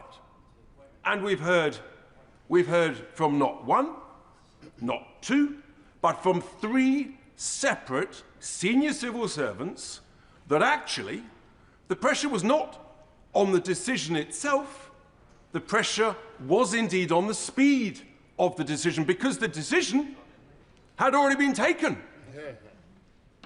by not following due process. And we have heard Sir Ollie Robbins confirm that pressure was felt to get on with the decision. We've heard yesterday from Ian Collard that actually pressure was applied to make that decision. And we've heard, of course, from Sir Philip Barton that actually, again, he said the pressure was to get on with it. There was no space in the decision. There was no space in that. In other words, due process was not followed. And it was all about, I will happily give way to the honourable gentleman. If we're giving way. Did we not hear last week at the Foreign Affairs Select Committee that whilst there was pressure, and that was discussed, it had no impact on the decision, and it was a marginal decision, and they felt that the risks could be managed. I feel that the honourable gentleman is missing this part out in his story. I think the honourable gentleman, but I would remind him what the Prime Minister said at Prime Minister's questions just last week. No pressure existed whatsoever. Whatsoever is the critical word, which is the flaw in the honourable member's argument.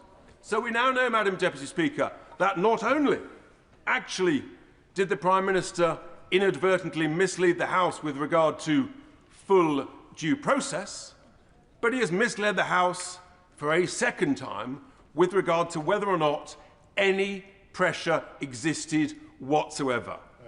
Madam Deputy Speaker, the evidence is in. And for a Prime Minister that prides himself on process, anecdotally, it seems that there is a culture that does not exist around him and within him and perhaps himself. For example, we now know that the Cabinet Office questioned whether or not there should be any vetting at all. In other words, they didn't want full due process, so we know that. And we now know that Sir Ollie Robbins, in terms of the decision whether or not to retain him or fire him, clearly full due process was not followed. And then the issue of whether or not this decision to refer any member of the House to the Privileges Committee, precedent clearly shows that it should not be whipped. And I would argue, Madam Deputy Speaker, that precedent is a process. And the process of not whipping this decision, this vote, is not in this instance, Madam Deputy Speaker, being followed. So I would urge all honourable members to ignore the whipping, to follow the conscience and to follow the evidence. The evidence is in, Madam Deputy Speaker, the Prime Minister inadvertently misled the House of Commons. David Pinto-Dyczynski. Thank you, Madam Deputy Speaker. Appointing Peter Mandelson was wrong. And as with any debate on this subject, we should start by acknowledging the suffering of Jeffrey Epstein's victims. They have my full solidarity. But, Madam Deputy Speaker, I have listened closely to the opposition during this debate, and I think we need to call their behaviour for what it is. This is political game playing of the lowest order from the party opposite. Politics is a circus to them. They thrive off this use of politics as a soap opera because it is all they know. That's why the public grew so heartily sick of them, and it is precisely why so many of their former colleagues no longer sit on their benches. Just weeks ago, their leader showed a catastrophic failure of leadership in calling for this country to rush to war. When she spoke then, she had no underlying strategy and she didn't focus on what was right for the country. Clearly, she has learnt nothing from that. Her cynicism becomes clear now when we peel back their rhetoric and expose the lack of substance behind her arguments. Peter Mandelson was dismissed last September. Rightly so. The Prime Minister has already acknowledged that his appointment was a mistake. Senior civil servants, including Ollie Robbins, Chris Wormholt and Cat Little, have all made clear that due process was followed in that appointment. Ollie Robbins himself has said that no one from Number 10 ever spoke to him or messaged him to apply pressure. And Philip Barton today also confirmed that there was no pressure on the substance of the vetting. I also want to deal directly with this point about the sequence of vetting. I have been through developed vetting. I've been through security vetting numerous times. It is completely standard procedure to make offers of jobs contingent on passing security. On this point, as on other points, there is simply no case to answer. What's more, this government is undertaking an extensive release of documents. Now I'm making some progress.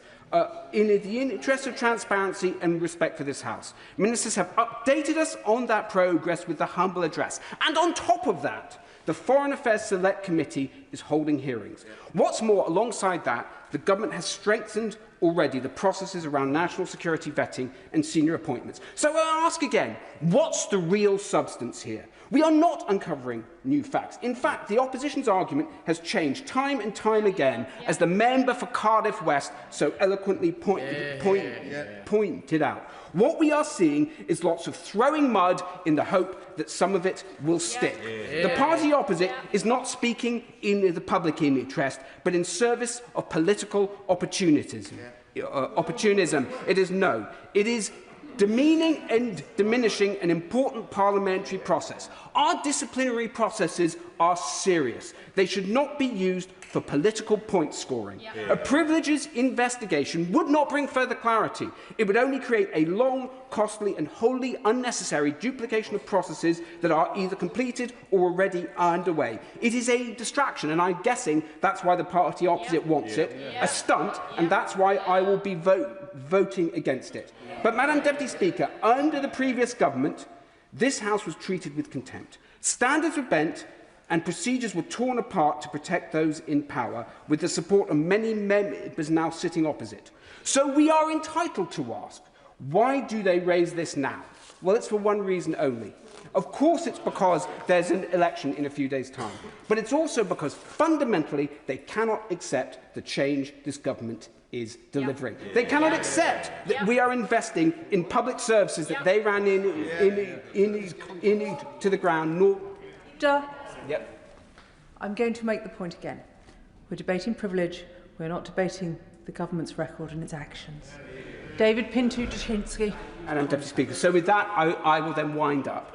We were elected with a mandate to deliver change, and that's exactly what we'll do. The party opposite's trying to distract from that fact, but, Madam Deputy Speaker, it will not work.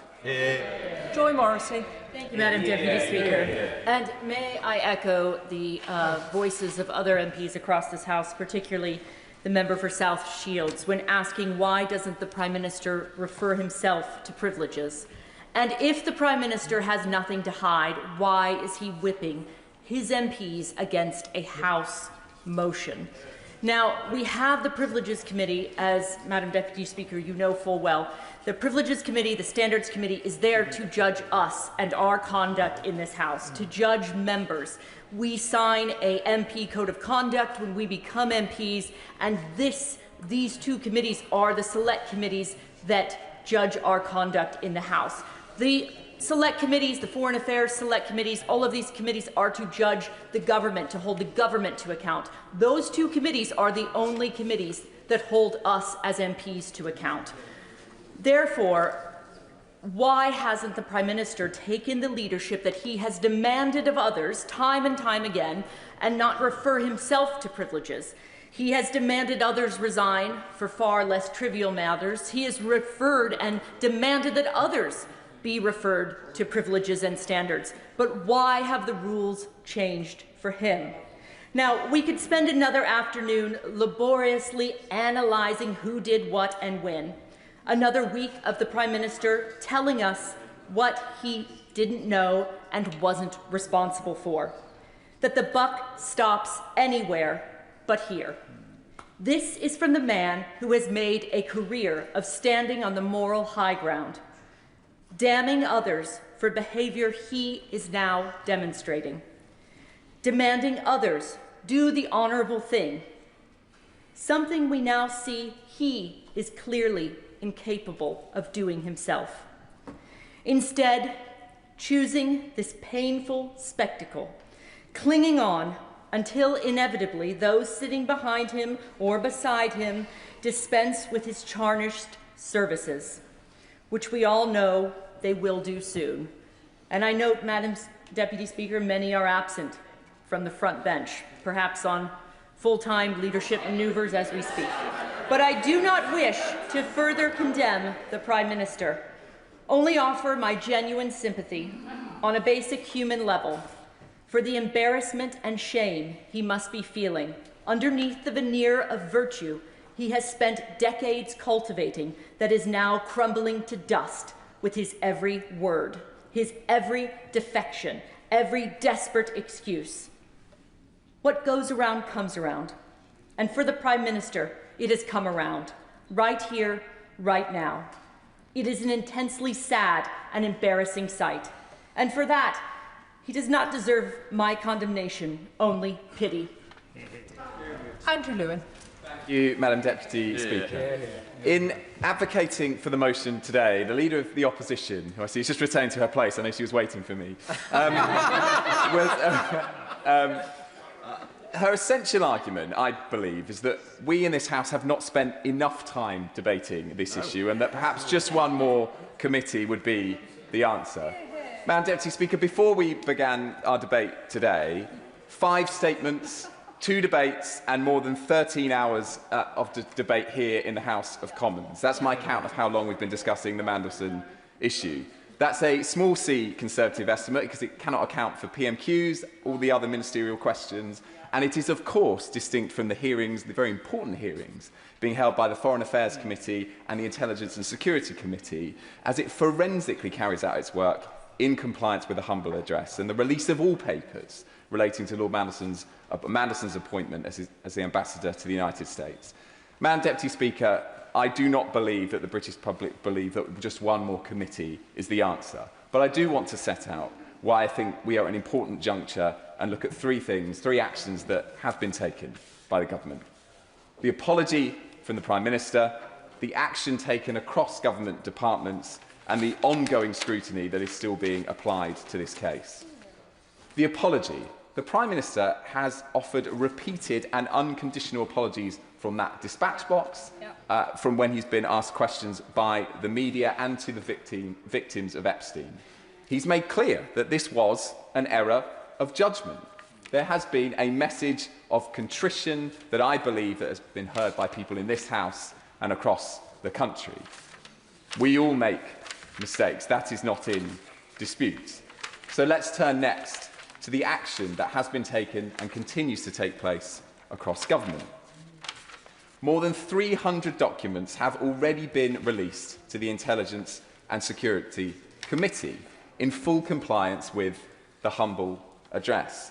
And I think this is really important because I was a part of the debate, and it was a good debate that this House had, about involving the Intelligence and Security Committee in this process and giving them that oversight. And at the time, the benches opposite said that this was the very important thing to do, and there was a consensus across the House. But earlier today, I will happily. Him giving way. I too was in that debate, and if the member remembers, as the House will show, it was the decision during the debate to suddenly do that. The government was going to vote against having the humble address. It was only because members from both sides of the House, particularly the Security Committee, put themselves forward to say, we have an option here. So the reason we were actually having the debate in the first place was because this side of the House compelled the government to come to give that papers away. He can't have it that it was just put out there by his side. Andrew Lewis. Thank the honourable member for his intervention. I remember it vividly. Members from both sides made the case, and I said in my remarks that it was an example of the House at its best because we came to a good decision to involve the ISC. But the reason I raised it again today, Madam Deputy Speaker, is because I was fascinated by what the Leader of the Opposition said. She characterised that committee as, quote, a never-never committee in her remarks earlier today, as if it would never come to the answer. So all of a sudden it seems that it's politically convenient that they've now lost faith in the ISC when they were advocating for it for so long. But more action has been taken, and it's important that it has been. On vetting has been discussed extensively today. The process that was in place under the last government and at the start of this government has gone and has already been changed by my honourable friend, the Chief Secretary, to the Prime Minister. In the future, all vetting will now be completed before appointments. That is absolutely the right change. Right, but it's quite clear from the advice given by Simon Case in November 2024 that that was the situation. The only reason that we found out that there wasn't the alternative one was because the documents were forced into the open. And does he not agree that Chris Wormold's letter that suggested that everything had been done properly directly contradicts the direct advice given by the then Cabinet Secretary that you should do the vetting first? It's not compatible. It's illogical. And surely the honourable gentleman, who is giving the least embarrassing speech on behalf of the government so far, congratulations to him for that, can see that. Andrew Lewin. It's very kind. I'll see him on the cricket pitch in a week's time. Look, there's a serious point here in that there are a number of very senior civil servants that I'm going to come to who have given evidence on this and have said that process was followed. And it leads neatly into my next point about the importance of ongoing scrutiny. The scrutiny that is being conducted by the Foreign Affairs Select Committee. Very happy to give way. On the point, and we've heard a lot of evidence today, does he agree with me that what's clear about the process is that there were so many inconsistencies and so much confusion that the Prime Minister was absolutely right to build back trust in that process and make the decisions that he has done? Thank you. I appreciate the intervention of my honourable friend. I think he was absolutely right, and the House was absolutely right to accept the humble address, to involve the Intelligence and Security Committee, and to give the Foreign Affairs Committee all the scope that it needs to ask questions of the key actors in the process. And just to remind the House, in the last few weeks and days, we've had evidence in public from Cat Little, Sir Oliver Robbins, Morgan McSweeney, and of course the Prime Minister himself repeatedly from that dispatch box. Madam Deputy Speaker, the Prime Minister and the government is not hiding. It is putting everything in the sunlight, as an honourable member suggested earlier.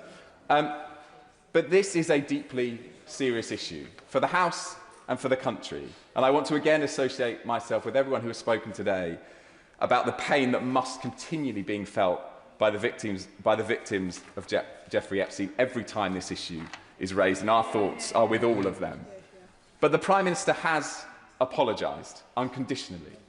He has acted, and the government has acted, and scrutiny from 2 committees is still ongoing.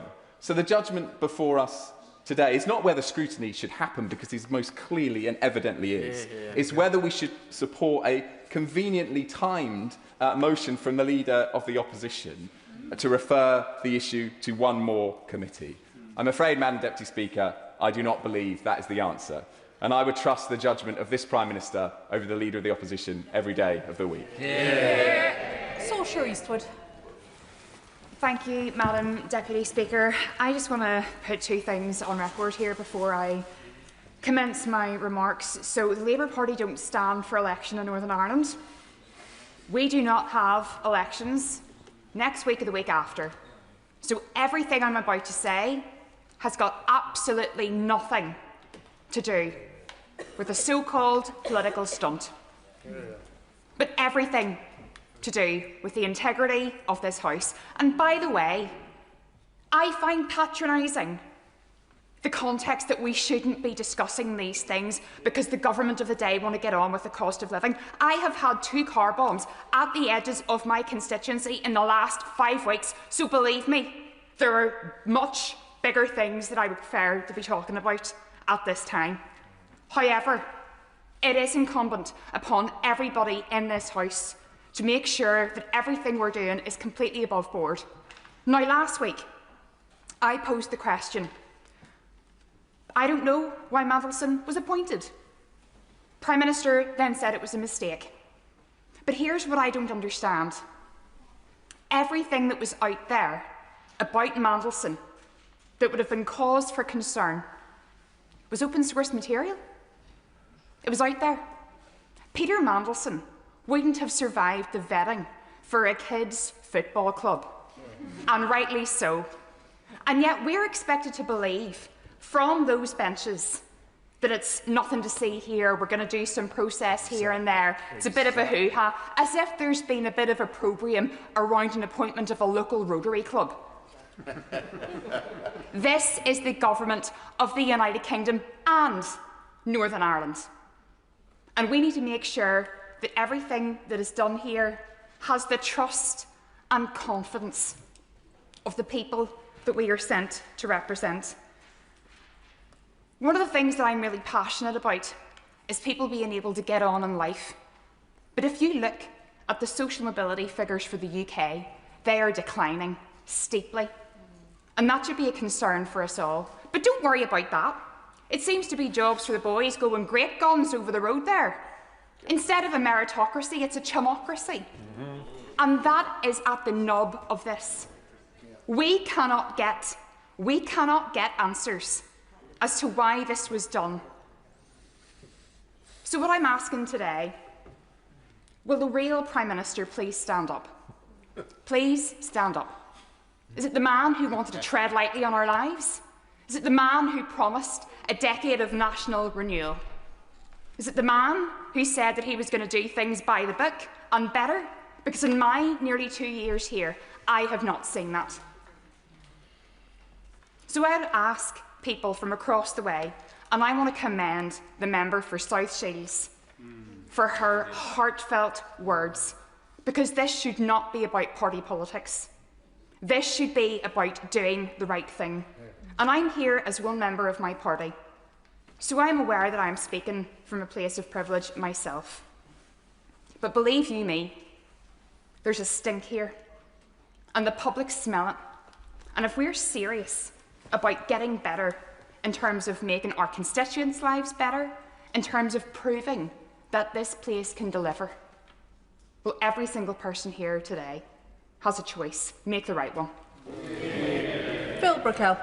Madam Deputy Speaker, and can I just start by saying I do take serious exception to the remarks from the honourable member from Beaconsfield, who I see is just about to exit the chamber, complaining about us spending an afternoon talking, in her words, laboriously about process, because it is process that is on the face of the motion that Leader of the Opposition has brought to this chamber today, and that is what we are debating, and it is because of her party bringing that, and I am more than happy to spend an afternoon talking about process, because that is what we are here to do.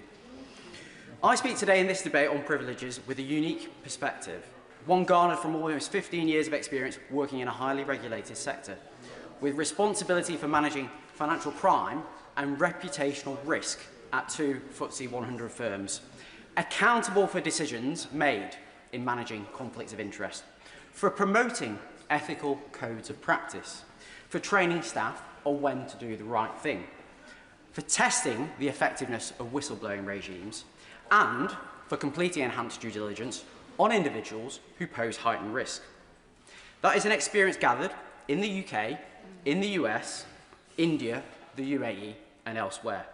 And I also speak today as a recently departed member of the Foreign Affairs Committee, and as someone who sat in Portcullis House only in November and quizzed Sir Chris Walmald, the former Cabinet Secretary, and Sir Ollie Robbins, former Permanent Under-Secretary at the Foreign, Commonwealth and Development Office, when they gave oral evidence to that committee in light of Peter Mandelson's sacking as UK Ambassador to Washington. Now, let me say this. First, my thoughts are with the victims of Jeffrey Epstein's terrible crimes. Nothing we say or do today can take away from the unimaginable hurt and pain that man caused and continues to cause for victims, survivors, their friends and families. Today and all days, we must remember them and do all we can to support them in their continued fight for justice. Second, I will confine my remarks to the specifics of the proposed referral to the Privileges Committee in the motion today. Mandelson's appointment, what was recorded in the Proprietary and Ethics Team due diligence report, the UK security vetting process, those are all topics which have been debated on numerous occasions in this place already, and there remain live reviews underway which I do not want to preclude in any way. Third, the Prime Minister has rightly recognised that appointing Mandelson as Ambassador to Washington was a mistake. Mandelson's behaviour has been contemptible, and we are in no doubt on these benches that he should never have been appointed. It was a mistake for which the PM has faced significant opprobrium, and there have been consequences for the Prime Minister. Let us not forget that. The honest truth is that we are all fallible. The PM made an error of judgment. For that, he has rightly apologised last Monday in this House and sought forgiveness. But to suggest that he has in any way misled this House is a political fabrication, as I will set out. It is anchored not in a truth, but in a smokescreen of political mendacity, which supposes a cock-up somehow equates to a conspiracy. Now, the opposition may wish to move a motion to have the Prime Minister referred to the Privileges Committee, something which has not happened since Boris Johnson's referral back in the early part of 2022. That case then, and the matters being debated today, are like chalk and cheese, because Johnson was referred to the Privileges Committee for the most egregious of lockdown breaches, partying in number 10 in breach of the rules, while we all made daily sacrifices to contain the virus, denying that he had breached the rules, and then doubling down on his denials. And reading back through the 108-page final report of the Privileges Committee from 2023 gave me flashbacks, especially recalling that Johnson misled the House on no fewer than 6 occasions, that he misled the Privileges Committee itself, that he breached confidence, that he impugned the committee and undermined the democratic processes of this House, and perhaps most importantly, that he was complicit in a campaign of abuse and attempted intimidation of the Privileges Committee itself. I mention all of the above not to advance a political argument, rather to warn Conservative colleagues that the country does not forget what took place the last time the Privileges Committee convened to consider a PM's conduct and advise them to take heed of that history. I will give way. I thank my honourable friend for giving way. And he speaks wisely at the time that Boris Johnson was indeed put before the Privileges Committee. And does he also believe this House should remember that the Prime Minister then lost an anti-corruption champion over this issue and they resigned. And again, members on the other side of the House would be well placed to remember what happened when the Privileges Committee actually found the misdeeds and wrongdoing of the previous Prime Minister. Well, my honourable friend makes a very valid point, and he is a noble campaigner on cleaning up this House and the public sector more broadly. Now, today's opposition motion supposes the PM may have misled the House due to statements he gave in this place, first about due process and second about pressure. This is a complex topic, and given the forensic demolition of today's motion by my honourable friend, the member for Cardiff West, with reference to pressure, I will focus my remarks on due process. Now, before I speak more pointedly to process, as flagged by the opposition, let me say this. I have no special access to information. I've not spoken to any of the individuals concerned regarding Mandelson in any way, shape or form since the humble address. I offer only my analysis based on the documents we have been given before us and statements made to this House by the Prime Minister and others when giving evidence before Parliament. And I speak as a member of this House determined to drive up standards in public life, to improve the integrity of our system of government and to work constructively with members of all political persuasions to improve the standing of politics as a force for good out in the country at large. That's why only last week I met with the Ethics and Integrity Commission to give formal input into that body's workstream to tighten rules about financial disclosures, lobbying and the operation of the business appointment rules as they relate to ministers and senior civil servants. But first, let us consider ongoing proceedings, because on the 4th of February, this House passed a humble address relating to the appointment of Peter Mandelson as His Majesty's Ambassador to Washington, DC. It directed HM Government to, and I quote, lay before this House all papers relating to Lord Mandelson's appointment, including but not confined to the Cabinet Office due diligence which was passed to number 10, the conflict of interest form Lord Mandelson provided to the FCDO, material the FCDO and the Cabinet Office provided to UK security vetting, as well as, amongst others, and again I quote, all information on Lord Mandelson provided to the Prime Minister prior to his assurance to this House on the 10th of September 2025 that full due process was followed during the appointment. Now, subject to agreed redactions for national security and international relations purposes, as agreed with the Intelligence and Security Committee, the first volume of material was published by the Cabinet Office on the 11th of March, and the Foreign Affairs Committee has taken evidence from Sir Ollie Robbins, former Permanent Under-Secretary at that department. That took place last Tuesday. On Thursday, the Foreign Affairs Committee heard from Catherine Little, Civil Service Chief Operation Officer and Permanent Secretary at the Cabinet Office. And earlier today, it heard from Sir Philip Barton, previous Permanent Under-Secretary at the Foreign Commonwealth and Development Office, as well as from Morgan McSweeney, former Chief of Staff at 10 Downing Street. And there is also a separate live police investigation being undertaken by the Met into Mandelson, which the Cabinet Office will be keen to avoid prejudicing. It will require a delicate balancing of information so as to ensure that detectives are able to conduct their vital work without it being in any way overshadowed by ongoing parliamentary inquiries. Which brings me to the reasoning for today's debate brought by the official opposition. Now, on the first limb, due process. To the best of my ability, my understanding is that the opposition contend that due process was not followed, one, because UK security vetting took place after Mandelson's appointment, and two, because his vetting decision was not escalated for discussion with number 10 or the Cabinet Office. On the sequencing of events, let me set the record straight as I see them. When the Cabinet Office published its first volume of material, after the humble address, it included a file note marked Official Sensitive, Personal and Staffing, dated the 11th of November 2024. Advice to the Prime Minister, options for His Majesty's Ambassador, Washington. In that note, written to the PM by Simon Case, Cabinet Secretary at the time, it is laid out in very clear language that one option was a political appointment, as was undertaken when Ed Llewellyn was appointed as HM Ambassador Paris by David Cameron in 2016, and as HM Ambassador Rome by Boris Johnson in 2022, for which there was a clear process to go through. To quote Lord Case in that note to the PM, if this is the route you wish to take, you should give us the name of the person you would like to appoint, and we will develop a plan for them to acquire the necessary security clearances and due diligence on any potential conflicts of interest or other issues of which you should be aware before confirming your choice. A letter is then needed from the Foreign Secretary to the PUS to FCDO formalising the decision to make a political appointment. That was in November 2024.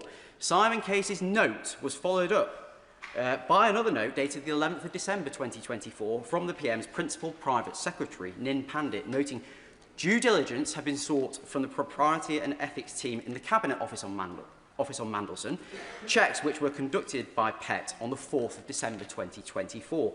Then after that, the PM's Chief of Staff discussed Mandelson's relationship with Epstein and noted the PM's Director of Communications was satisfied with Mandelson's responses to questions about contact.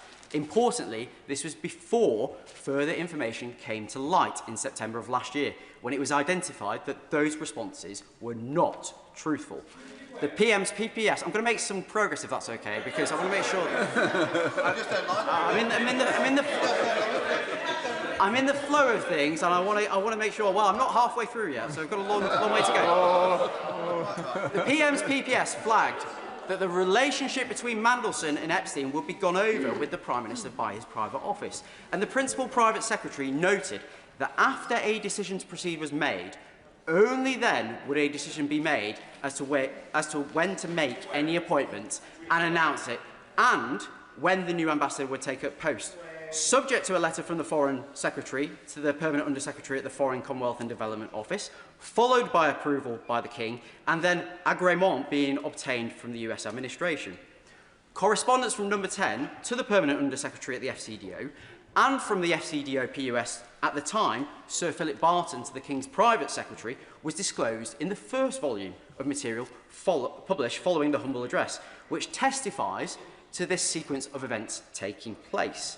And on the 20th of December 2024, the Private Secretary to the Permanent Under-Secretary at the FCDO emailed Mandelson congratulating him on his appointment, noting his onboarding, including regarding his clearance, which the head of the US and Canada Department at the FCDO on the 23rd of December 2024 noted was an important, and I quote, first step. And when Sir Ollie Robbins came before the Foreign Affairs Committee on the 3rd of November last year, he said in response to a question from my honourable friend, the member for Putney, that, quote, as is normally the case with external appointments to my department and the wider civil service, the appointment was made subject to obtaining security clearance. Yeah. Moreover, Sir Ollie confirmed in that very session, and I quote, we also went through the standard UK national security vetting process for DV, and that I am absolutely confident that UK SV undertook the process in precisely its standard way, doing all the checks it would expect to do, and we had ample time to assess and decide on the basis of its work. Now, in reference to the remarks from the Honourable Member for Lagan Valley, it is worth noting actually, that it was confirmed to the Foreign Affairs Committee that the high-risk concerns in SV were not Epstein-related, just for the record. I will give way to her on that point because I've mentioned her. Does that make it better? I am correcting her on the points that were mentioned here. I'm not here to talk about the process. We will come on to that shortly. Former Cabinet Secretary Chris Warmore, at the same session on the 3rd of November, noted, and I quote, the normal thing is for security clearance to happen after appointment, but before the person signs a contract, as my honourable friend, the member for Hendon, has mentioned, and before they take up a post. If we are recruiting a permanent secretary or similar from outside the civil service, this is normally what would happen. The security clearance process would happen after the announcement of the appointment, but before the person takes up the post, and the appointment will be subject to the security clearance being granted. Mandelson was issued an FCDO employment contract with a start date of the 3rd of February 2025. At section 17 of that contract, entitled Security Clearance, it is made explicit that, in inverted commas, you must obtain the required level of security clearance as soon as possible and maintain the required level of security clearance throughout your employment. Dated the 30th of January 2025, Mandelson's offer of fixed-term employment with the FCDO confirmed his, and I quote, security clearance was confirmed by vetting unit and is valid till 29 January 2030. Now, I will not be selective in referring to evidence given to this House which favours one view or another. So let me be clear. Ollie Robbins mentioned in his letter of the 21st of April to the Chair of the Foreign Affairs Committee that the then Cabinet Secretary, at the time of Mandelson's appointment being proposed, Simon Case, recommended, the operative word, in November 2024 that vetting should have been completed before an announcement was made. But in the very same letter of the 21st of April, Robbins was also explicit in confirming, and I quote, "When the PM informed the House that the process had been followed in respect of national security vetting, he was correct." Moreover, on the topic of vetting, Robbins stood by the letter he wrote with the Foreign Secretary to the Foreign Affairs Committee on the 16th of September 2025, in which he confirmed ministers are not informed of any findings other than the final outcome. He went on to state in his letter on the 21st of April that, and I quote, "This position reflected long-standing practice and guidance and correctly constrained our ability to share information beyond the vetting process then or later." He noted that the FCDO, and I quote, completed developed vetting to the normal high standard. That he, Robbins, met the Director for Estate Security and Network Directorate, ESND, and was briefed orally that Mandelson was a borderline case, leaning towards recommending clearance be denied, that the highest risks could be managed and mitigated as recommended by ESND, and that UKSV acknowledged the FCDO may wish to grant clearance. Robbins also confirmed that UK security vetting did not fail Mandelson, the FCDO did not overrule their decision, that a risk-based decision was arrived at by the FCDO, taking into account the feedback from UKSV as a result of the full vetting process having been gone through, and that DV clearance is a risk judgment. So Ollie was clear in his evidence to the Foreign Affairs Committee recently that no direct communication took place between anyone in Number 10 and himself, that the interaction between UK security vetting and the Foreign Office was, and I quote, entirely standard, and that clearance was granted subject to mitigations agreed following a FCDO Security Department assessment which could address the highest risks associated with Mandelson.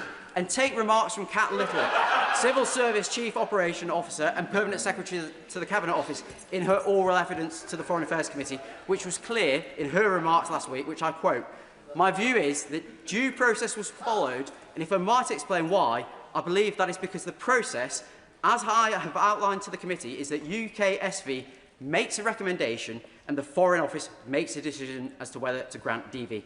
That is the process, and that is the process that is agreed with the Foreign Office. Furthermore, on the topic of vetting, Kat Little was clear in her oral evidence to the Foreign Affairs Committee that I do have access to a number of emails which have been disclosed recently to me.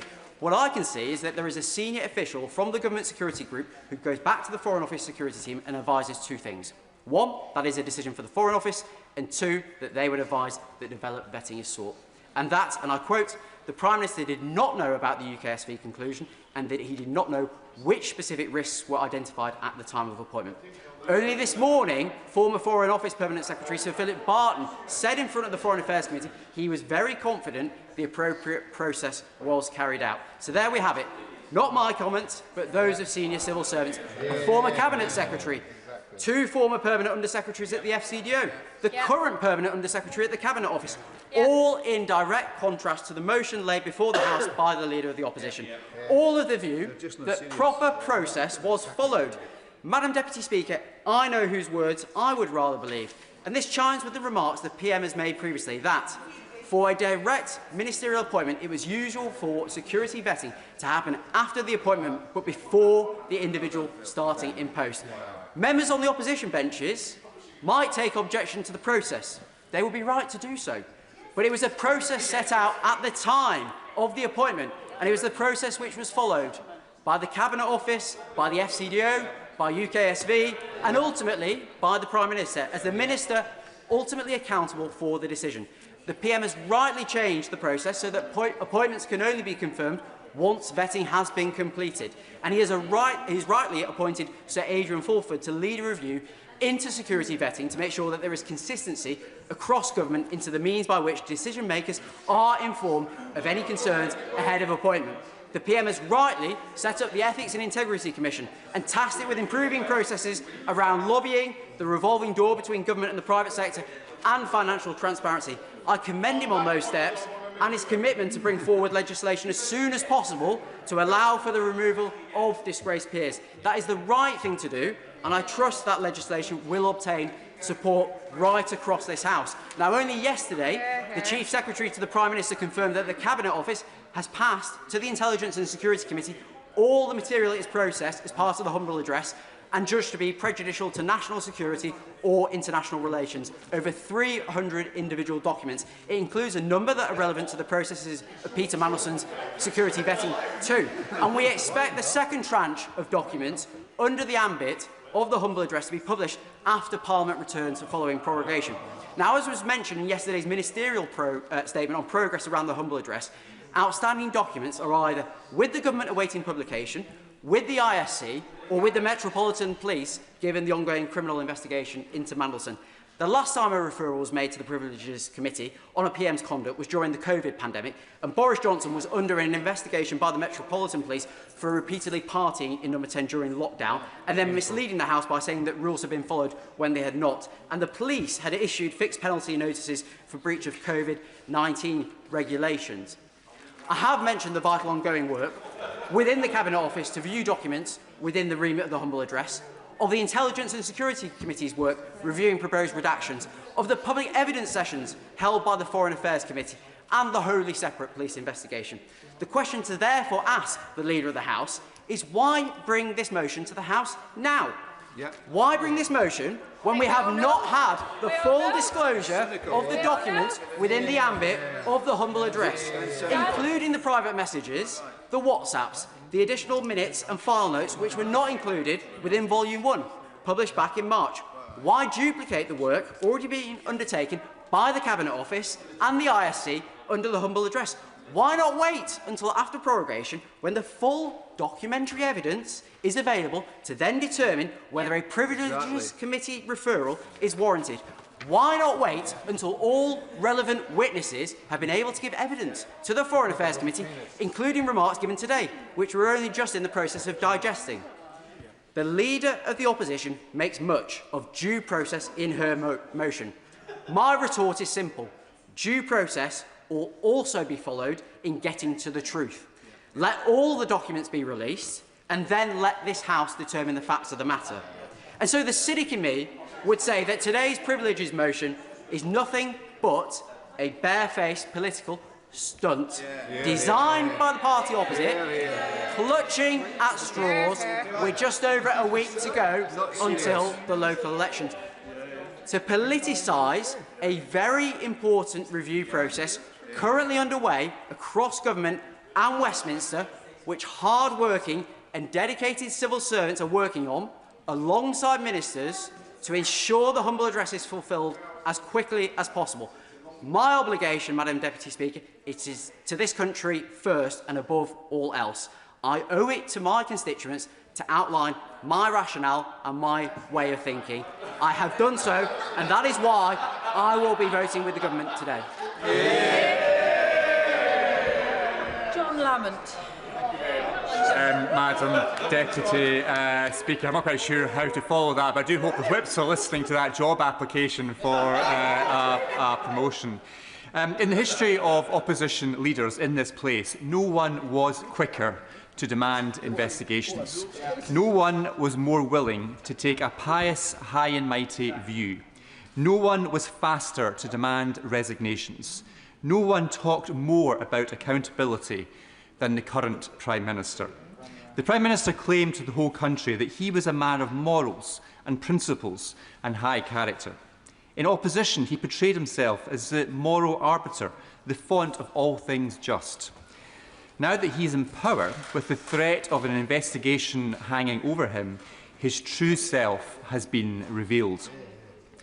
There was much evidence of the Prime Minister's failings prior to the Peter Mandelson affair, but this scandal has truly exposed him for all that he is and is not.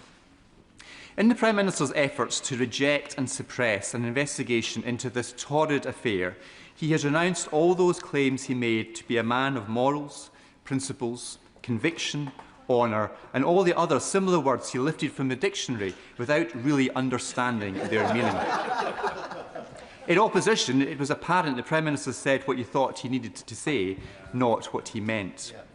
The litany of broken promises he has presided over since assuming office are a system, not a bug.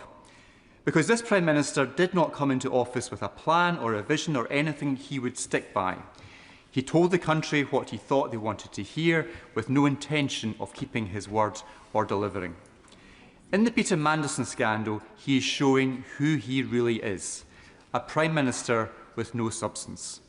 And if the House believes this sounds like a partisan political attack, let's not forget that it was the very scandal that provoked Scottish Labour leader Anas Sarwar to call for the Prime Minister to go. It is the handling of this scandal that caused Scottish Labour to lose all faith in his judgment and his leadership. And I notice the Scottish Labour MPs are looking at their phones at this convenient moment. At the very best, at the very least, the Prime Minister could have come forward and admitted all he got wrong here and thrown open every document so the public got the transparency they deserve. Then, as some small consolation for his failings, there would be some accountability. Yet, now, today, he still refuses to even deliver that. The Prime Minister rejects further investigation. He gives the distinct impression, the distinct appearance of someone afraid of scrutiny, running scared of what may yet come out, unable to accept the scale of the mistakes during this scandal. If his position does not change, then it is now on Labour backbenchers to show what they stand for. Will they let a Prime Minister of this political colour or of any blatantly disregard accountability and transparency? Will they let a Prime Minister refuse the scrutiny that the public expects when a scandal like this occurs? Will they let a Prime Minister away with such a grotesque error of judgment as appointing Peter Mandelson? It is their choice today. Labour MPs have the opportunity to show they are not all of the same lot as the Prime Minister. They can demonstrate they meant some of the lofty promises they were elected on, or they can continue to back a Prime Minister who has lost his way and lost the country. If an investigation happens or not, this scandal has already told the public everything they need to know about this Prime Minister. Even if they can't see it, and even if the Parliamentary Labour Party don't accept it for many months to come, it is over. Refusing investigations like he is trying to do today only confirms what is already apparent. The Prime Minister is not who he claimed to be in opposition. The principles he claimed to hold are gone. His commitment to accountability was a nonsense. The morals he espoused were a con trick. The piety was all pretend. His promise to the British people was change. Change is what they want now. A change of position today, which should not be hard given the example this government has set during its short term in office. What's one more U-turn among dozens? Change in the culture at the heart of this government, so it does not meekly go along with the Prime Minister's appointment of people like Peter Mandelson. The country's had a good look at the Prime Minister now, no longer sees what they thought they did when he was in opposition. Even the Prime Minister must now look back at his own words and wonder, who was that? His record has not lived up to his rhetoric, or to the standards he claimed to hold, or to the promises he made to the British people. If the Prime Minister whips his MPs to vote against an inquiry today, he may survive in office a little while longer, but it won't change what he has done or stop the British public demanding change. I'll happily give way to my constituency neighbour. I thank you, Madam Deputy Speaker. I thank my constituency neighbour for giving way. He's given a speech full of hyperbole, and I would simply ask, if we're to take this matter seriously, this is a motion about a specific question, and yet he seems to be giving a speech whether it's a referendum on the Prime Minister. Would you agree with me that it is simply not the case that that is what we are voting on tonight? This motion is allowing if this motion, if it is passed by the House, will allow an investigation into the integrity and the decisions that this Prime Minister has made. It is the Labour MPs opposite, it is the Prime Minister who is blocking that investigation. We are grateful to the Speaker for allowing this motion to be debated today. The Speaker has decided that it meets the standard required to be debated. It is for MPs like the Honourable Member for Northumberland to decide whether he is going to stand with his constituents and not block this inquiry, not block this investigation. We all want answers. If the Prime Minister has nothing to hide, he should have no fear of this investigation taking place.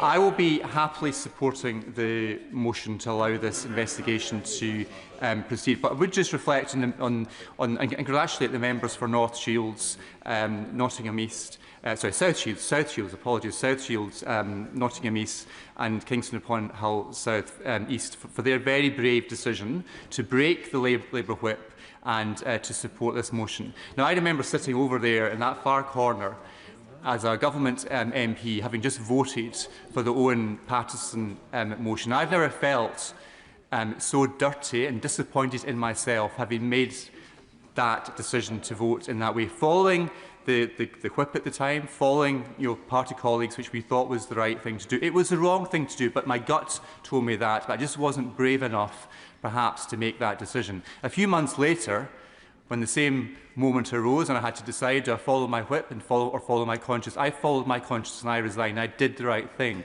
and I've never regretted it. And my call on the Labour MPs today who are mulling over this decision is do what your gut is telling you to do, follow your conscience and do the right thing. This investigation will provide the answers we all want, and the Prime Minister has nothing to hide, he has nothing to fear.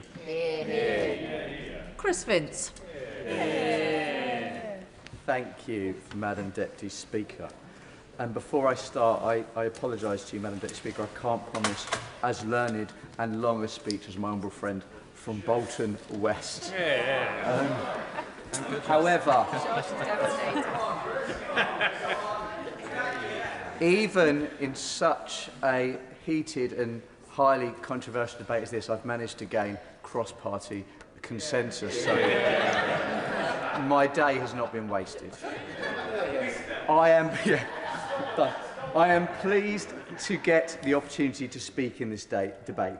Perhaps not so much that I'm speaking in this debate, but because, for me, the opportunity to speak in this place, to represent the people of my constituency of Harlow, is an honour every single day.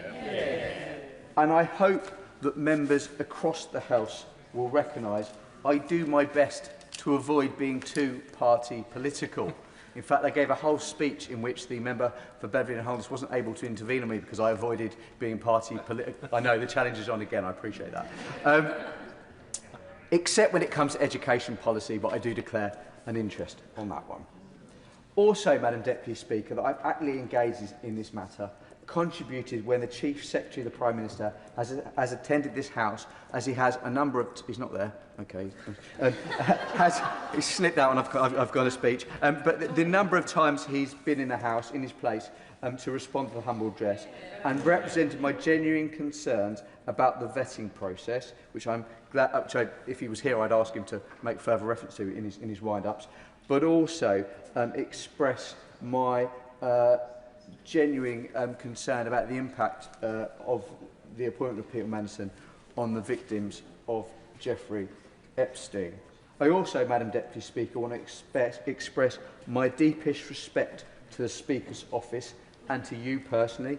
As you'll be aware, I do find you just a little bit terrifying. Quite right. More cross-party agreement. So I absolutely respect the Speaker's decision to allow this debate to take place in the House today. Now, I'll admit I was reluctant to speak in this debate, not because of my lack of faith in the Prime Minister, which remains firm, and not, as the member for Cardiff West mentioned, because I do genuinely worry about my security and the security of my family, and I have to put that on record, and members from across the House who've supported me in that matter will know what I'm talking about. But on a lighter note, I was reluctant to speak in this debate because I couldn't really work out how I was going to make reference to Harlow in it. But twice. And then I realised that actually that's the point, isn't it, Ozzy? Because I come to this place to talk about my constituent, my friend, my former work colleague Jamie, who works 6 days a week with nothing left to enjoy himself, to treat his family or his 2-year-old son. I want to be talking about how this government helps people like Jamie, how people in this... Yeah, sorry, I need a figure. Again, terrified. How we in this House can make a difference to Jamie and tackle the cost of living crisis. What I would gently say to both sides in this debate who have implied that those who don't agree with them are somehow selling their soul, I would just, respectfully disagree. And I was genuinely... So I came to this place, I was a teacher, you all know that, and I came to this place because I was angry with the former member for Surrey Heath and some of the decisions he made about education, because I frankly disagreed with them. And what really struck me when I came to this place was members opposite aren't these horrible, terrible, horny beasts that I was led to believe that they are. Some of them may be. However, some of them genuinely believed, did I say horned, but genuinely, that I feel I'm going to have to do a point of order and apologise a minute. But they genuinely believe what they were voting for, and I saw that the other day in the pensions bill, where the discussion about mitigation came across. And look, I disagreed with what the members opposite said, but I respected their right to disagree. And I think it's important that in any debate, including this one, we agree to disagree. Yeah, go on. I realise the honourable member is struggling to read his own handwriting. Does he have anything to say at all about the Prime Minister's conduct in appointing Peter Mandelson? I thank the honourable member for his contribution, and I'm sorry that he is offended by my handwriting. I think there are probably more important things to discuss.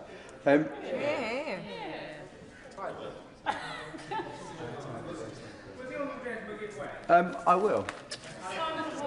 A moment or so ago, whilst he popped out, the honourable gentleman was saying something rather nice and complimentary about the Chief Secretary to the Prime Minister. I just wanted to give him the opportunity to repeat it.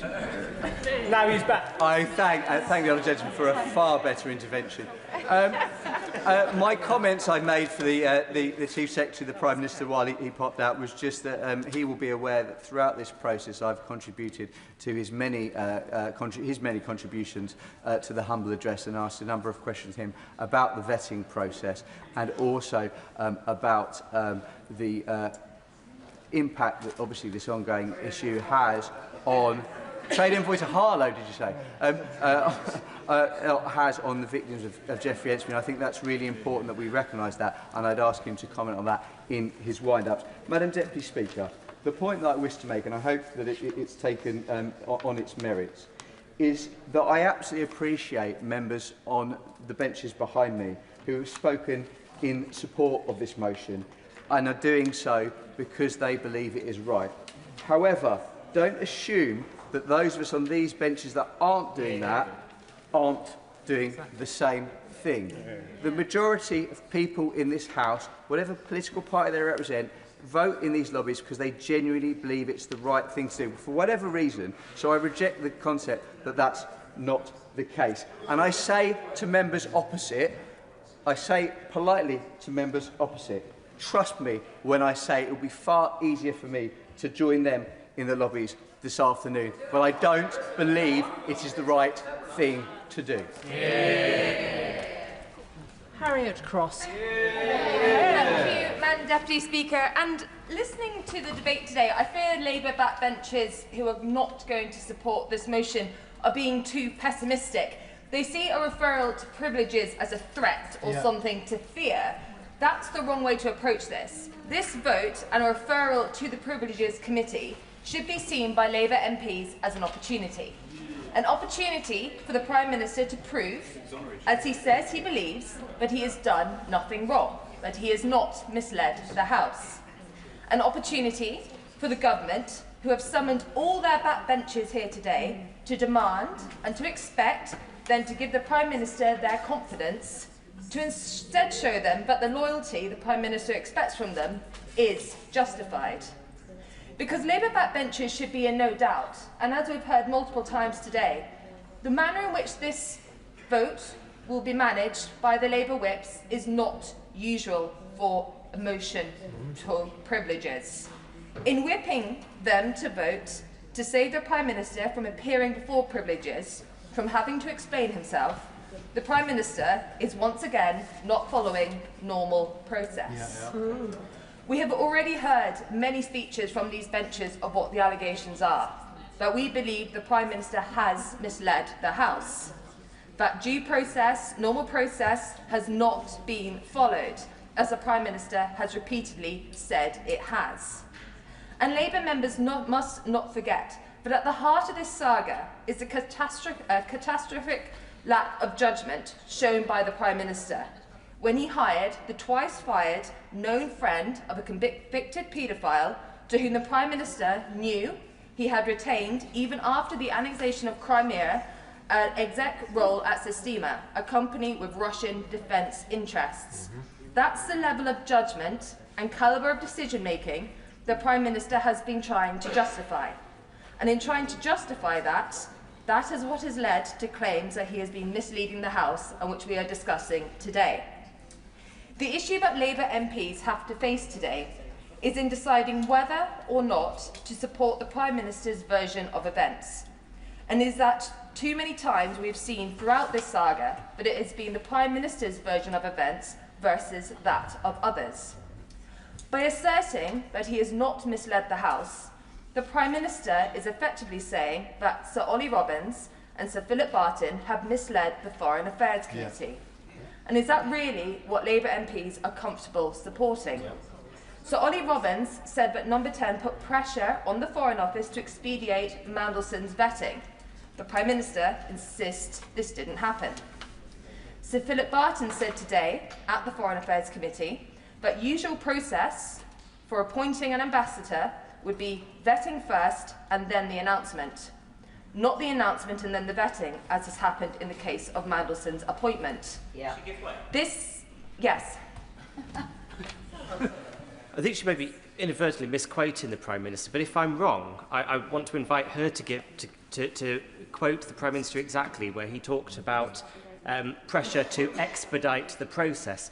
Because my recollection of what the Prime Minister said was that there was no pressure to change the decision not to expedite the process.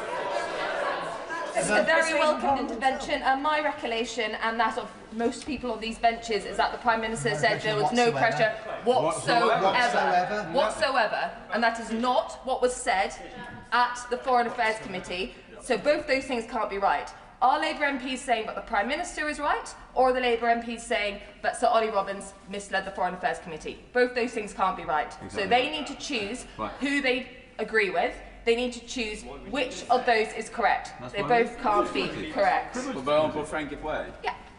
I've got a suggestion for this disagreement that's going on in the House. Why don't we refer it to the Privileges Committee to decide? Genius! My honourable friend is full of great ideas, and that is the calibre that we expect from the member from the Isle of Wight. Yeah. But on misleading the House, the Prime Minister said that no one at Number 10 was aware that any concerns on Mandelson's vetting before the revelation had been made a few weeks ago, despite it being reported in the Independent in September last year. And on this very point, I submitted a name-day question to the Cabinet Office last week, which was due to have been answered yesterday, simply asking, and I quote, whether the Independent is one of the newspapers to which A, the current, or B, any previous Director of Communications, Press Secretary, or anyone else at Number 10 has a subscription. The name-day deadline has passed. The answer has not been received. This was a simple question. Why has it not been answered? It would be very easy to find the answer to that question. Maybe no one at number 10 had a subscription to The Independent, but if they did, it would be difficult to hold the line, but no one at number 10 had any inclination until just a few weeks ago that there had been any issues with Mandelson's vetting. And if the Chief Secretary to the Prime Minister would like to intervene now and shed light on either the delay or the answer to that question, I'll happily take the intervention. That says all you need to know. He shook his head. But to conclude, Madam Deputy Speaker, I do hope that Labour backbenchers and indeed ministers see today as the opportunity it is for the Prime Minister. By voting for this motion, they will give the Prime Minister an opportunity to present his case to the Privileges Committee, an opportunity to prove his side of the story, an opportunity to, if, as he said, he did not mislead the House, to be exonerated of that claim. But I will leave MPs with this final thought. If, as he claims, the Prime Minister has done nothing wrong, why has he whipped the entire Labour Party, summoned them back from across the country, some of who we have not seen in weeks in this place, in order to vote to prevent him having to give evidence to the Privileges Committee? Dr. Luke Evans. Thank you, Madam Deputy Speaker. I usually come to this House to speak and represent the people from Hinckley and Bosworth and occasionally some of the people from across the nation to try and raise issues and debate those that are pertinent to this cause. But today my speech is aimed at the Labour backbenchers because at the end of the day, regardless of what is said here, it's their decision when there's 400 of them who will decide what happens in this debate. And so I want to just gently highlight two parts. First of all, the standards set, and second of all, doubt. Now, the Prime Minister set very clear standards since he's been in Parliament. And it reminds me of the famous fable, The Fox and the Stork. Those of you not familiar with it will know that the fox invites the stork in to have dinner, and he serves soup. But mischievously, he serves soup in a flat plate, and of course the stork can't eat it. But the stork, not losing their temper, reciprocates and invites the fox back to have soup at their house. And when the stork serves the soup, serves it in a very long, thin glass. And of course the fox can't get to it and loses its temper. And the moral of that story is, the fable of that story is, treat others as you wish to be treated yourselves. And if we look at the process that the Prime Minister, the now Prime Minister, has taken, this is due process by the standards set by the Prime Minister happening back in retort to himself. And you only have to look at some of the tweets that he put out.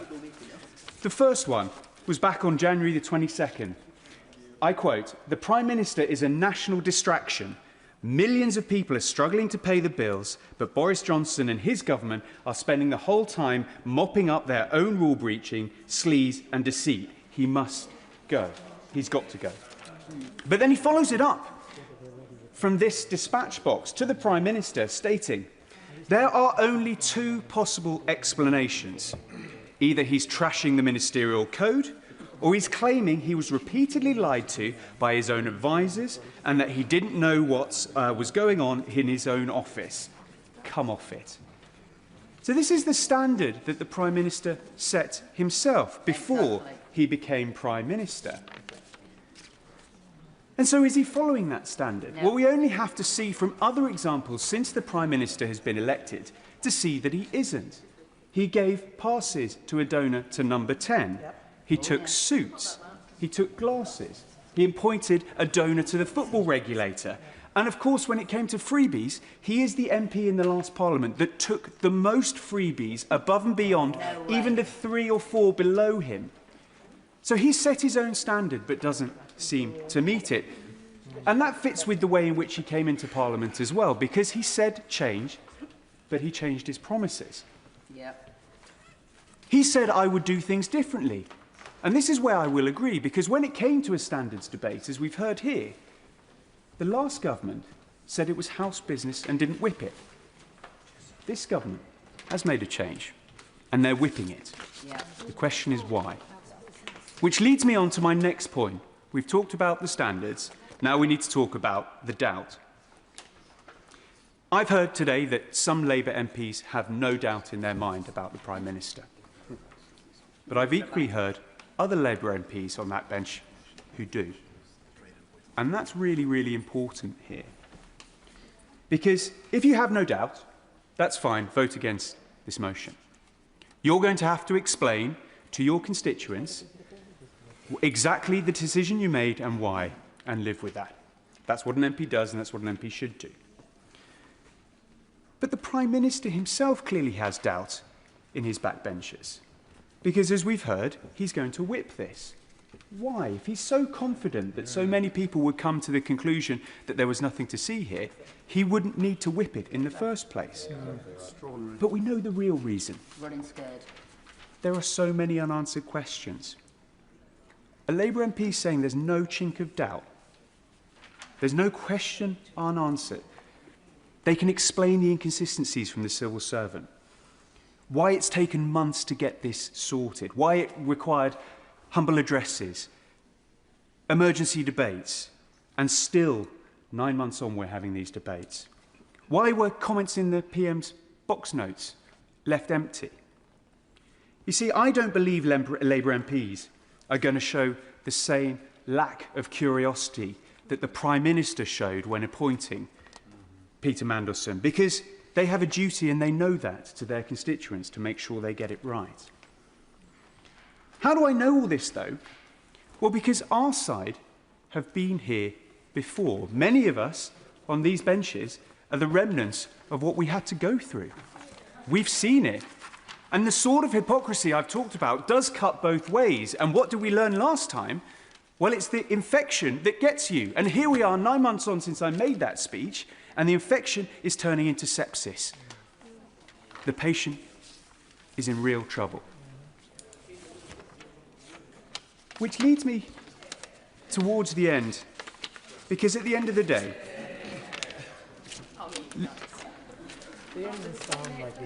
Labour MPs could learn from this side of the House, or they will share the same fate. You see, the Conservative Party is effectively a mirror to the Labour Party that they didn't ask for, but they'd be wise to study. And if they don't believe me, maybe they'll listen to a certain now Prime Minister back in the debate on the 21st of April 2022, who closed his speech by saying, "If we do not pass this motion and take this opportunity to restate the principles, we are all complicit in allowing the standard to slip. We are all complicit in allowing the public to think that we are all the same, that nobody tells the truth, and that there are alternative set of facts." That's what Labour MPs have to wrestle with. So I hope they listen to the now Prime Minister and his words back then. Dr. Ellie Chowns. Thank you, Madam Deputy Speaker. I'll aim to be brief and to the point.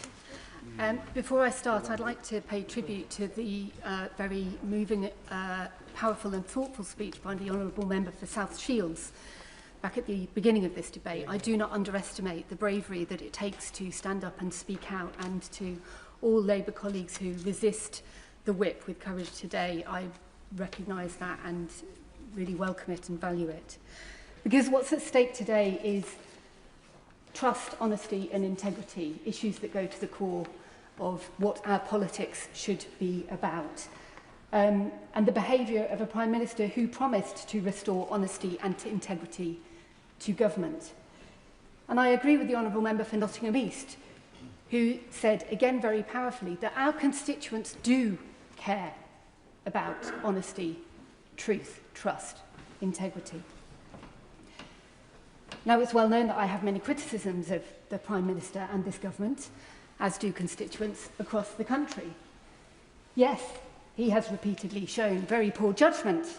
Yes, he has betrayed the hopes of those who voted for real change in 2024. Yes, I am deeply frustrated that we are spending so much time, that we have to spend so much time debating these issues when there are pressing daily concerns of our constituents facing a cost of living crisis that we should be giving more attention to. And yes, I think he should resign. But that's not what we're here to discuss today. Our decision today is not even on whether the Prime Minister misled the House, still less to judge whether it was an intentional or reckless misleading. Our decision today is to decide whether the Prime Minister has a case to answer that he may have misled the House. And it is absolutely clear that there is a case to answer there. Let's look at the detail of the motion. It cites 3 quotes from the Prime Minister's own words. The first being his assurances about full due process being followed in the appointment of Peter Mandelson. And yet, just this morning, we've heard yet more evidence from Sir Philip Barton, the primary civil servant in the Foreign Office at the time, who was absolutely categorical that normal process is that vetting comes first and appointment comes later. It was the opposite way round in this case. The Prime Minister, again as the motion says, made clear that his position was that the position of Mandelson was subject to developed vetting and that no pressure whatsoever existed in relation to this case. This is clearly not a tenable position. Now, some colleagues on the government benches have tried to claim that although it's perfectly clear that there was considerable pressure put on the timescale within the context of an already announced appointment of Peter Mandelson, within the context of there being absolutely no contingency plan for if the vetting process failed him, within the context that it would have been a complete foreign affairs crisis for that vetting process to have failed in. Those colleagues are asking us to believe that there was still no pressure whatsoever on the process. This is clearly, the honourable gentleman has said a lot today and there are others still waiting to speak. It is clear that there is a case to answer here. That is the decision we have to make. Not whether the Prime Minister, not whether we're definitively certain that the Prime Minister misled the House, but whether we feel that there is a case to be answered, and thus this matter should be referred to the body that is in existence to deal with these issues, the Privileges Committee. Now, as many members across the House have already commented, the Prime Minister could and should refer himself to that committee. That would save a great deal of heartache, clearly, within the Labour Party. But if he will not do that, all of us, whatever our party, owe it to our consciences and to our constituents to refer him to the Privileges Committee and to vote for this motion. Hear, hear. Mr Chope. Madam Deputy Speaker, it's a pleasure to be able to participate in this very important debate. And I'm going to add a perspective from somebody who has never been in the Whip's office, but has witnessed the dark arts of the Whips in my time in this place. And I can see that what is happening today is that the Prime Minister has been persuaded by his Whips to put on a demand that all his troops should support him in voting down this motion, the consequence of which is that he will be even more unpopular. The results for Labour in the local elections will be even worse, and that as a result it will be easier for the Labour Party and its whips to be able to scapegoat the Prime Minister for their failures. And so it will then be easier for them to change their leader, which is what a lot of them are yearning to be able to do. If the Prime Minister referred himself, or this motion was not being contested, then what would happen is that the Prime Minister, as many of my honourable and right honourable friends have said, would have the opportunity to go before the Privileges Committee, explain himself, and even if some of the allegations were proved to be true, in my view, Madam Deputy Speaker, the penalty would not be that severe. And I can remember at the time of the 1997 general election, when Margaret Thatcher came down to support me in Christchurch, that was the same day that one of our colleagues who was standing in another constituency was condemned by the then Standards Committee for having been in breach of the rules of the House. And so, Madam Deputy Speaker, the first thing that the former Prime Minister had to contend with when she arrived in Christchurch was, what do you think of Neil Hamilton? And she had what I thought was a perfect answer. She said, nobody's perfect. And obviously, when you answer a question like this, it's very hard to put any supplementaries in. And despite the press's best efforts, they weren't able to get anywhere further. And then they had to start talking about the Conservative prospects of winning back the Christchurch constituency in that election. But I think that if this matter was referred to the Privileges Committee, then ultimately the effect would be that somebody would say, well, nobody's perfect. They've got a Prime Minister who uses words which to exaggerate a situation by such as whatsoever. And whatsoever, when looked up in the dictionary, is really to reinforce the strength of the proposition, that there'd be no pressure whatsoever. And so in using that word, I suspect, no, I'm not going to give way because I think we need to make progress. So the effect of using that word was to, I think, probably inadvertently mislead himself. I'm being generous. But what I'm really saying to members opposite is watch out. You are probably working very well together to bring down the downfall of this Prime Minister. And what I would say, Madam Deputy Speaker, is that my constituents would be delighted if there was a general election and a chance to change the government. But the last thing they want is to get rid of this Prime Minister and be faced with another Prime Minister from the Labour Party who they think will be far worse, even though they might be more effective. So that's my small contribution to this evening, but I hope that it may influence the way in which some of the members opposite choose to vote. Sarah Ball. Thank you, Madam Deputy Speaker. The Prime Minister came to this very dispatch box and said that no pressure existed whatsoever in relation to this Mandelson case. Now, I recall our late Majesty famously saying recollections may vary, but even for the Prime Minister, I really think that's stretching that phrase given the evidence that we have from Ollie Robbins and others. Now, recently, Madam Deputy Speaker, I was reading Black Box Thinking, a book by Matthew Said, which at its heart was talking about the importance of learning from failure and using that to improve. And in some respects, I think the Prime Minister believes that he has done all that is necessary by changing the process for appointments. But the Prime Minister is really missing the point. The issue is what has, or rather what has not been done, and what the Prime Minister told this House about, what he told the House about, whether this was misleading and whether it amounts to a contempt of the House, bearing in mind the standards expected of ministers as set out in the Ministerial Accountability and Ministerial Code.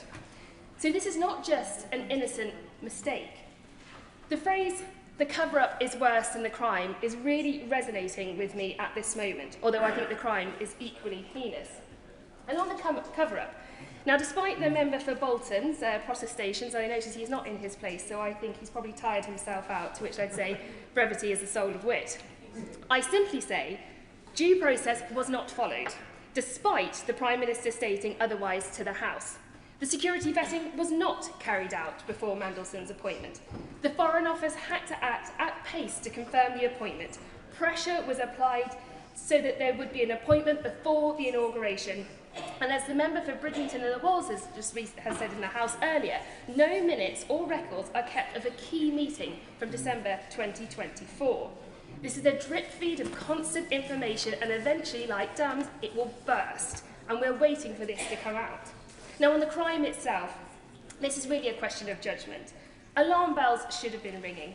We all in this House knew about the Prince of Darkness. I mean, I was 10 years old when he was first dismissed. I was 13 years old when he was dismissed for his links with the Hinduja case. Again, I grew up knowing the background about Lord Peter Mandelson. And then it comes out about his links with Russia, his links with China, which is a national security risk, let alone we're talking about his relationship with Jeffrey Epstein. And all of this was brushed aside in a rush to appoint this man as our ambassador. Now, I'm sorely disappointed that members opposite are going to be made by being whipped to allow him not to go before the Privileges Commission. Because if he has no case to answer, then he has absolutely nothing to hide. The prosecutor is only prepared to ask questions, he's not prepared to answer any. And I am sorry that some of the Labour MPs have had to come before us and say they are scared about what will happen next for speaking out against this. This is not what we should be aiming for in this House. This is all about today, this privilege motion, about the House and its reputation. And I feel that the Prime Minister is under a duty to answer the questions. And the Privileges Commission is a perfect mechanism by which to bring certainty on the procedure and what has been said to this House. This House has a long and distinguished history.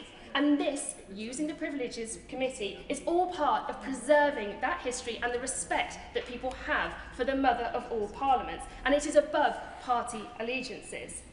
He, the Prime Minister, would save his MPs if only he would refer himself to the Privileges Committee.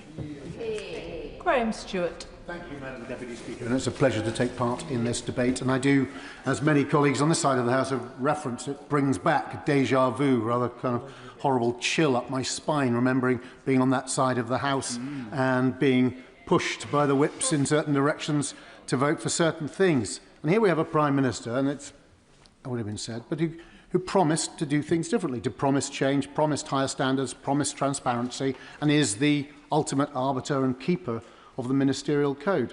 And yet, week after week, if politics is often about a certain amount of deflection, but seems to go beyond all past precedent in not answering questions and drives the Speaker up the wall to the point where they actually have altercations in the chamber. So there's that as a backdrop. So we have a Prime Minister who promised he would be particularly transparent, was in fact going to bring a duty of candour law forward before that was dropped, who promised higher standards and yet doesn't live up to it. And even the most, and we have some of them, I mean, we have the new trade envoy to Korea. Fabulous to see that loyalty can be rewarded. The honourable member for Rugby is in the chamber. Well done. So for those who think there can be a reward for backing the government, even when possibly you shouldn't, there can be reward for it. But as colleagues on this side of the chamber have said, if you don't vote with your conscience, if you don't do the right thing when your gut tells you to,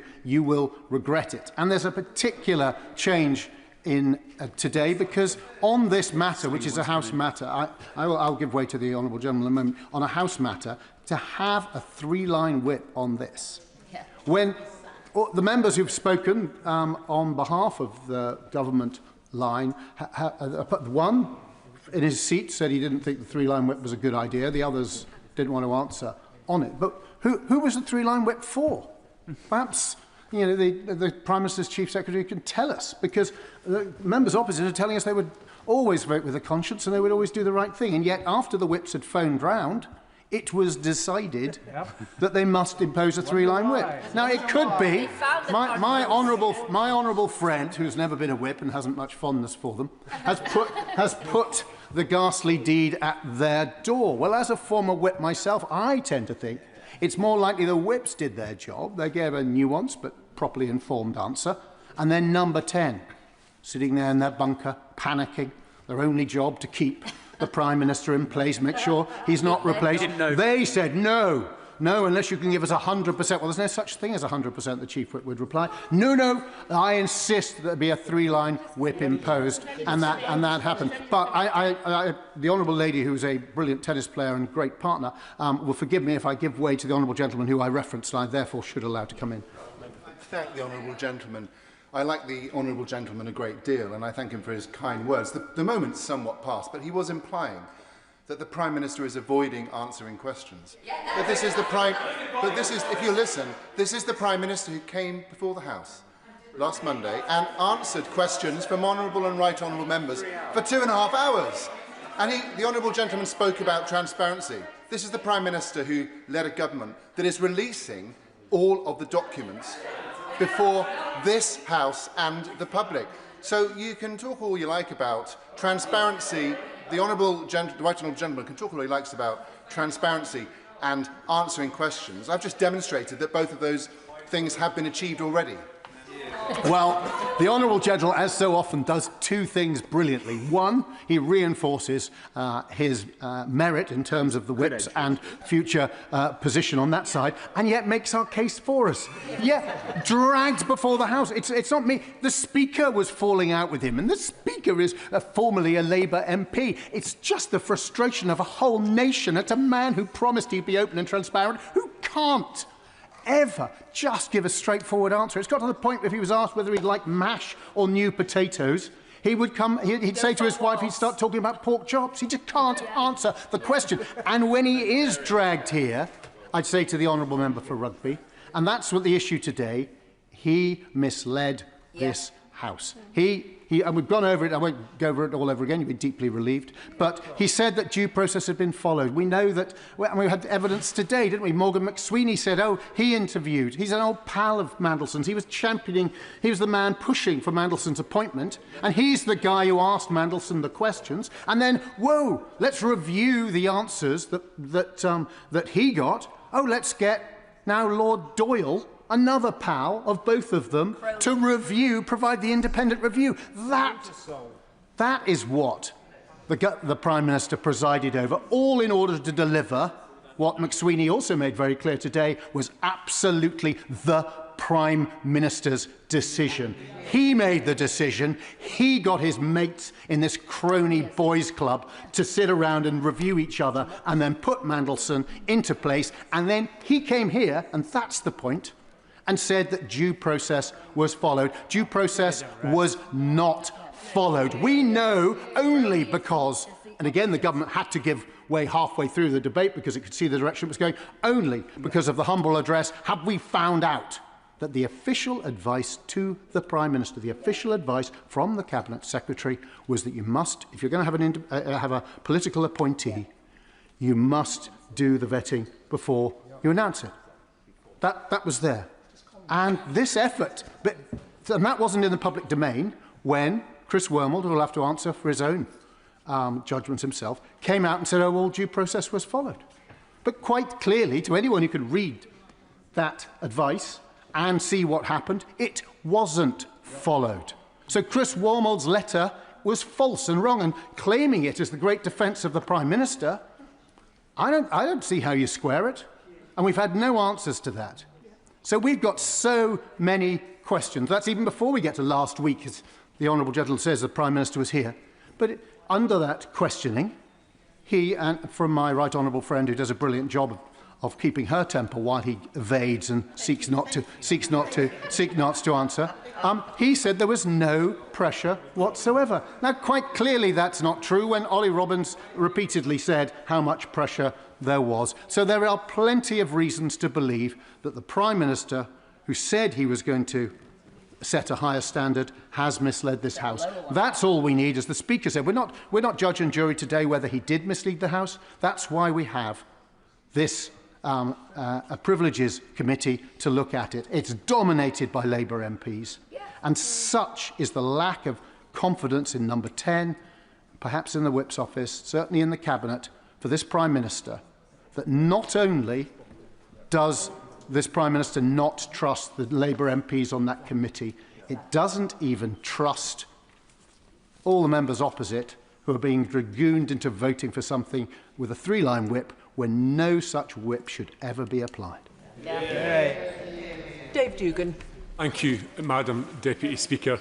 I want to start with a clumsy metaphor. And if you're in public, not you, if one is in public office, having anything to do with Lord Mandelson is akin to filling the world's smallest hot water bottle with the world's largest kettle, dressed only in your shorts and your flip-flops.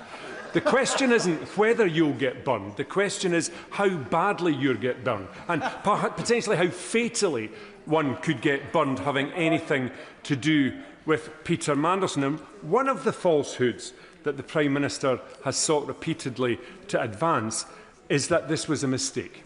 It was a mistake to appoint Peter Mandelson. It was no such thing. It was a debt to be repaid. He had to appoint Peter Mandelson to that job. It was a deal he made with the devil.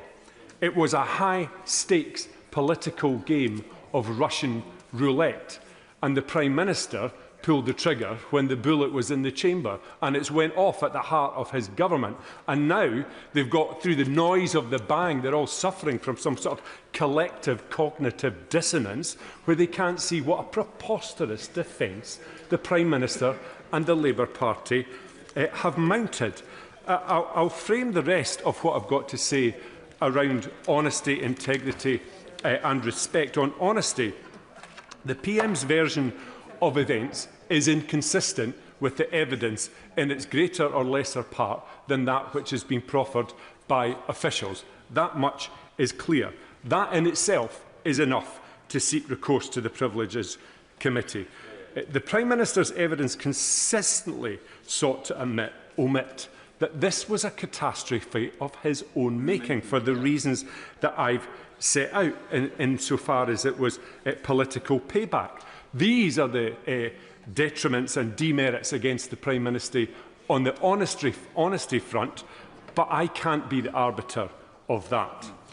On integrity, he made this happen, as we've discussed. It's his mess, but he has inflicted substantial damage to politics across these islands. Many of us are campaigning in elections at the minute, and most of us will realise people don't care which party you are in when they've lost trust in politics. It's a plague on all of our houses, and that plague is now substantially more fatal because of the actions of the Prime Minister. The Prime Minister was but what? Does somebody want to intervene on me? No, I didn't think so. The Prime Minister was but one of 5 actors involved in this debacle, and all the other 4 actors have lost their jobs, while the Prime Minister, for the time being so far, keeps his. And I want to touch briefly on the whipping scenario. I won't go over the ground that people have said already, Madam Deputy Speaker, that it's deeply questionable about the conviction of backbenchers in their Prime Minister, or conversely, the conviction of Prime Minister in his backbenchers, that they've whipped this vote. But to be clear, notwithstanding the very brave speech given by the Honourable Member for South Shields and others, I'm prepared to believe that there are Labour MPs over there who will go through the no lobby tonight and vote against this motion in good conscience on the basis of the evidence as they see, and that's fine. The problem they've got is they've been whipped to do it, whether that's their position or not, and they should be absolutely furious about that. But I can't be the arbiter of that. And on respect, finally, Madam Deputy Speaker, the appointment was a mistake. No, the Prime Minister must take responsibility. Officials and SPADs have all had to walk the walk while he remains in post, looking increasingly like a cuckoo waiting for his successor to arrive. And on respect, the most important thing on respect is when he stands there and he says that he's sorry to the victims of Epstein. What he should continue to say is that when I appointed him to the pinnacle of diplomatic appointments within the United Kingdom over in Washington, I appointed him in the knowledge that he was a sympathiser and close friend and confidant of the world's most prolific paedophile, and I still appointed him. I just didn't know how much of a friend and a confidant he was of the world's most prolific paedophile. That is no defence, Madam Deputy Speaker. I know that. I'm surprised the former Director of Public Prosecutions doesn't know that that's the shallowest of all defences. And in closing, I will say that many members opposite have talked about how often and how many hours the Prime Minister has spent in this chamber fielding questions. Well, very, very few of them were actually answered. And but for the Leader of the Opposition, nobody gets a right to reply to the questions the Prime Minister serially doesn't answer about the appointment of Peter Mandelson. So recourse to the Petitions Committee is what we need to see here. All the things I've said, I can't be the arbiter of that, and neither can anyone else in here, but the Privileges Committee can. Ben Obsejecti. Why does the Prime Minister think everybody else's actions have consequences except his own? A question the country would like an answer to, a prescient question given the appearance of several recently defenestrated senior civil servants. But it isn't my question, Madam Deputy Speaker. It's the Prime Minister's own question from 2022, and how hollow those words must feel now. The testimonies from Sir Oliver Robbins last week and by his predecessor Philip Barton and the Prime Minister's former Chief of Staff Morgan McSweeney this morning, all casualties trailing in the wake of a Prime Minister who will stop at nothing to save his own skin. Exactly. Have torpedoed what last vestiges of credibility the Prime Minister is desperately clinging on to. The Prime Minister set the conditions for Peter Mandelson to be the UK ambassador to the United States with a devil-may-care attitude to the consequences. Yeah. The public announcement of his appointment in December 2024, His Majesty the King being informed, agreement with the United States being secured, all before vetting had taken place, ensured that the appointment was a fait accompli. Yeah. Peter Mandelson then being granted access to the FCDO building and higher classification briefings before he was granted his developed vetting is a shockingly lax approach to our national security. Yeah. It is not one without precedent, though. We saw much the same laissez-faire attitude with the previous ministerial appointment, that of the Prime Minister's Special Envoy to the British Indian Ocean Territory, Jonathan Powell. A similar pattern, access to the FCDO granted, access to classified documents, use of unsecure email for communications, question marks over potential foreign influence, all confirmed to have taken place prior to his developed vetting within the last few hours by Morgan McSweeney. Only this was 6 months prior to the Mandelson farrago. As I said at PMQs last week, playing fast and loose with national security is a key characteristic of the Prime Minister's chumocracy. The question of Mandelson's security clearance itself asks a host more questions. When Peter Mandelson commenced his role, he had already been given developed vetting, although UKSV had highlighted concerns. That's now well established. But if full due process was followed, why was Ollie Robbins sacked? Yeah. On the 4th of February, less than a week before Mandelson started his role, the Appointments and Interchange Officer of the FCDO informed him via email that the role also required STRAP in addition to DV, and that a new STRAP application would need to be made. So Oliver Robbins confirmed that it was clear to him that he had received STRAP clearance from the STRAP authorities. In the chamber during the statement on the 16th of March, I asked the Chief Secretary to the Prime Minister there in his place what level of security clearance Mandelson had been granted. Notwithstanding the minutiae of whether developed vetting is a clearance level and STRAP as a role-specific access, the reply I received from the Minister for the Indo-Pacific, somewhat conveniently 1 hour after The Guardian broke its story, only stated that Mandelson had developed vetting upon commencement of his role on the 10th. So when was his STRAP application made, and when was it granted? I asked the Prime Minister last week, and despite his legendary forensic eye for detail, he had no idea. Did the intelligence services also have access to the UKSV vetting report? The wider question is also what assessment the US intelligence services made of Peter Mandelson. Did he pass vetting by the US State Department? As the nexus for all Five Eyes intelligence and US-UK eyes-only intelligence coming from the United States, was Mandelson granted access to all the available intelligence in order to discharge all his responsibilities as ambassador? Would the US, for example, have given him visibility of TK-level imagery? What assessment has the government now made of the damage this debacle has done to the UK relationship with the United States? It is surely no coincidence that this special relationship has soured at the same time as this fiasco has unravelled, quite aside from the other faux pas the government have made in recent weeks. Even more damning as Sir Ollie Robbins' testimony was the Prime Minister's dogged determination to reward the now Lord Doyle. Yeah. I was under strict instructions not to discuss that with the then Foreign Secretary, which was uncomfortable. I found it very hard to think how I could explain to the office what the credentials of Matthew were to be an important head of mission role, when I was in danger of making very senior, very experienced diplomats leave office. The fact that the Prime Minister put pressure on the FCDO to give Lord Doyle a head of mission role in the diplomatic service in March last year, despite his complete lack of qualification for the role, owing for that same individual to later have the Labour whip removed, owing to his relationship with Sean Morton, a man subsequently convicted of possessing indecent images of children, the Prime Minister very deliberately directed that that information was withheld from the then Foreign Secretary, although I suspect that that's not the first time he's done that. Two men with proximity to convicted paedophiles, both Labour peers, both key figures in the Starmer project. This government's cronyism is second only to its nepotism. And knowing what we know about the role that Peter Mandelson played in the last reshuffle, what confidence can the general public have that ministers who owe their careers to Peter Mandelson would vote honestly in this coming vote? It isn't on this side of the House that we have to worry about whether Peter Mandelson paid for anybody's wedding. The laissez-faire attitude to Peter Mandelson's appointment has illustrated the nonchalance, arrogance and incompetence of the government under this milquetoast premiership. There's a key question we come back to once again. Why does the Prime Minister think everybody else's actions have consequences except his own? Yeah. The public must be assured that there has been an investigation into whether the Prime Minister misled the House. The Privileges Committee must investigate the Prime Minister, and Labour MPs must vote for this motion, for transparency and truth, not the defence of a Prime Minister who doesn't deserve their blinkered loyalty. Ayub Khan. Madam Deputy Speaker, can I first of all extend my thoughts and prayers to the victim of Epstein. Can I also commend the bold and courageous contributions by the honourable members that sat opposite, which will be voting with the motion. Madam Deputy Speaker, I was elected as an independent Member of Parliament to represent the people of Birmingham Perry-Barr without fear and without favour.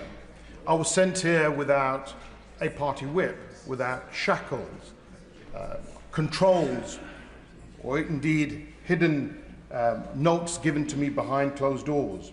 I was sent here to exercise my judgment, my discretion, and my conscience at the behest of my constituents.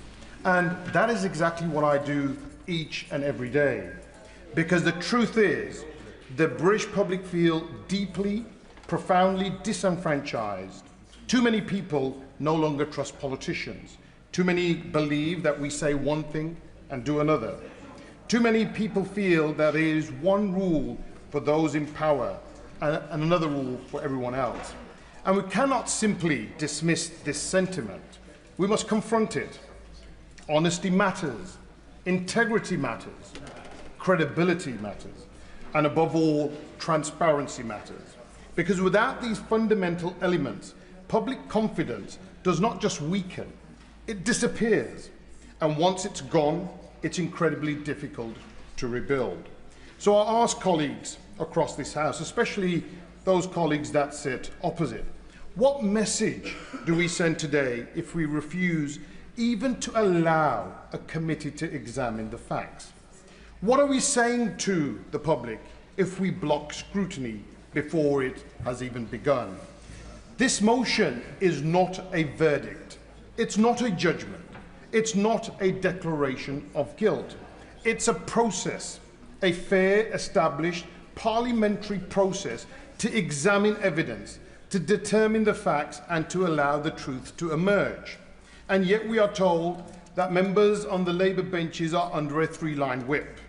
For those outside this chamber who may not know, that means they are being instructed, compelled to vote against this motion, to vote against even allowing the question to be examined. So let us be honest about what that looks like. If an individual votes to prevent this investigation, they are not defending due process. They are denying it. They are not upholding transparency. They are obstructing it. And they are not strengthening public trust. They are further eroding it. Because to the British people, it will look like they are shielding. It will look like blocking. It will look like protecting the powerful from scrutiny. And that is precisely the perception we should all be fighting against, not reinforcing. If we expect the public to follow the rules, to respect the law, and to have faith in our institutions, then we must hold ourselves to the same, if not higher standards. We cannot ask for trust while refusing accountability. We cannot demand integrity while avoiding scrutiny. And we cannot rebuild confidence by closing ranks. This is a moment that calls for courage, not partisan courage, but moral courage. The courage to say, let the process take its course. The courage to say, no one is above scrutiny. And the courage to put principle above party. As an independent member, I answer only to my constituents and to my conscience. And I'm confident that every member that sat opposite and their conscience too tells me that supporting this motion is the right thing to do. Not because of politics, not because of just principles, not because of personalities, but because the standards we owe to the British public. So I urge colleagues across this House, particularly those under instructions today, to reflect carefully on the message your vote will send. Will it be a message of openness, or will it be a message of obstruction? Will it be a message of accountability, or a message of avoidance? Because the public are watching, and they will draw their own conclusions. Mr. Speaker, if we are serious about restoring trust in politics, then we must be serious about transparency. If we are serious about integrity, then we must be serious about scrutiny.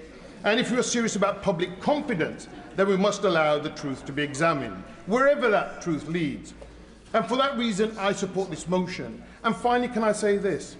The Prime Minister is willing to put each and every member of Parliament of his political party at risk at the next general election. But he will not risk himself going in front of this privileged committee. Thank you.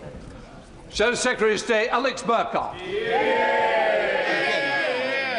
Thank you very much, Mr. Speaker. It has been a long and sometimes interesting debate. We have had some revelations. I was very interested to hear the speech by the Right Honourable Gentleman, the Leader of the Liberal Democrats. I'm sure we will all be delighted to hear that the Liberal Democrats are now opposed to sanctimony. I was also interested to hear from the Father of the House that he's not particularly political. And I welcome the Chief Secretary to the Prime Minister back to his place. I congratulate him on the fact that the Today programme this morning he was being lauded as the Prime Minister's right-hand man. I hope that you will be not made too anxious by what's happened to all of the other Prime Minister's right-hand men. And, he is smiling. He is smiling. The motion before us today is very, very simple.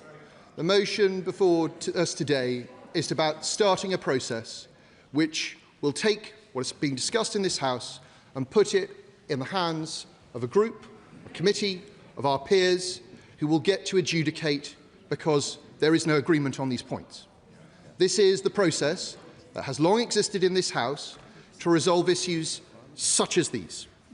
We're doing this for a reason. It is simply because... Come on. Come on. We're doing this for a reason. It is because members of all parties believe that there is reason to believe that the Prime Minister may have misled this House. And so those Labour MPs who stood up and said, to the horror of the Liberal Democrats so sanctimoniously, that this was some sort of political stunt, OK, all right. Do they think that the Honourable Lady from South Shields was part of a political stunt? Yeah, exactly. Do they think that she was part of a political stunt when she said, good, decent colleagues will be complicit in a cover-up? When she said, it is a matter for privileges, was she part of a political stunt? Was it all about the local elections for her? When the Honourable Lady from Lagan Valley stood up and explained that she has no Labour opponent, she doesn't have any local elections, was she part of a political stunt? Was the Honourable Gentleman not in his place at the moment, the member for Kingston upon Hull East, when he stood up and said that he doesn't believe the House was misled by the Prime Minister, but he does think that the Prime Minister should be referred to the committee. Was he part of a political stunt? This falls away at the first hurdle. Exactly. What is going on here is a political objection because the Labour Party knows that the Prime Minister may well be in the wrong and they are scared of referring him. And that's the only reason. That's the only reason they need to put down a hard three-line whip and start twisting arms. You know, do they really believe that the member for Grangemouth was part of a political stunt? The member for Bradford East was a part of a political stunt? The member for Clapham, who's absent, who's tweeted that if she was here, she would be voting for this motion. They think she's part of a political stunt? No. As my right honourable friend from Belfast East said at the start of this debate, if the government has nothing to hide, it has nothing to fear from the Procedure Committee. Now, a number of Labour MPs have objected, saying that they think the Prime Minister is innocent, and they're perfectly entitled to make that case. We think that case is wrong, which is why, as my honourable friend from Gordon Buchan elegantly pointed out, that is why we need the Privilege Committee to adjudicate. A number of Labour MPs thought that, that the Prime Minister should have referred himself. Indeed, he should have done. It would have been the simplest way of moving this whole process on without any further need for the House to agonise over it. And those Labour MPs who stood up and said how sad it was that they couldn't debate all the other things they wanted to debate today, they could have done if the Prime Minister had referred himself. The case, which has been well trodden this afternoon, I will make again very briefly, is on 2 points. It's on full due process and it's on pressure. And on full due process, we know, because of the humble address, and only because of the humble address, a point made elegantly by my friend from Beverley, that Simon Case, the then Cabinet Secretary, set out in November 2024 what full due process looked like. That the Prime Minister's appointee had to have security clearance before he was appointed, and he had to declare his interests before he was appointed. So far, the government, despite being asked on very many occasions whether Peter Mandelson filled in a conflict of interest document, have been unable to tell us. Did not release it in the humble address and have not been able to tell us whether such a document even exists. And on the case of security clearance, well, we know that this wasn't followed. We know that the Prime Minister immediately went ahead and made the appointment anyway, despite the fact that he had been told by the Cabinet Secretary that he should not do this. But look, there are plenty of other reasons why we know that full due process wasn't followed. It doesn't require any great experience of government to know that full due process does not include reading a due diligence document by the Cabinet Office which tells you that Peter Mandelson was a director of a Russian company during the Russian invasion of Crimea, and then think, well, we just did security clearance later. That's obviously not full due process. It's not full due process to ask Peter Mandelson's Labour Together friends to complete the clearance process for him. It's obviously not due process. And it's not due process to not keep any records of any meetings, of any calls, of any decisions in a way that is clearly in violation of all of the guidance given to civil servants. This in no way was full due process following. Those people who have nobly stood up and tried to make a case that Wormald, the later Cabinet Secretary, said it was all done fine. Let us remind the House that Wormald's letter to the Prime Minister was written on the 16th of September. By that time, the Prime Minister had already told the House that full due process was followed.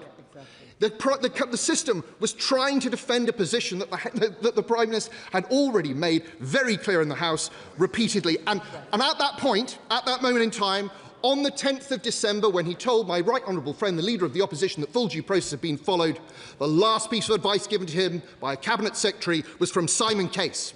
He knew that he had not followed full due process. On the point of pressure, that, I'm afraid, it's also very clear that the Prime Minister, at the very least, misspoke in the House last Wednesday. The Prime Minister said yesterday, he said that Sir Ollie Robbins went on to say, I'm quoting at this point, I have complete confidence that recommendations to me and the discussion we had and the decision we made were rigorously independent of any pressure.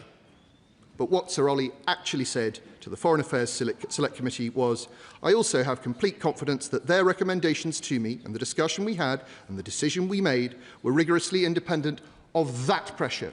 There's a difference between no pressure and there being pressure.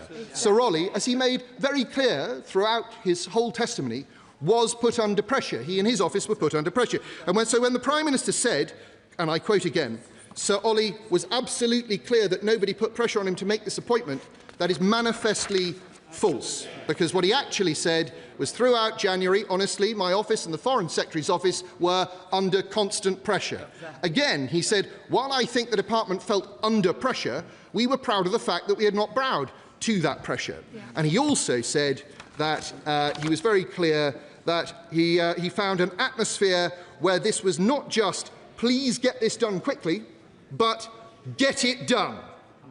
That was, I think, pretty clear. Yeah, it deserves to be said loudly, because it's important, because the Prime Minister appears to have misled the House and not corrected the record. And under the Ministerial Code, as everyone knows, a minister sometimes makes mistakes, but they have to come and correct the record at the earliest available opportunity. The earliest available opportunity was Thursday. We could have probably squeezed it to Monday, but it is Tuesday, and the Prime Minister is still pretending that he has done nothing wrong, even though it is here in black and white for everyone to read.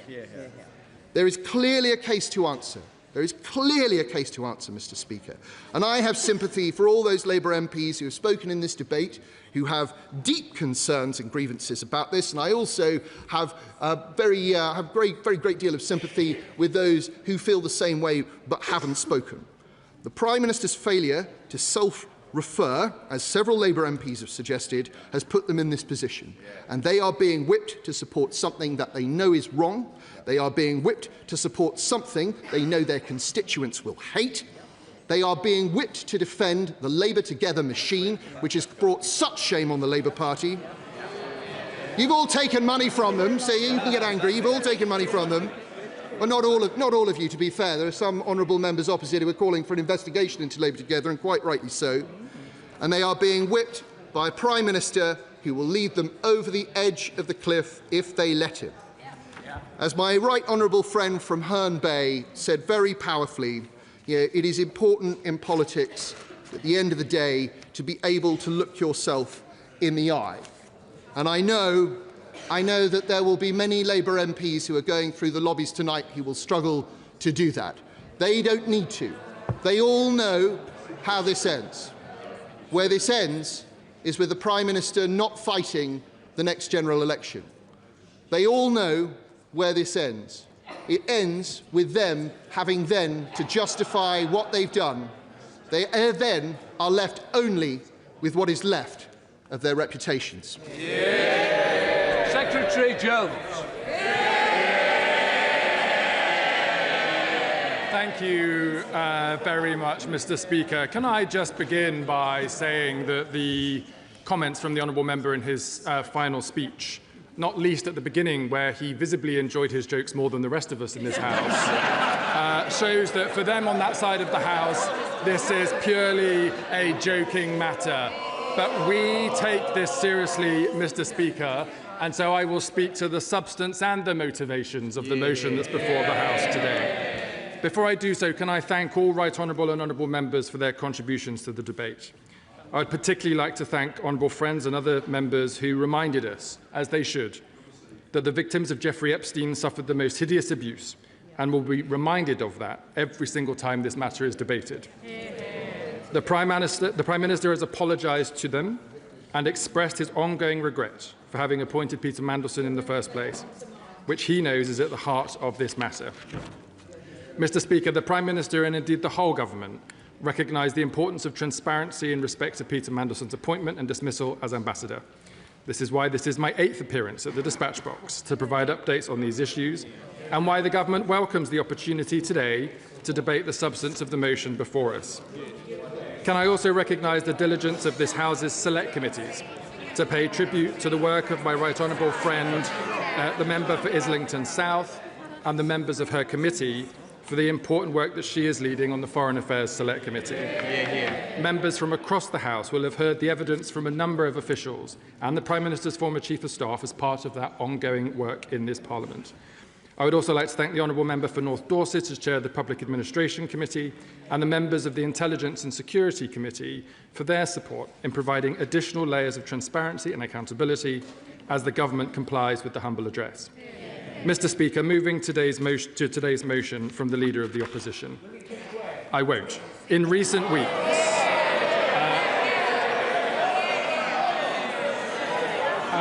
Mr. Speaker, Mr. Speaker, I will happily give way in due course, but I want to turn to the substance of the motion first. In recent weeks, Mr. Speaker, some have accused the Prime Minister of dishonesty, saying there was no way that Foreign Office officials would have given Peter Mandelson's clearance against the vetting agency's recommendation, let alone without checking with the Prime Minister himself. The Leader of the Opposition herself on BBC Radio 4 said he knew, and I quote, that I know he is lying. But the testimony provided by Sir Ollie Robbins has disproved those accusations without further question. So rather than focus on the issues affecting our constituents and the country's most, what do the opposition benches do? They try to shift the goalposts and have tried again and again to make their arguments fit. Today alone, Mr. Speaker, we have heard members of opposite bounce from one accusation to another in a desperate search for something that will stick. And we have been subjected, Mr. Speaker, to the ranting incoherence of the Leader of the Opposition, where she's in search of something that she could use to justify today's politically motivated spectacle. I think we've heard enough, Mr. Speaker, of the ranting incoherence of the leadership of the opposition. So let's take the specific allegations in turn. First, Mr. Speaker, as to whether the Prime Minister was correct when he said full due process was followed. Yesterday, the government deposited a letter from the then Cabinet Secretary, Sir Chris Wormold, into the library of the House. In that letter, it is clear he was specifically asked by the Prime Minister to review whether due process was followed in the appointment. He confirmed it was. Last week, the former permanent Under-Secretary at the Foreign Office, Sir Ollie Robbins, stated to the Foreign Affairs Committee that his department followed that process. We have also heard the Cabinet Office Permanent Secretary's evidence, which covered this issue in great detail. Catherine Little stated unequivocally that due process was followed in relation to Peter Mandelson's vetting. I give way. I thank him for giving way. Would not full due process have required the vetting to be completed before announcing the appointment as advised by the then Cabinet Secretary and ignored or overruled by the Prime Minister personally? The Right Honourable Gentleman should listen to my speech, Mr. Speaker. I have just said that Catherine Little, Sir Chris Wormold and Sir Ollie Robbins all agree on the point that due process was followed. When the Prime Minister received new information about the UKSV process this month, he immediately asked for the full facts to be established, and he then came to this House on the 20th of April. And, Mr. Speaker, on the statement that Peter Mandelson's appointment was subject to developed vetting, the Prime Minister has always been clear that this appointment was in line with the processes at the time. I understand there have been some questions about this process, but to be clear, as Sir Ollie Robbins told the Foreign Affairs Select Committee in November, and I'm quoting, as is normally the case with external appointments to my department, the appointment was made subject to obtaining security clearance. As Sir Chris Wormold told the same committee, and again I quote, the normal thing is for the security clearance to happen after appointment, but before the person signs a contract and takes up post. And as the former Cabinet Secretary said in his letter to the Prime Minister, having conducted a review into the process, and I quote again, the vetting process was complete before the previous HMA Washington took up post on 10th of February 2025, and it is more usual for security vetting to happen after appointment. I'll give way. Can I thank the Minister for giving way? Clearly, he believes that he has a defensible position. So will the Minister support the withdrawal of the whip against the backbenchers? I'm not going to answer silly questions, Mr. Speaker. Next, Mr. Speaker, on the question of pressure. On the question of pressure, because many members on these benches, many members have asked questions today about a general pressure or a specific pressure or a variety of different pressures, so they may want to listen to the answer. It is important to be clear about this because there is pressure. There is pressure to get stuff done every day across every area of government as we work hard to deliver for the British people. The Leader of the Opposition and other members who had previously served in government will no doubt recall this from their time in office. But there is clearly a difference between asking for progress updates and putting pressure on officials to predetermine an outcome or not to follow a proper process. That was not the case in this scenario. is it due process to make a public announcement of an appointment before vetting is completed? And is it not the case that having made a public announcement, the government created pressure on the process? Mr. Speaker, I'm trying my best, but I've just answered both of those questions already from the dispatch box. I refer the honourable lady to her comments. I'll finish this section, and then I'll come to the honourable lady, the right honourable lady. And as Sir Philip Barton told the committee this morning, and I quote, "During my tenure, I was not aware of any pressure on the substance of the Mandelson DV case." I give way. Mr. Speaker, I asked the Chief Secretary to the Prime Minister really just one question in my speech. Will he repeat on the floor of the House the exact words that the Prime Minister used at PMQs in front of all of us, that no pressure whatsoever was put on the Foreign Office? It's an important question, Mr. Speaker. It is an important question because it's going to the very heart of the motion before the House today. I'm going to just, rest your horses. It is important. It is important to place the Prime Minister's words in the right context. When the Prime Minister's... Mr. Speaker, they don't want to listen to the answer again. They don't like the facts, but I'm going to try my best. They should pay attention. When the Prime Minister said there was no pressure whatsoever to answer the right honourable lady's question directly, he was specifically responding to the allegation that there was pressure that Peter Mandelson should not be vetted at all and that he should be sent to Washington regardless of the vetting outcome. Again, Sir Ollie Robbins told MPs it was, and I quote, "never put to him in that way," and the Prime Minister made that comment immediately after quoting the evidence provided by the Foreign Affairs Committee. Regrettably, Mr. Speaker, and we're seeing it again today after time, the opposition is just trying to expand their interpretation of the Prime Minister's words in bad faith because their previous claim that the Prime Minister must have known about Peter Mandelson's clearance has fallen apart in front of their eyes, and now they are grasping at straws. And this matters, Mr. Speaker, because, as the honourable member for Herne Bay and Sandwich argued, the processes in this House, the work of the Privileges Committee, is important. It is integral to our Constitution. But there must be appropriate thresholds for these investigations, not every week off the back of PMQs on an interpretation of the wording of the Prime Minister, but instead on very significant cases that warrant the work of this committee. And that's why it is important, Mr. Speaker, as many members in the House have done today, to contrast the allegations and the accusations of the opposition party today to the seriousness of when Boris Johnson was referred to the Privileges Committee in the last Parliament. This is important precedent, Mr. Speaker, because in those circumstances, Boris Johnson knowingly told this House that there were no parties in Downing Street during COVID lockdowns, only for it to emerge that he'd personally been at 5 of them and received a police fine for attending them. That is the nature of lying to this House, which he was proven to have done in the work of the Privileges Committee. This is not about interpretation of a question and answer at Prime Minister's questions. This begs the question, therefore, Mr. Speaker, if there is no substance to the allegations in the motion today, what is it? What is it that is driving the behaviour of opposition parties on the opposite bench? This question goes to the very basis of the motion before us. So I have to ask, Mr. Speaker, I have to ask, what is it precisely about this Labour government giving rights and powers to workers, to renters, to the disadvantaged that they do not like? What is it, Mr. Speaker, about this Labour government standing against unearned wealth and people who use their privilege to extract value from the system rather than adding to it that they do not like?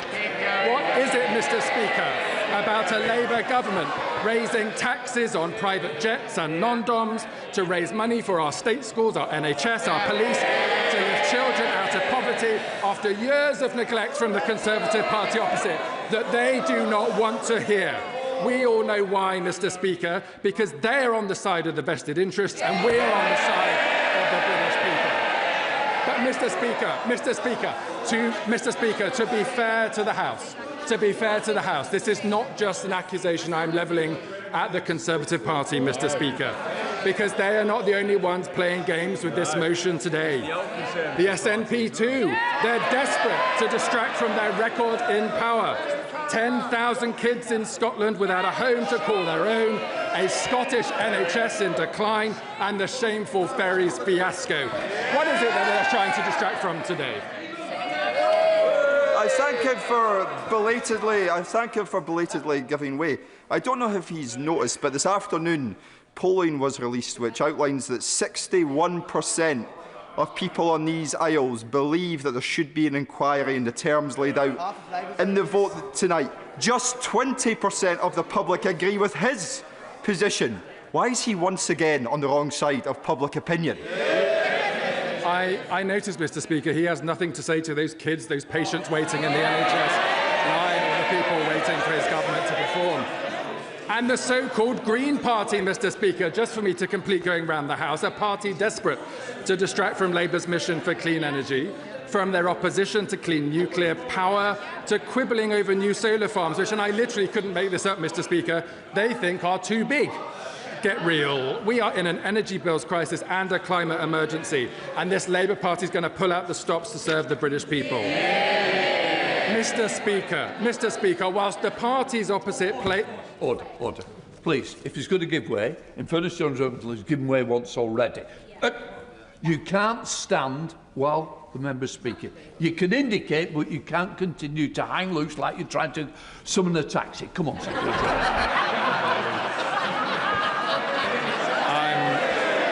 I'm grateful, Mr. Speaker. I'm grateful. Mr. Speaker, I for one am rather enjoying myself, but I think the public might want to listen to the debate in the House today. Because, Mr. Speaker, whilst the parties opposite, which you can hear from their chuntering and their joking and their shouting, are playing games, this Labour government is doing the work that matters. I've been asked, Mr. Speaker, where is the Prime Minister? The Prime Minister has been chairing this afternoon the Middle East Response Committee, bringing together the government to mitigate the impact of the war on the Middle East. In contrast, Mr. Speaker, the parties opposite want to distract from the fact, after years of ordinary people facing pressures from the cost of living, a feeling like hard work isn't rewarded like it used to be, that they, the Conservative Party and their friends in Reform, wanted the UK to go to war in the Middle East, making it harder for families up and down the country. Distraction, distraction, distraction. In contrast, Mr. Speaker, this government is investing in new rail, roads and nuclear reactors, new scanners for our hospitals, free breakfast clubs for our kids. It is this Labour government that has saved British Steel, investing in sovereign AI, renewing our high streets and delivering homegrown energy. This is relevant, Mr. Speaker, because it goes to the behaviour, the motivation behind the motion today. This Labour government is doing the hard work of building a better Britain, a Britain that gives people hope for a better future. All these opposition parties, they want to tear that down. They want to tear down this Labour government and the Labour movement. And they agree, Mr. Speaker, they agree, because like our forefathers before us, we've stood up to the power of vested interests, and we will do so again. And so I say to the opposition parties today, I say to them all when they come here to try to tear down this Labour movement and our project for the British people, not today, Mr. Speaker, not on our watch. We will not let it happen, and on that basis I commend this statement to the House.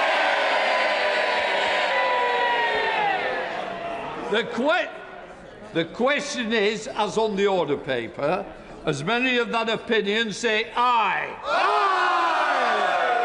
Of the contrary, no. No! Division, clear the lobby.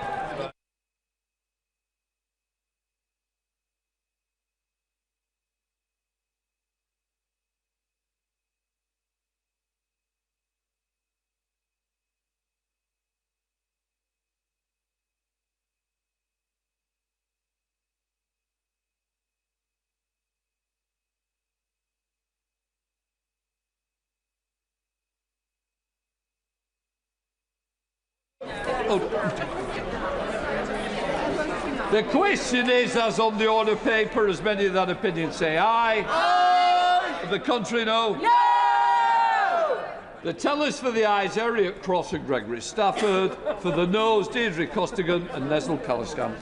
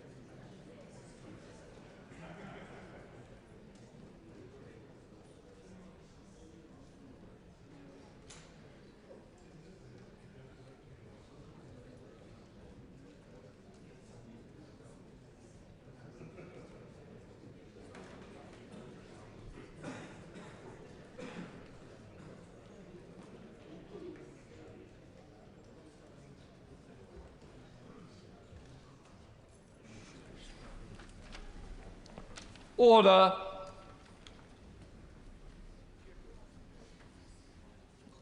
The ayes to the right, 223. The noes to the left, 335.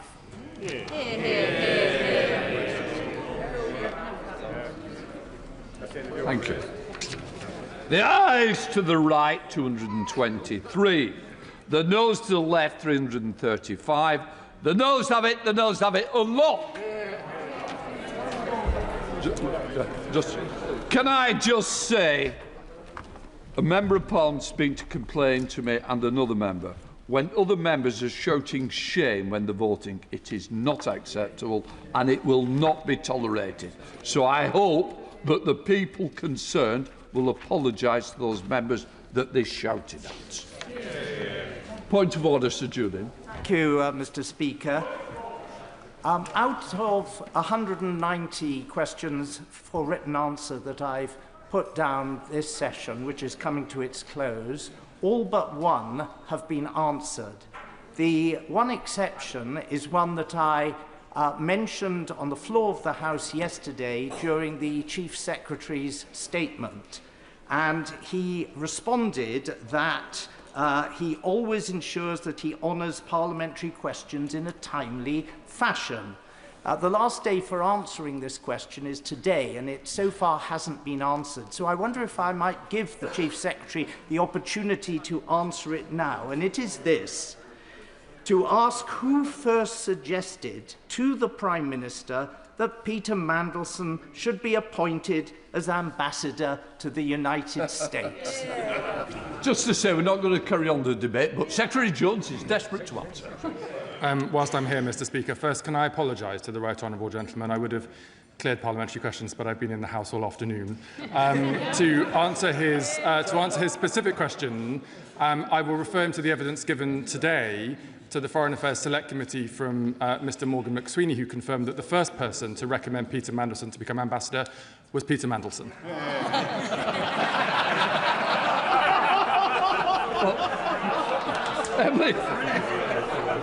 Emily Darlington, point of order. Mr. Speaker, I'd like to seek your advice. I understand that it is custom and practice when an MP comes to visit your constituency that you are given due notice of that. The Leader of the Opposition came to my constituency and did not inform me that she was there, and I would like to know if we could how best to resolve this. I think the good thing is you've told me about it, and what I would say to honourable members, whether the ministers, shadow ministers, leaders, whoever they are, the courtesy is the MP should know, unless it's for a private visit. So please, can everybody take that on board, especially as we're coming up to the election. The fever's already with us, so please adhere to what I believe is good practice. The clerk will now proceed to read the orders of the day. Pension Schemes Bill, consideration of Lord's message. Sorry. Now, before we consider the Lord's message on the Pension Scheme Bill, I inform the House that the Government has tabled a new motion in relation to the Lord's message and has withdrawn the motion it tabled this morning. The new amendment paper is available in the Vote Office and online and was issued at 5:55 and includes a note indicating that a motion relating to the Lord's Reason 88X has been withdrawn and the new motion has been tabled. I can confirm that nothing in the Lord's message engages common privilege. Right, we now come to government motion related to the Lord's Reason 88X. As set out on the notice paper, I call Minister Torsten Bell to move. Minister. Thank you, Mr. Speaker. It's obviously disappointing to see that not every member in this chamber prior wishes to stay for a detailed discussion of the Pension Schemes Bill, but it's not the biggest disappointment ever, and it's good to see our regular engagers on this bill in their place. And I want to actually thank particularly those members for helpful discussions on the bill in recent days. Madam Deputy Speaker, I do not intend to detain the House for long. Honourable members will be, that's always the reaction we're looking for, honourable members will be aware that there is one outstanding issue between this House and the other place when it comes to the Pension Schemes Bill. This relates to the reserve power on asset allocation. Today, the Government returns to its previous amendments on this issue. These spell out the intended purpose of the reserve power to underpin the industry's own commitments in the Mansion House Accord and to rule out other uses, such as a focus on any specific asset or asset class. But we are also bringing forward a final set of changes that aim to do justice to the points made in this House and the other place, while retaining the original policy intent. These have three elements. First, a new requirement on regulators, in this case the TPR and the FCA, to make an assessment of barriers to the delivery of private asset investment, including the extent to which those barriers reflect the collective action problem that we have discussed extensively during exchanges on this bill. This assessment would be required to be incorporated into the ex-ante report the Secretary of State must produce before any use of the reserve power that the bill provides for. Our amendment, importantly, also places a duty on the government to have regard to this regulatory assessment before any use of the power. This will ensure a Secretary of State behaving reasonably, as they are required to do, must place weight on the assessment of the regulators on this matter. Now, it was always the government's intent to evaluate progress against the Mansion House Accord commitments in terms of the broad direction of travel over a substantial period of time, rather than short-term movements in private asset exposure. To reinforce this, we also propose to add to the face of the bill that the power cannot be exercised any earlier than 2028. Our second set of changes builds on the saver's interest test to reinforce the central role of trustees and providers. Our amendments in lieu would change the bar required to engage the saver's interest test. Rather than having to demonstrate that meeting the asset allocation requirements would be likely to cause material financial detriment, a scheme would instead have to show that meeting the requirements is likely not to be in the best interests of members. This language reflects language regularly used when considering trustees' duties. In addition, we have more tightly specified the regulator's role, confining it to ensuring that the trustee or the provider's own assessment of what is in the best interests of members is reasonable, rather than replacing that assessment with their own. Thirdly, our amendment address worries about the differential treatment of particular investment vehicles by allowing for consideration of direct or indirect holdings in the 6 asset classes named in the Mansion House Accord. Madam Deputy Speaker, I would remind the House that this bill has its roots in much work that was underway for some time in government, but also the commitment in the Labour Party manifesto to ensure workplace pension schemes take advantage of scale and invest in a wider range of productive assets. That was why one of the first things this government did on taking office was to launch a comprehensive review of pensions investment. That review found clear evidence that DC pensions market is operating with an excessively narrow focus on costs to the detriment of saver outcomes. That is where the reserve power comes from. It exists because the review found, and the industry itself has told us, that competitive pressure focused on cost minimisation is the single biggest barrier to diversifying in savers' long-term interest. But, of course, things can change over time, and there are a range of other factors which may come into play, which we have discussed particularly with the member for Wyre Forest. The changes we propose today address that worry directly and others. They require regulators to assess whether these competitive pressures remain a material barrier to more diverse private asset investment before any use of the power. And they put trustees or providers' own assessments of savers' best interest centre stage. And on that basis, Madam Deputy Speaker, I commend the government's position to this House. The question is that this House insists on its disagreement with the Lords in their amendments 15 to 24, 27, 30 to 34, 36, 38 to 42, 83 and 88. Insists on its amendments 88C, 88E to 88P. 88R, 88S and 88W to the words restored to the bill by that disagreement. Does not insist on its amendments 88A, 88T, 88U and 88V to the words so restored to the bill, but proposes amendments A to J to the words so restored to the bill. And I call the Shadow Secretary of State, Helen Whitney. Thank you, Madam Deputy Speaker. May I begin by welcoming the honourable gentleman back to his place. We missed him last night and it is good to see him back in the chamber. Through our many debates, we have broadly agreed on the policy intent behind most of this bill. But as I have said time and time again, agreement on the principles of a bill is not the same as offering the Minister unqualified support for every measure within it, particularly not for the power contained in Clause 40, mandation, the reserve power, as he calls it, the power for ministers to instruct pension funds where to invest. When this bill was first introduced, that mandation power was truly breathtaking in scope. It was extraordinary, an unconstrained power that would have allowed the Secretary of State access to 100% of at least £400 billion worth of auto-enrolment default pension funds. It allowed ministers to direct their investment however they saw fit. And what happened the moment that became clear to people? Well, right honourable members and honourable members opposite, in front, and indeed members behind me, not least Reform UK, were already queuing up with pet projects and struggling sectors they thought savers' money should be used for. Net zero schemes, steel, renationalising water. And to be clear, they were not proposing these on the grounds of the return on investment for savers, the income they would generate people for later life. That much is obvious. But we said no.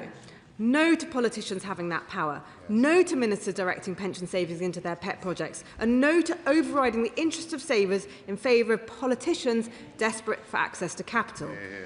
I was clear from the outset. This power was dangerous and it had no place in this bill. But after sustained pressure from the industry, from the other place and from this side of the House, the government has slowly, very slowly, been forced to row back. They have rowed back from a power grab that threatened trust in auto-enrolment pensions and risked damaging savers' retirement incomes. And let us be clear about what those concessions amount to. First, on allocation limits. The original bill contained no cap whatsoever on how much of a saver's pension could be mandated into specified assets. Now, after pressure, the government has imposed hard limits. No more than 10% of a default fund may be directed into qualifying assets, and no more than 5% may be directed specifically into UK assets. That is a major retreat from the original proposal. Second, sunset and single-use restrictions. The government has brought forward the expiry date of the reserve power to 2032 if unused, and repealed the whole regime by 2035 unless renewed by fresh primary legislation, and limited the core mandation power so it can only be exercised once. Another retreat. Third, the scope has been narrowed. Mandation can now apply only to the main default auto-enrolment fund, not the entire pension scheme, not every pot. Again, another retreat. And today, we've had further concessions. The government now accepts that before this power can ever be exercised, regulators must conduct an independent assessment of whether a genuine collective action problem exists, whereby no one wants to be the first mover, and whether that problem is inhibiting investment in private markets. We have been consistent in our view that mandation is not the right solution, but we accept that requiring an independent assessment before the power can be exercised is a safeguard against ministerial overreach. And I appreciate the Pension Minister's assurances on the weight of evidence required at the dispatch box. They have also accepted that the reserve power cannot be used before 2028. Again, another retreat. The government has also further strengthened the savers' interest test since yesterday's amendment. Schemes will no longer have to prove that compliance would likely cause material financial detriment. Instead, they need only demonstrate that compliance is likely not to be in the best interests of members, thereby aligning that test with trustees' existing fiduciary duties. This matters because fiduciary duty must be protected. It is sacrosanct. Nothing is more important in a modern pension system than the duty to act solely in the best interest of savers.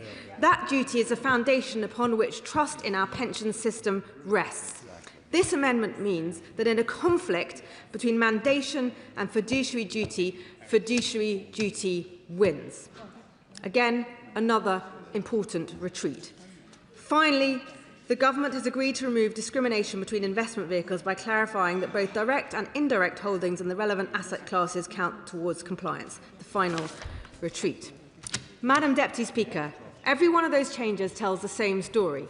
The government introduced a power that was too broad, too vague and too dangerous, and step by step, under pressure, they have been forced to narrow it, constrain it and hedge it about with safeguards. Why? because the original power was indefensible, because the government knew the concerns were real. The work we have done has obliterated the government's original proposal. The mandation power, as it stands now, looks nothing like how it was first imagined. What began as a sweeping ministerial power grab has been stripped back, pared down and boxed in on all sides. Only now, after our intervention, has it become at least palatable. It's a vestige of its former overmighty self, a shrivelled husk. But let me be clear. We do not believe government should direct private capital, and we do not believe ministers should interfere in investment decisions properly left to trustees and markets. Here we have Labour doing what they always do, thinking government is the answer, the state going where it has no place to go. When Conservatives return to government, we will remove mandation from the statute book entirely, because, Madam Deputy Speaker, at the heart of this policy lies a dangerous assumption that ministers in Whitehall know better than trustees, fund managers and markets how to invest the public's pension savings. I have yet to meet anyone who wants a politician managing their pension. And pensions belong to the people who earn them, not government ministers. It is as simple as that. We have no backbench speeches, so I'll come to Steve Darling if you're ready. The Liberal Democrat spokesperson, Steve Darling.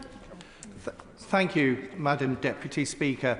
And Liberal Democrats have opposed mandation from day one, and we have continued to oppose throughout this bill. The challenge is that once you cross the Rubicon, you have changed the dynamics of pensions significantly. And the crucial thing that pensions need to be is that people need to have confidence that this is a good way of saving for your retirement.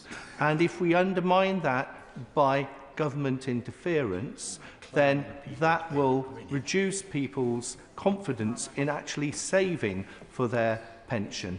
And that is a complete reverse of what this bill as a whole is all about, because this bill is mostly about making sure that our pension system is fit for the future, fit to serve those who are looking to have a good retirement. And that is to be celebrated with the vast majority of this bill, and it is to be welcomed. However, as Liberal Democrats, although there have been significant concessions, and we welcome those steps in that right direction, there is still a crossing of a Rubicon, and we continue to have grave concerns. Would you allow me? Do come in. Thank you. The Liberal Democrat spokesman makes an incredibly important point about crossing the Rubicon, with the government taking mandation powers to be able to interfere in people's savings and assets. And we're talking about pension funds here. But once that Rubicon is crossed, actually there's no reason why the government might not feel that they could start mandating investment trusts, other types of saving schemes as well. So this is not only something about pensions, this is about this fundamental relationship between the state and private individuals. Thank you. And my colleague makes a very powerful point that is well made, and I'm sure the Minister will reflect on that in his wind-ups. So we continue to oppose mandation as Liberal Democrats, and we plan to vote against this tonight. Thank you, Madam Deputy Speaker. Wind-ups, Minister Torstenberg. Thank you, Madam Deputy Speaker, and to members for their contributions and for the kind words from the Shadow Secretary of State. I will be brief. The Government has continued to insist on the inclusion of the reserve power in this bill across 4 rounds of discussions in this place, because we have not heard a convincing alternative approach to solving the collective action problem that we have discussed. But we have heard convincing arguments about how this part of the bill can be strengthened, and on each of them we have acted. That is why the amended power is necessary but also constrained. It is capped, time-limited, single-use, sunsetted, subject to savers' interest test that has been materially strengthened, as the Shadow Secretary of State laid out. Madam Deputy Speaker, on that basis the elected House has now been clear on many occasions. On each occasion that has been seen by large majorities. And on that basis, it is now clear that this is the time to resolve this and get the bill passed, as the industry and the groups supporting workers and pensioners themselves have repeatedly called for. The government has listened to the arguments from the benches opposite and those expressed in the other place, not only listened but acted on them. But the elected House has also made its position overwhelmingly plain. Given both these points, which are both important, it is clearly time for the unelected House to bring to an end attempts to frustrate the clearly expressed will of this chamber. It is with that, I think, entirely reasonable expectation that I commend the government's amendments and the passage of this bill to the House. The question is that this House insists on its disagreement with the Lords and their amendments 15 to 24, 27, 30 to 34, 36, 38 to 42, 83 and 88, insists on its amendments 88C, 88E to 88P, 88R, 88S and 88W to the words restored to the bill by that disagreement. Does not insist on its amendments 88A, 88T, 88U and 88V to the words so restored to the bill, but proposes amendments A to J to the words so restored to the bill. As made that opinion say aye. Aye. No. No.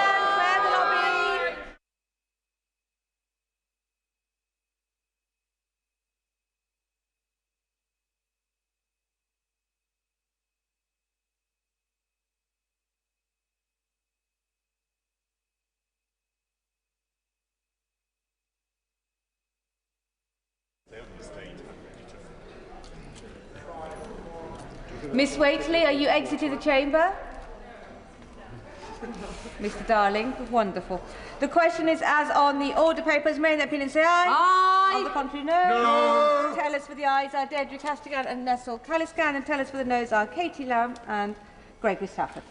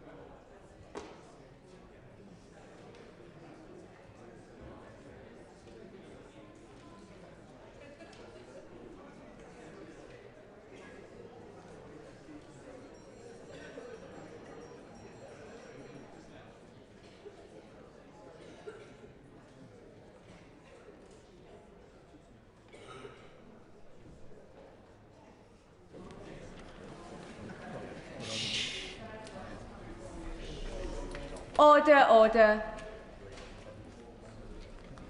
The ayes to the right, 335. The noes to the left, 158.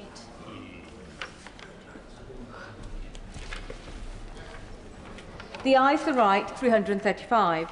The noes to the left, 158. So the ayes have it. The ayes have it. Unlock.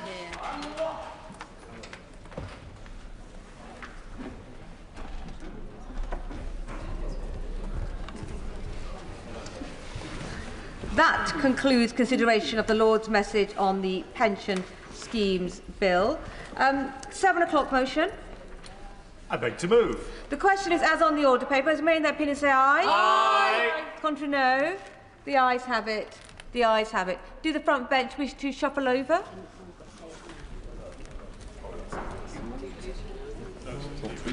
Thank you.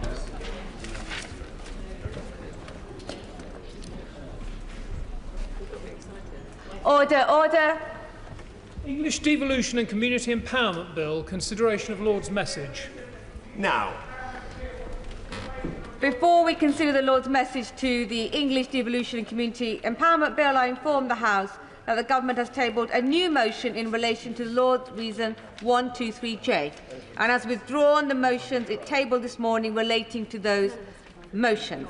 The motion relating to Lord's Reason 155J is unchanged. The new amendment paper is available in the Votes Office and online and was issued at 6:30 p.m. and includes a note indicating that the paper was issued at 6:30 p.m. and replaces an earlier version. The motion relating to Lord's Reason 123J has been withdrawn and a new motion has been tabled.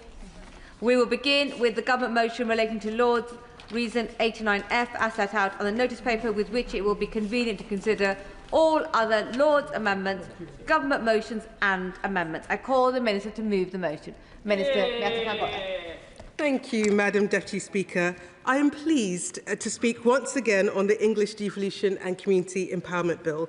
Can I start, Madam Deputy Speaker, by thanking members from across the House for their constructive engagement in getting the bill to this point. And why this bill matters is that if we are to transform our economy, if we're to drive up living standards and deliver better public services in every community, a fundamental change is needed in the way that the country is run. This landmark bill will deliver just that. It represents the biggest transfer of power out of Whitehall to our regions and our communities in a generation.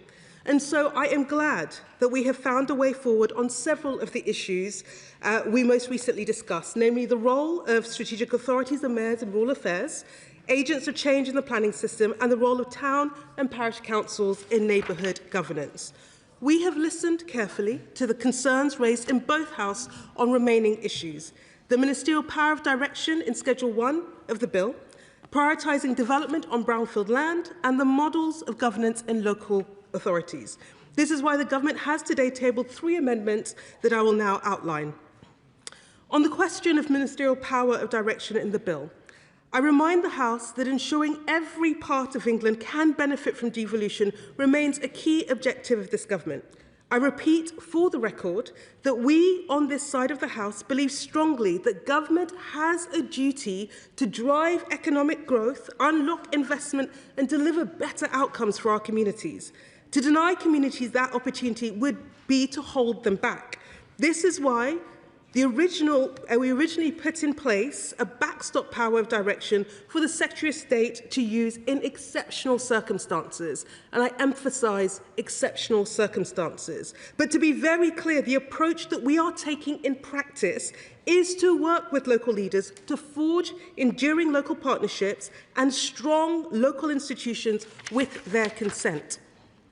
However, we have heard the concerns and the strength of feeling from some noble peers about the scope of the powers previously included in Schedule 1.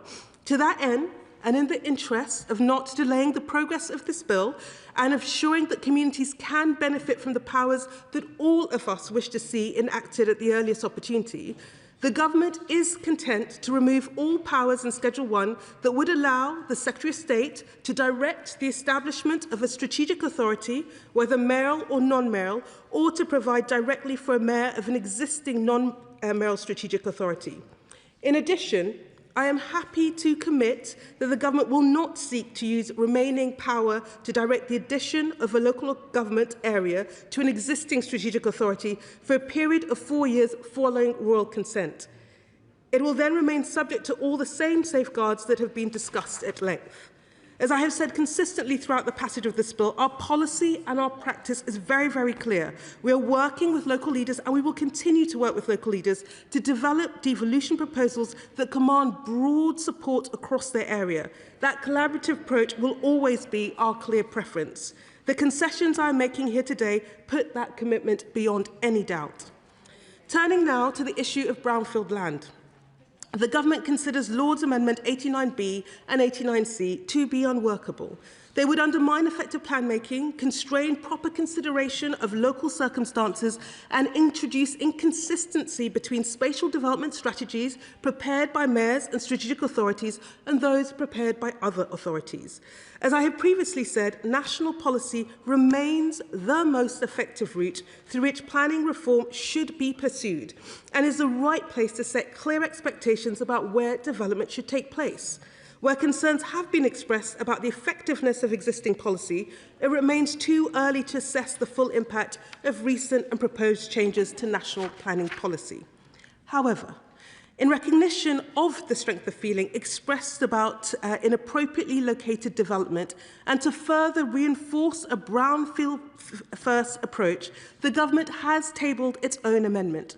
This would set a requirement in primary legislation for the Secretary of State to use existing regulation-making powers to ensure that strategic planning authorities have regard to the desirability of prioritising development on land that has been previously developed.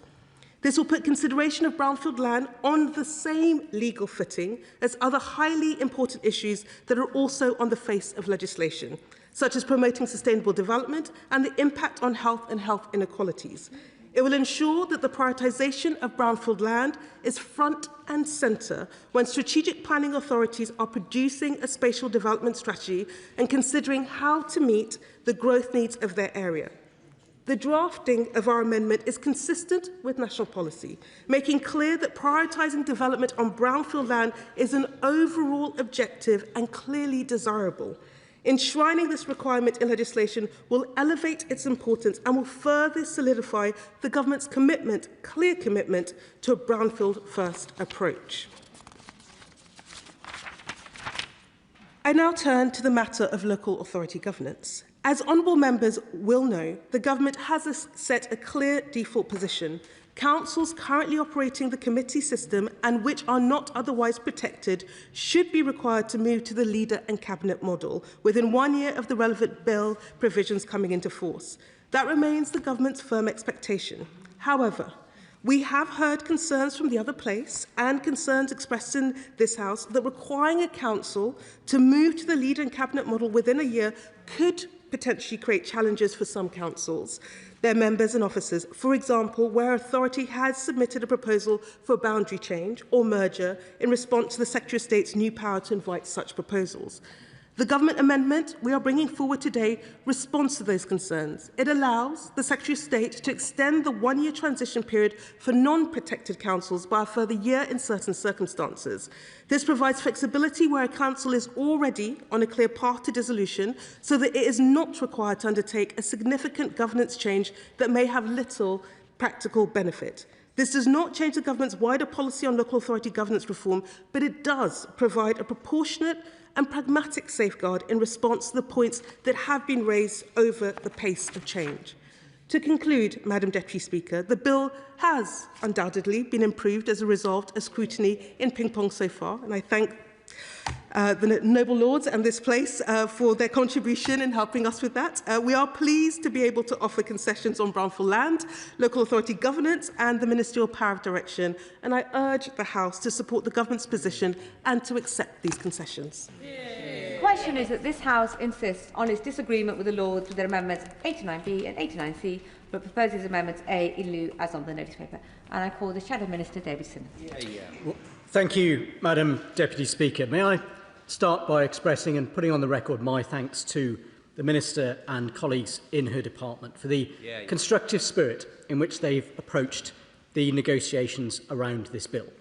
It remains the view of the official opposition that the overall direction of travel of this bill is a centralising one, that it does bring into effect many new powers for the Secretary of State to direct the work of local authorities, and especially the new mayors and the strategic responsibilities that they undertake will all be subject to a degree of direct influence from Whitehall. However, it clearly is in the interests of all parties represented in this House to seek to reach agreement on those points that have remained in contention. And I know I share the Minister's sense of delight at once again being here at the dispatch box discussing Lord's amendments. Let me just briefly address those in turn. The Minister set out very clearly the government's agreement to step back from some of the directions which were included in that original legislation. And that was an example of one of the points that we felt on this side demonstrated that sense of a centralising power within the legislation. However, government has been, I think, very constructive in the way that they've approached that, has recognised that there is a degree of justification around that backstop power to avoid a situation where the whole of the country is covered by combined authorities, but some councils are left outside of those boundaries. And I know many members have expressed concern in the debates both at Bill Committee and in the House at the impact that that would have, particularly on opportunities for economic development. But let me turn secondly to the amendment around brownfield. Now, members on this side of the House have been resolute from the outset in saying, whatever new arrangements the government is determined to implement, we need to ensure that local communities will continue to be able to stand up for and protect the green spaces that they cherish, whether those are greenfield sites that are used for agriculture or whether they are greenfield and greenbelt sites that may be used for leisure to provide that buffer around our cities and our suburbs. Will my honourable friend give way on that point? Of course. Thank you. I thank my honourable friend for giving way. Does he agree with me that it is vital that we continue to protect those greenfield sites, as we do in my constituency of Bromley and Biggin Hill, and indeed Conservative councils across the country do? And does he agree with me that it's sad that the Reform candidate for Mayor of London disagrees and wants to build over some of our precious greenbelt land? David Simmons. Madam Deputy Speaker, the member for Bromley and Biggin Hill is absolutely spot on in what he says. I think members across this chamber have been quite surprised to hear Reform in particular saying that they wish to tear up London's greenbelt as part of the local election campaign. And I am grateful to this Minister and to her colleagues that they have recognised, in the fine tradition of many of our Labour councils as well, that we need to make sure that there are sufficient provisions in the legislation to ensure the protection of those vital green spaces for future generations. And I'm grateful in particular for the Minister having made what may seem like a fairly technical change, but as she's just told us at the dispatch box, what it establishes for the first time after 5 rounds of ping-pong is a very clear hierarchy in the legislation that sets out that the new mayors in their spatial development strategy will need to prioritise brownfield land for development. And many of the concerns which members across the House expressed when we debated local government reorganisation just a few weeks ago about the impact of housing targets being displaced will be more effectively managed by the amendments which have been agreed across the House tonight. So that is a distinct step forward from all our perspectives. Finally, Madam Deputy Speaker, I'll just briefly touch on the point about local authority governance. Now, we recognise that there is a difference of opinion.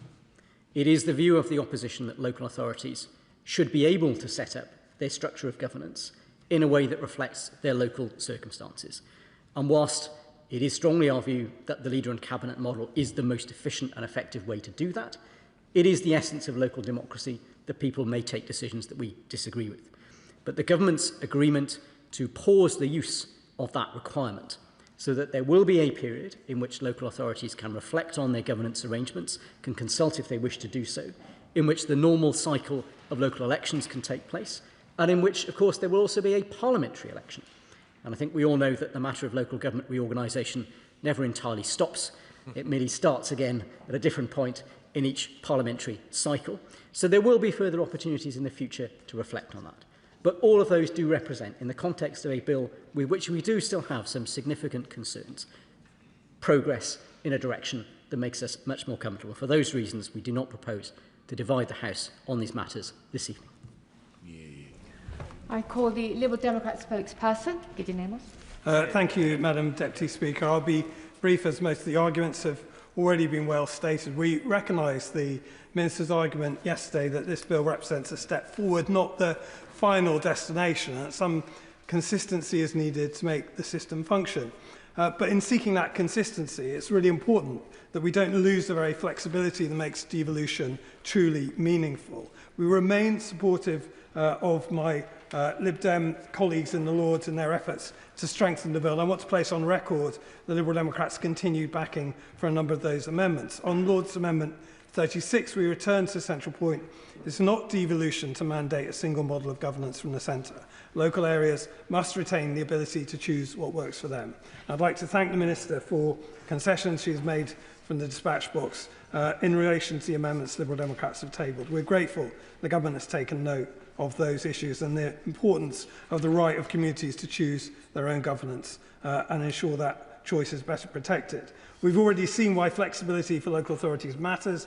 In Sheffield, the Council moved away from the Leader and Cabinet model to a committee system following real concerns about transparency, accountability and council overreach. That change was driven locally by councillors responding to their communities. As my noble friend, Liberal Democrat peer, Lord Mohammed of Tinsley set out in the other place, the consequences of concentration of that power in a small executive can be profound. In Sheffield, decisions to fell thousands of healthy trees, street trees, were driven through by a small group without the scrutiny of a wider number. A plaque now stands in Sheffield which reads, "In recognition of the courageous campaigners who saved thousands of street trees from wrongful felling by Sheffield City Council," as a reminder to all that such failures in leadership must never happen again. This is a stark warning of what can go wrong when power in authorities is too concentrated in the hands of too few. Liberal Democrats will continue to challenge the government on this because we are the party that believes in real community representation and local governance decided by local people. We'll always fight to ensure that communities have a genuine voice in how their areas are run, not decisions handed down from Whitehall. If consistency comes at the cost of local voice, then we are not strengthening devolution, we will be narrowing it. Turning to Lord's Amendment 98, Liberal Democrats believe that placing limits on Secretary of State's powers over structural changes is vital if local democracy is to have genuine autonomy. I'd like to thank the Minister for what she said in relation to that. Likewise, we have sought to remove powers that would allow ministers to direct the creation or expansion of combined authorities, including the imposition of mayors without meaningful local consent. On both sides of these benches and those opposite, we agree that meaningful devolution cannot mean that structures designed in Whitehall and delivered to local areas with limited input, cannot mean structures delivered and sent from Whitehall with limited local input. If local government is to have real autonomy, consent must be meaningful and Parliament must retain its proper role. We will continue to work constructively with the government on that front.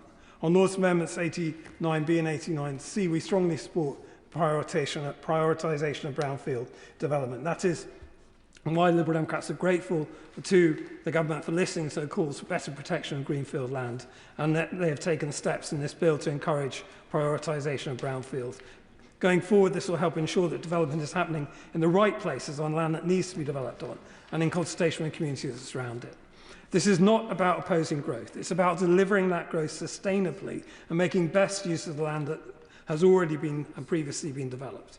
Whilst I recognise the Minister's argument that some flexibility is needed to meet housing demand, if that flexibility results in greenfield and green spaces becoming the default, then we will have failed and got the balance fundamentally wrong. Green spaces are essential to community well-being. They support mental and physical health, provide space for recreation and contribute to the identity of local places. Once lost, they cannot be replaced. If brownfield land is not properly prioritised, development pressure will fall on those spaces. We therefore welcome this step in the right direction from the Minister, but we will continue to ask the Government to go further on prioritising brownfield. When taken together, these three amendments do not frustrate the bill, they improve it. They move it closer to what devolution should be, rooted in local consent and accountable to local communities. We're glad the Government has taken heed of the priorities Liberal Democrats put forward, and we will continue to work constructively to ensure decisions are made with local people and not done to them. Minister, to wind up, Minister Matapambola.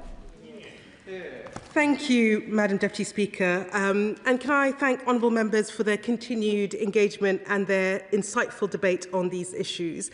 In the time left, I will respond to some of the particular points that was made. I do want to put on record my thanks to opposition members for the constructive way in which they have approached this so that we can progress this bill and take it forward. To the member for Islip, Northwood and Pinner, we will continue to disagree on whether this is a centralising bill or a radical shift in power.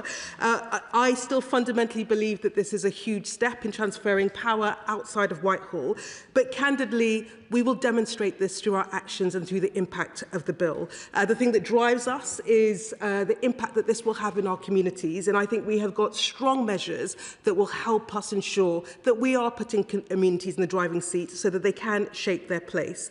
To the member of Taunton and Wellington, I hear the points that he's made on local government governance in particular. The example of Sheffield that he's raised is one that many of my honourable friends on this side of the bench have advocated and been very clear and advocated for their communities on their behalf, which is why we made the original concession. We think that we have found the right balance. What I would say is that we are clear that if we are to empower local authorities in the way that we want, they need strong governance in order to make decisions for their communities that will impact on their communities. And the reason why we are trying to support the shift in governance arrangements is to ensure that we have enduring local authorities that can fundamentally deliver. And we think that we have achieved this in the concessions that have been made.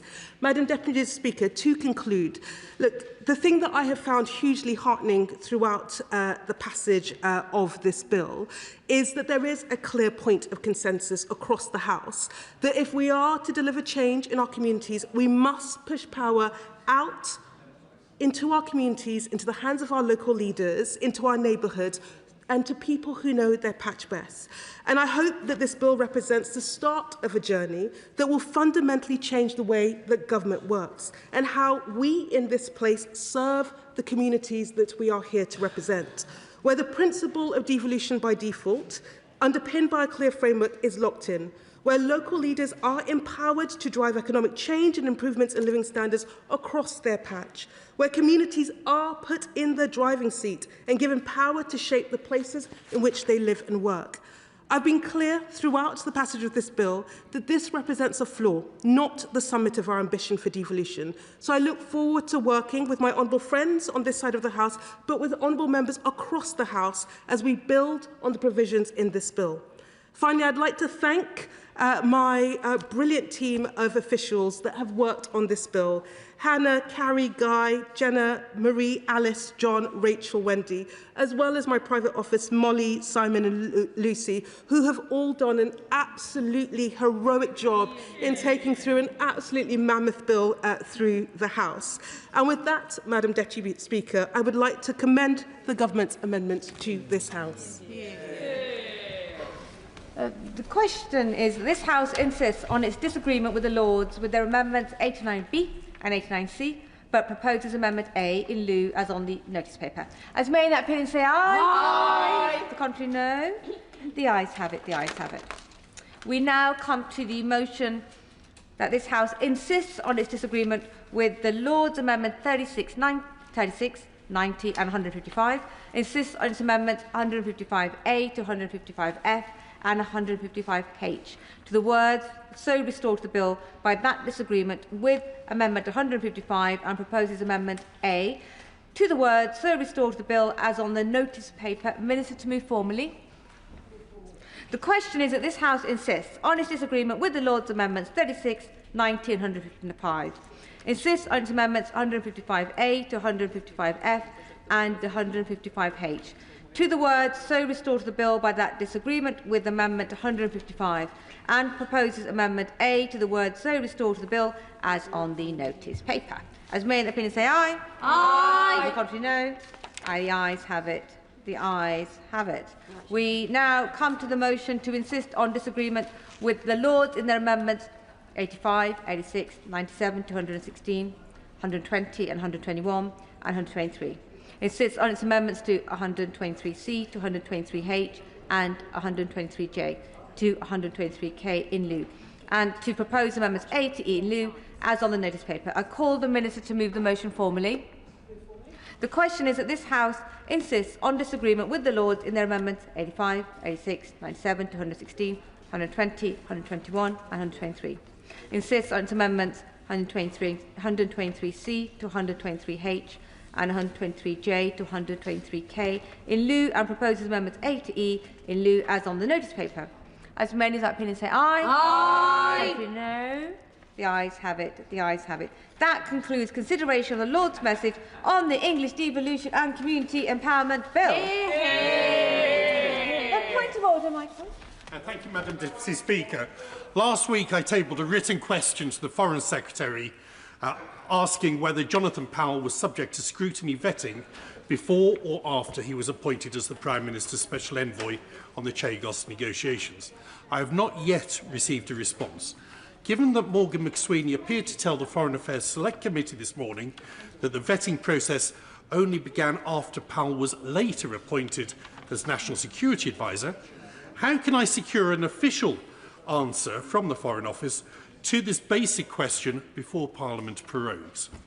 I know that the honourable member is diligent in getting answers on behalf of his constituents and will no doubt explore every avenue to get that answer. And for the Treasury front bench, it is only appropriate that backbench MPs are able to get responses in due time on behalf of their constituents. No doubt they have heard, and no doubt the honourable member has got his words on the record. If the front benches wish to shuffle over, this is the time to do so.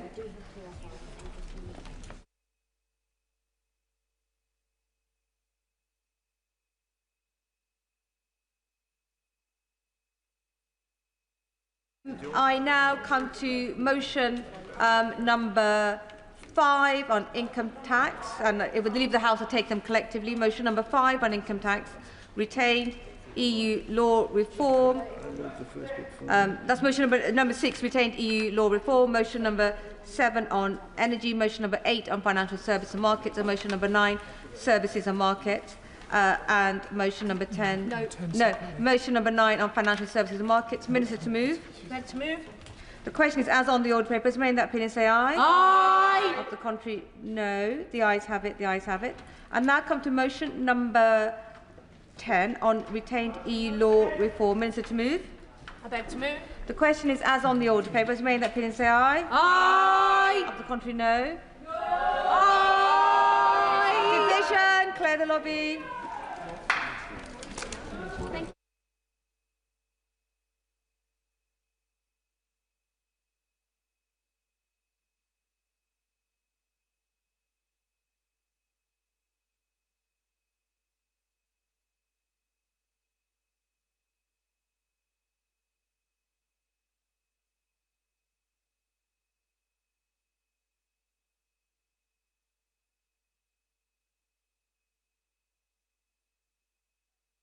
The question is as on the order papers. May in that opinion say aye. Aye. Of the contrary, no. No. Tell us for the ayes are Nessel Caliscan and Deirdre Castigan, and tell us for the noes are Charlie Maynard and Tessa Munt. Happy.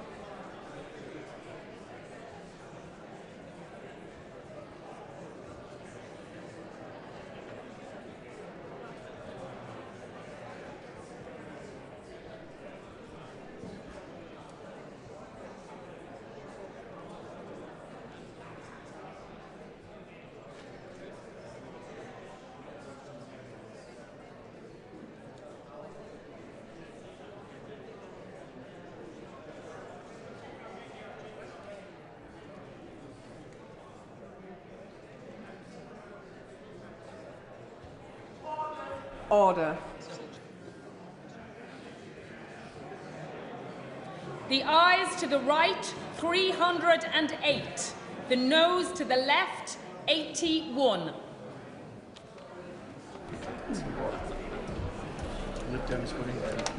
The ayes to the right were 308. The noes to the left were 81. So the ayes have it. The ayes have it. Unlocked.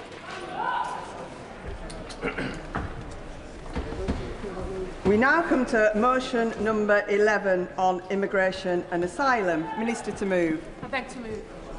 The question is, as on the order paper, as many as are of that opinion to say aye. Aye. Of the contrary, no. Aye. Division, clear the lobby.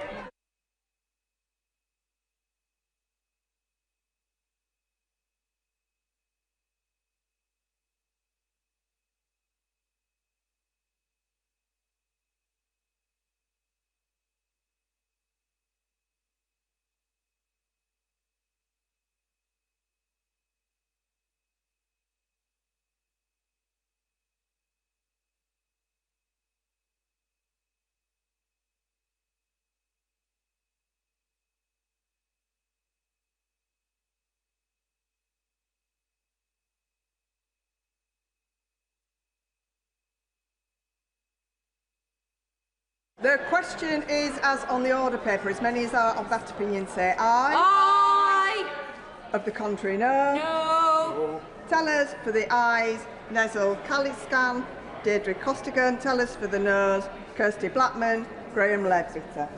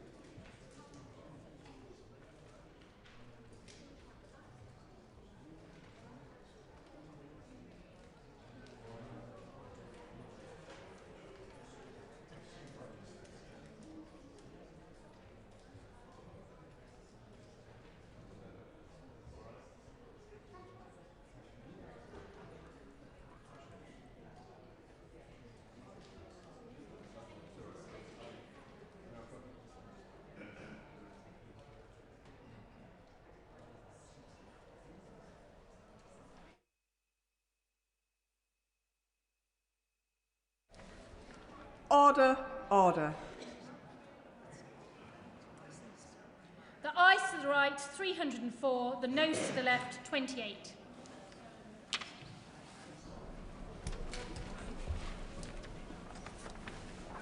The ayes to the right were 304. The noes to the left were 28. So the ayes have it. The ayes have it. Unlocked.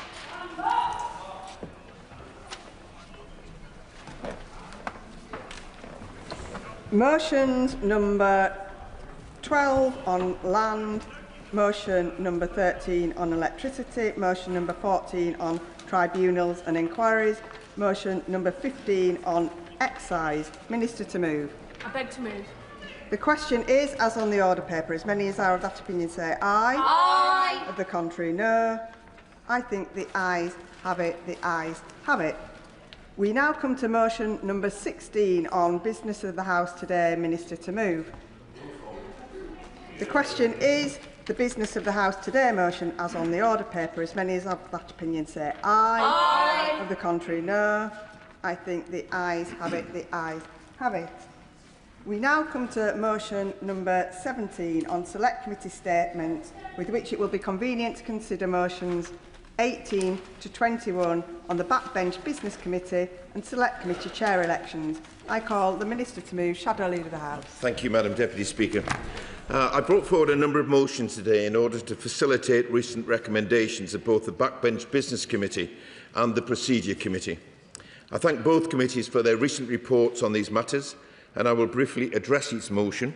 Honourable members should note that the explanatory notes are also available in the vote office.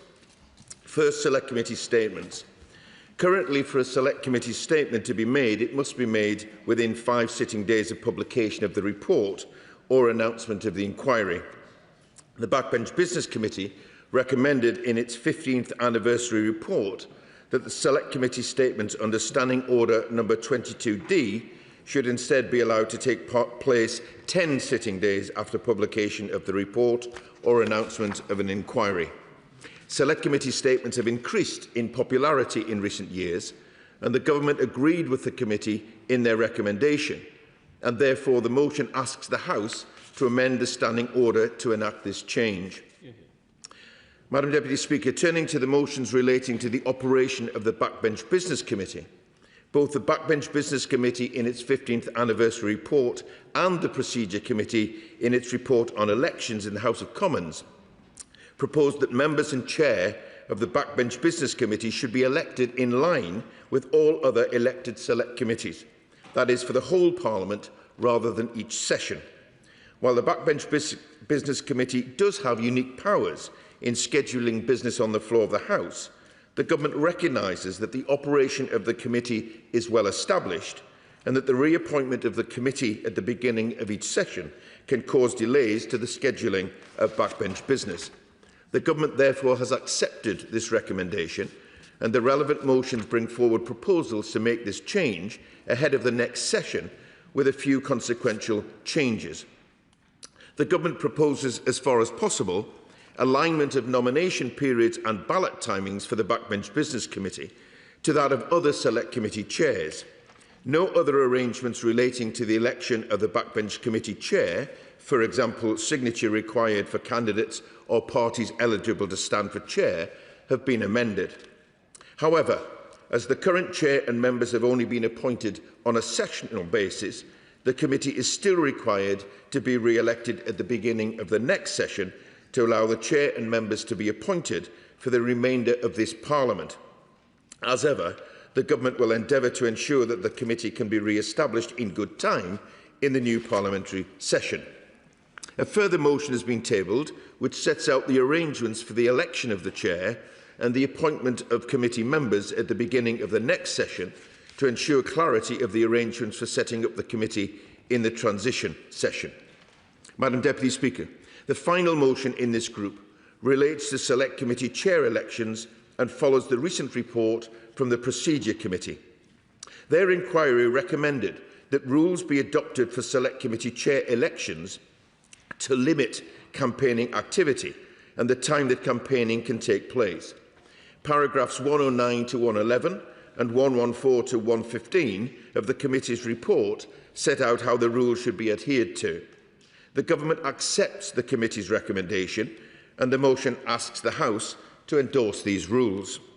I thank the Backbench Business Committee and the Procedure Committee for their consideration of these matters, and I look forward to continuing to work with them across a number of areas, both as leaders of the House of Commons but also as Chair of the Modernisation Committee. I hope members will support these motions today, and I commend them to the House.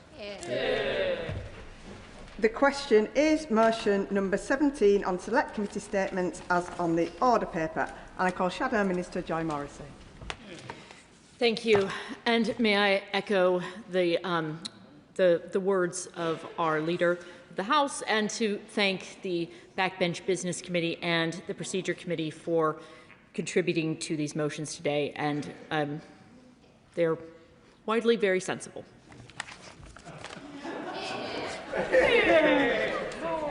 I call Chair of the Procedure Committee, Cat Smith. Thank you, Madam Deputy Speaker. It is a pleasure to follow a previous member of the Procedure Committee.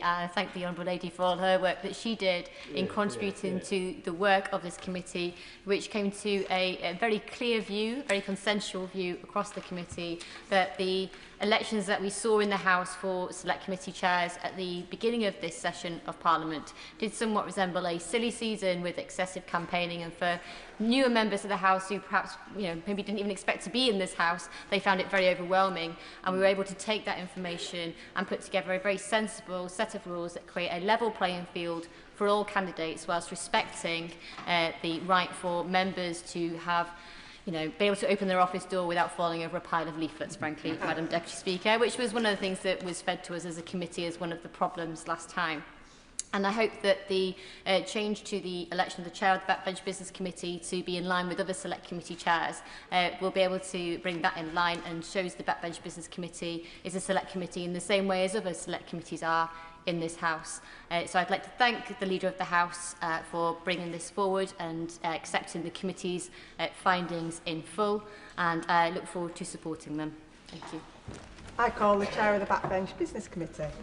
Thank you, Madam Deputy Speaker. And I'd like to thank the Leader of the House for listening to the Backbench Business Committee and the Procedure Committee and bringing forward these long overdue amendments. I have to say, when the Backbench Business Committee was inaugurated, when I was first elected to this House in 2010, the government of the day refused to listen to those on the backbenches who said, why is this position having to be elected every session?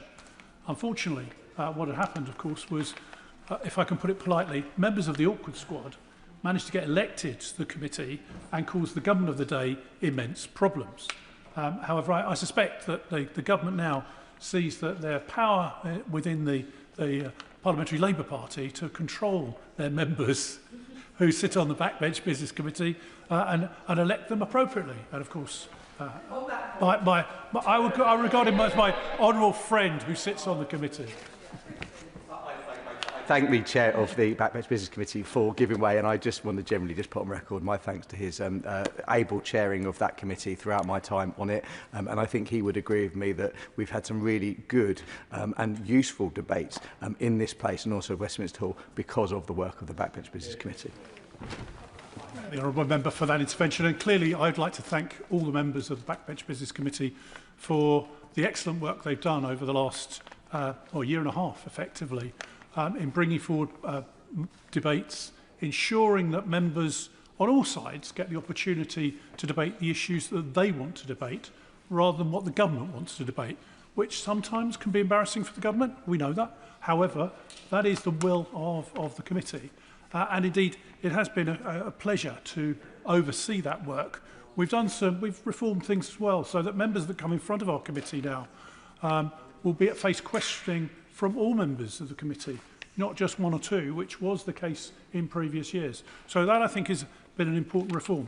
In terms of the changes that the Leader is putting forward, I just point out the consequences of this. The Select Committee statements have been coming forward to the committee or requests for Select Committee statements on a regular basis. Because of pressure on the Chamber, we've had to push some of them into Westminster Hall, which limits the amount of time in Westminster Hall. Now, this will give the committee in future flexibility on when the committee allocates these select committee statements in the House. And I think that is to the benefit of all select committees. So it's something we recommended, I warmly welcome. Indeed, the other issue, of course, is the election of the committee. Now, I'm working out what's likely to happen in the next session. It's likely that there'll be at least one day, possibly more days, when the government will have to put on general debates in the chamber, which have not been committed by the Backbench Business Committee because we won't have been reformed or reconstituted in time. As the leader knows, I've written to him with a list of debates that members want to debate, so he can choose from some of those, I hope, to make sure that the will of backbenchers is heard, and those, particularly those who have been waiting for some time, will get the opportunity.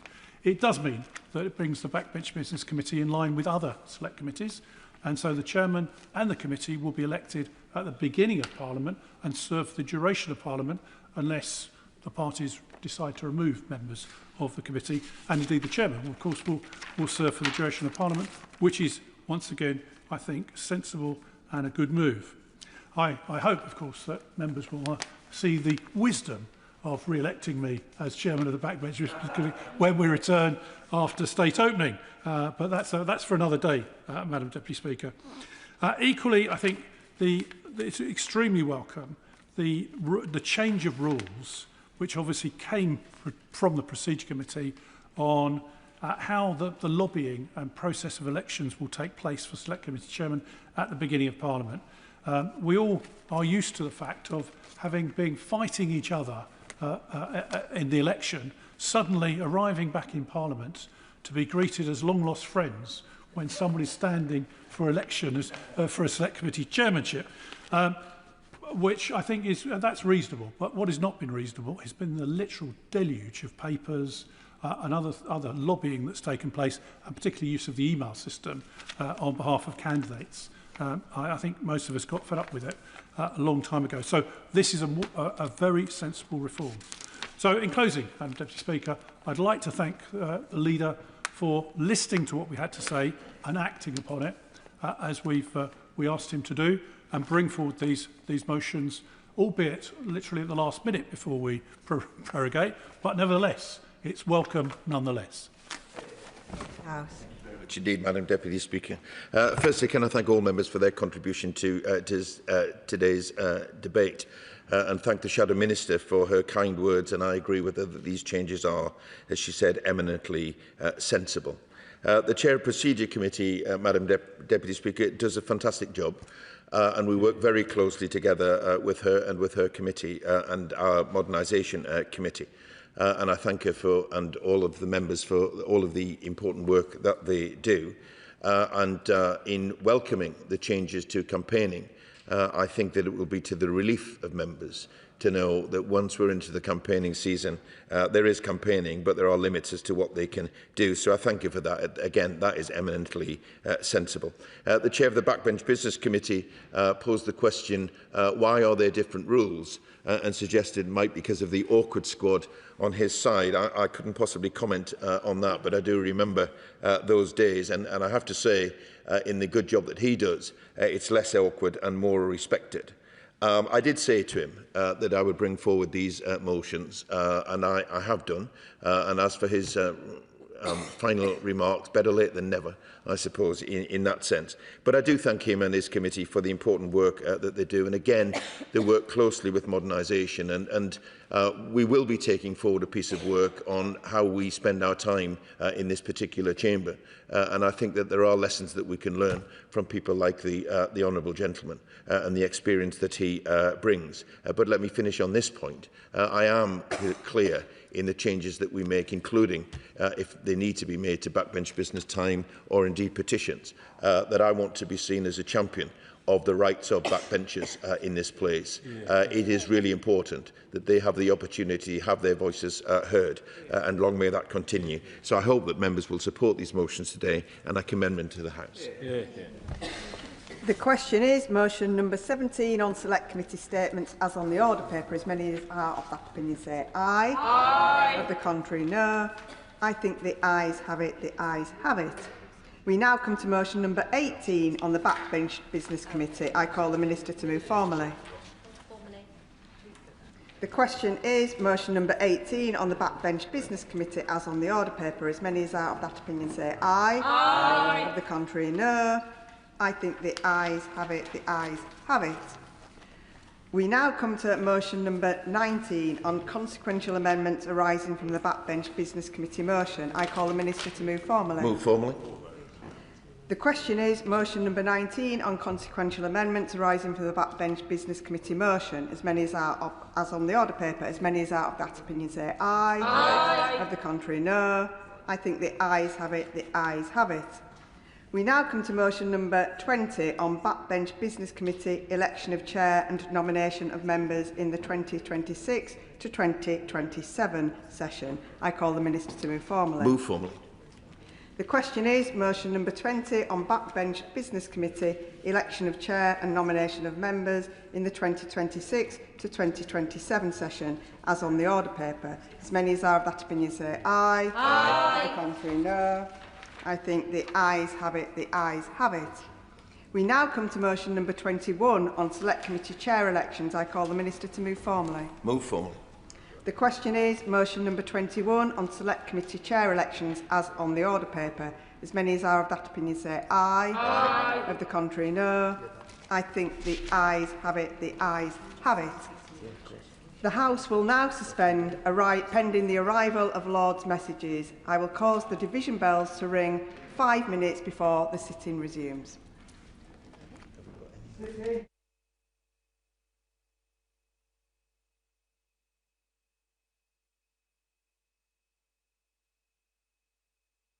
Order.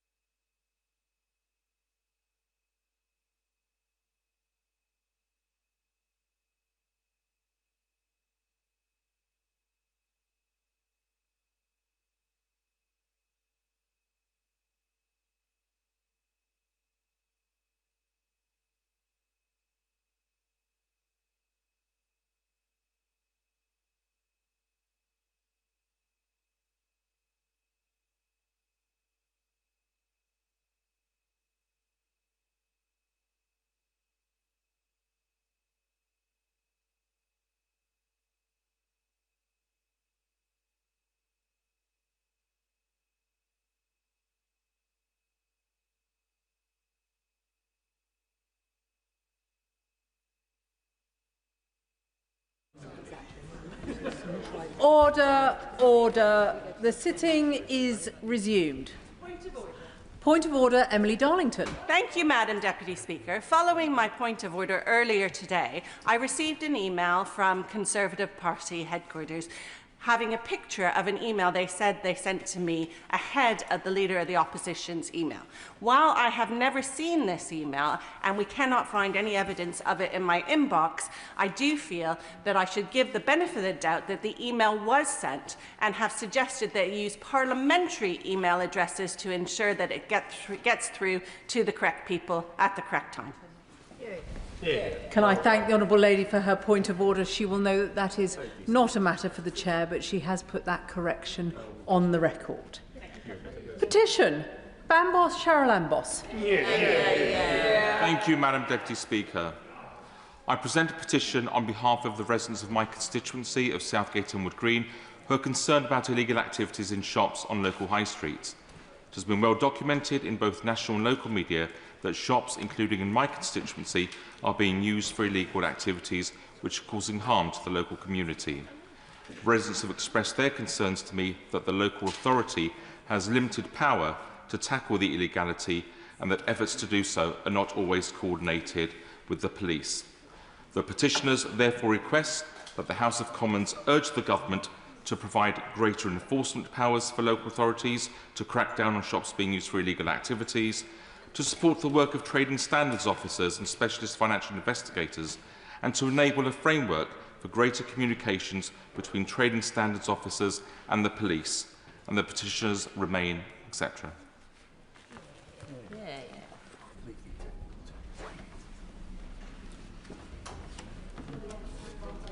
Thank you. Petition, use of shops for illegal activities. Petition, Mims Davis. Thank you, Madam Deputy Speaker, and I rise to present this petition on behalf of 116 of the constituents from East Grinstead, Uckfield and the villages, and a further 87 online who have signed online. Madam Deputy Speaker, my constituents suffered unprecedented and unacceptable water outages in January. Whilst nothing will compensate my constituents for a week of no running water, at least there has been recompense for householders. That is not the case for local businesses who have lost thousands of pounds of trade and income. Both myself and the East Grinstead Business Association are clear more must be done for our small businesses in the town and the affected villages. The prayer of the petition is as follows. The petitions of the residents of East Grinstead and Uckfield declare that the recent South East water outages have had a particular effect on businesses in the constituency of East Grinstead and Uckfield. Further declares that compensation offered to date is not adequate, and further declares that compensation can be paid to landlords in cases where landlords pay the water bill. But this does not reflect the end impact on the businesses themselves of water outages. The petitioners therefore request that the House of Commons urges the government to take action to ensure the water companies are obliged to pay adequate compensation directly to affected businesses following the outages such as the South East water outage recently experienced in the constituency of East Grinstead and Uckfield, and petitions remain, etc.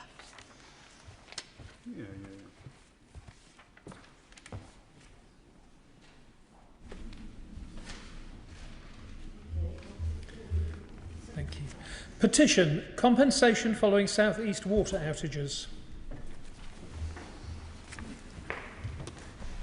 Petition, Adam Jogi. Thank you very much, Madam Deputy Speaker. The people of Audley in Newcastle under Lyme are proud of their green spaces, and this week of Staffordshire Day want to say no to the land south east of the M6 being released from its green belt status for development. Further declares that this proposed change of use would be significantly detrimental, particularly to the parish of Audley, and further declares that the proposed development would result in poor air quality, noise, litter, loss of habitat and illumination for up to 24 hours a day, as well as severely impacting the views across the Cheshire Plains and North Staffordshire, leaving a devastating impact on the local community. The petitioners therefore request that the House of Commons urge the Government to encourage Newcastle Lyme Borough Council not to permit land south east of Junction 16 to be considered for release from its green belt status for development. And the petitions remain, etc.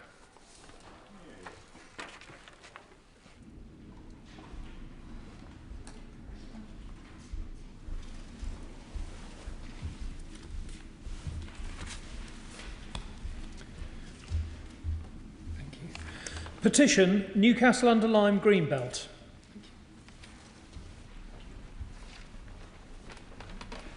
I beg to move that this House do now adjourn.